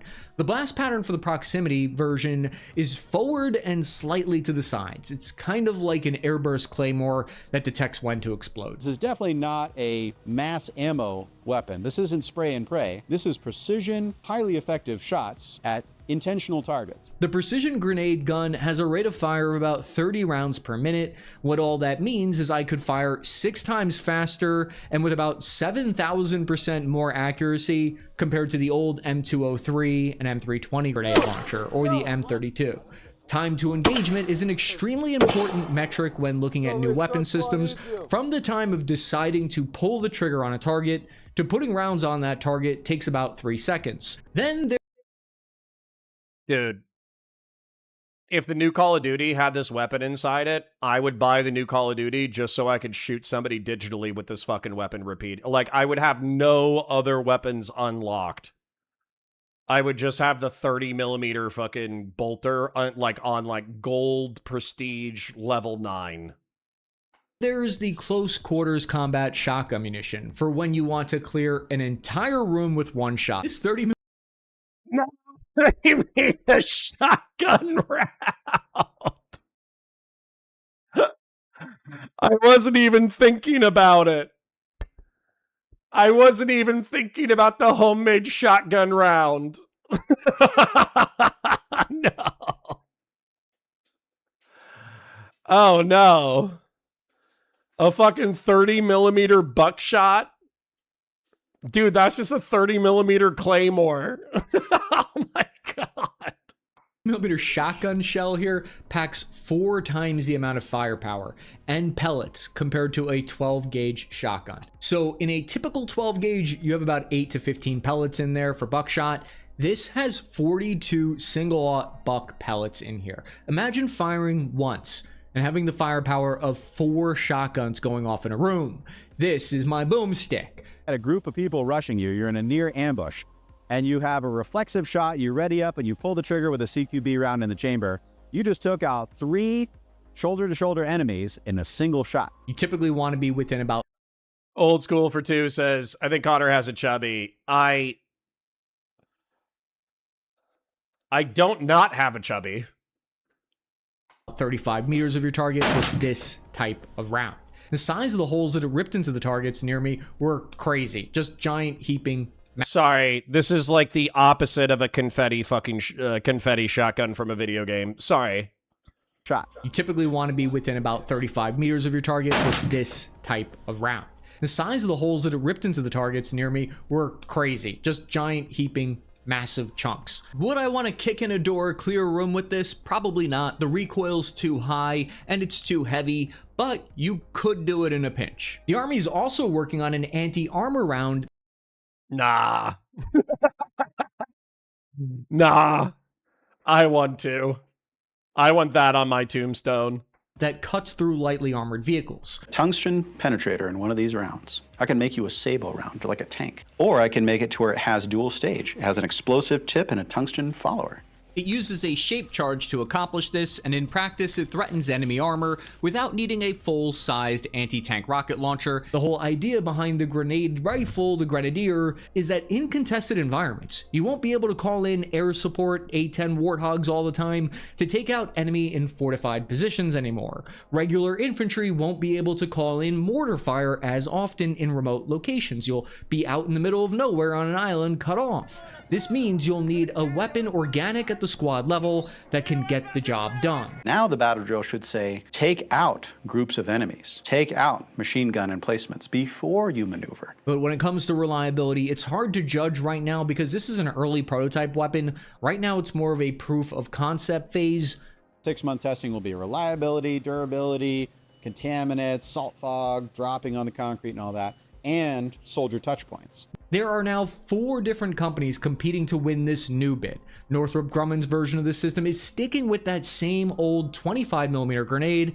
Barrett, Mars, and FN are using a 30mm grenade, and Rheinmetall is using a 40mm system. The US Army has been trying to field an airburst grenade rifle since the early 1990s. So what is different here? Because HK failed with their 20mm XM29, the OICW program, and then they failed again with the XM25, the 25mm Punisher, and they failed with the XM109 sniper grenade rifle. There were several reasons why the XM25 failed, that these weapons are attempting to address those problems. This new variant from Mars Inc. is said to be about 50,000 or less per unit once the design is fully completed. The XM25 was too heavy, its fire control systems didn't work well, and the whole thing was too expensive at about 100,000 per gun. Troops didn't like the bullpup style of the old weapon. Bullpups just feel gross to a lot of soldiers. The XM25 had a double feed issue that simply set off an ammo's primer once, and that round didn't explode fully, but it allegedly slightly injured the soldier firing it. Either way, that alone was a major safety concern. Then there are a number of rumors. One is that HK went back on their contract with a company, ATK, to deliver additional prototypes of the XM25, and that led to the Army canceling the program. ATK did then sue HK, and there's rumors that HK used an old Geneva Convention that bans using smaller, under 400 gram exploding bullets as a way to kind of get out of the whole weapons program. They eventually settled out of court, and the program was then shelved. Each of the competitors brings something different to the table, and over the next 14 months, the Army will slowly down select to a winner and attempt to field it by 2029. But what do you guys think of your first early look behind the curtain at the precision grenadier gun? Would you want one of these in your squad? Would you want 2? Or would you rather stick with your old M79 Thumper from Vietnam era? Check out this video and look. So, Andy says sniper grenades just aren't really practical for a whole lot. I agree. I think 2 for a squad is probably overkill. I think 1 for a squad would be sick. But I can't help but feel that it's a rule of cool thing, not a pragmatic thing. So for instance, like we saw the Grand Thumb video where they had like specific anti-drone assault rifle ammunition that was kind of like airburst. It was like dummy airburst. But as a result, they could just like pelt the sky with dummy airburst anti-drone ammunition and take it down. Whereas lining up one specific shot, only having 5 shots, only maybe having 25 grenade rounds per grenadier, also being reliant on like a super expensive gun, $50,000 per weapon compared to probably less than 2,000 for every assault rifle, less than 10,000 for every sniper rifle. There's just a lot of cost there, and the benefits are kind of fucking niche. So for me, it's kind of like a rule of cool thing. But what I hope, because I think this would be awesome, is $50,000 is too much. You know, I don't, shit. Even if I sold my kidney, my testicle, fucking my skin when I died, all that kind of shit, I still wouldn't have $50,000 for a civilian version of this weapon. But if Mars made a 25mm or 30mm that they were capable of mass producing, and then they made a civilian version that fired 30mm fucking slugs and or the Ginsu slug, or if they made like the fucking buckshot, I mean, I don't think there's technically any prohibition against excessively large firearms. It's obnoxious, but it's so fucking cool. Holy shit, I would love to shoot a 42 buckshot round or a 30mm slug, and I would happily pay a testicle and a kidney for the privilege. So, anyways, we are at 2 p.m. Let me go ahead and thank everybody who donated today. We did have a good day, and I want to thank you guys for oiling and chipping away. It was beautiful. I do appreciate you. So, Old School with the 2, Shapingra with the gifted 10, Shapingra with the gifted 5, Skillwalker with the 50, thank you for the Oil King, Doobie with the 10, Horse God with the 5, Shapingra with the 5, Shapingra with the 5 gifted, Doobie, Old School, Miradol, Doobie, Real Serious, Doobie, Old School, Doobie, Fashion 40, Old School, Fashion 40, and Fellrunner. Thank you, kings and queens, not only for your viewership, but thank you again for your donations. I am going to go use the restroom. I am going to lift weights. I'm going to go for a walk, and then I'm going to work on post-recorded content. And thank you to you beautiful souls who call this community your home. I really do appreciate it. Andy B says, time for flechettes, baby. It's only a war crime if your side loses. It's not a war crime the first time, and it's not a war crime if you're having a good time. Fellrunner says, I knew this video would make him happy. I know. Plague Doctor 88mm says, murder boner is real. It happened to me. Andy B says, anti-armor thermite round. Yes, that would be sick. Connor, you can put it in Connor's Discord. True. I got a few DMs I need to check. Sniper grenades just aren't that practical. I addressed that one. Bullpups are Euro trash. True, but there's something about the bullpup from Halo, the bullpups from God, I forget the video game with the Hellgast, Killzone, and the bullpups from I guess the bullpups from Killzone and the bullpups from Halo are my favorite. Well, QC John says, laugh my ass off. Venison, turkey shoot, rabbit, a few squirrels. I think I still have 5 pounds of dove breast meat. Jesus. This is the same thing said back in 98, 05, 07, 09, and they will have the same issues. It's a niche weapon system that won't be adopted. I know, but rule of cool, you know? Rule of cool is the main rule. Best case, it's going to be a crew-served weapon at the platoon level, maybe. No, not that I've seen weld. I saw those were in Alaska when I visited. Interesting. The Founding Fathers allowed cannons to be privately owned, so why can't we have a 30mm mini cannon? I agree, and I'm with you. Conservatism says 07 using a cog, thank you. It was Caribou, nice. I heard you like chonky barrels. I do. But I am going to go try to be the man that I pretend I am by being relatively sane, working out, taking care of my job, taking care of my community, taking care of my family. And I know you guys, a healthy chunk of you don't believe in God or whatever, but I'm going to go try to be the man that I think that if God exists, the man that he wants me to be. And the man that he wants me to be is not a pussy. The man that he wants me to be is a good person who takes care of my family. The man that he wants me to be is somebody who takes life's challenges on the chin, maintains a sober level of understanding about reality, and isn't a pussy about life's difficulties. So I'm going to try to not be a pussy and go live my life. So, I parasocially love you guys. Thank you so much for the viewership. Thank you so much for the support. I hope you have a beautiful day. I'll see you tomorrow on Valor Media.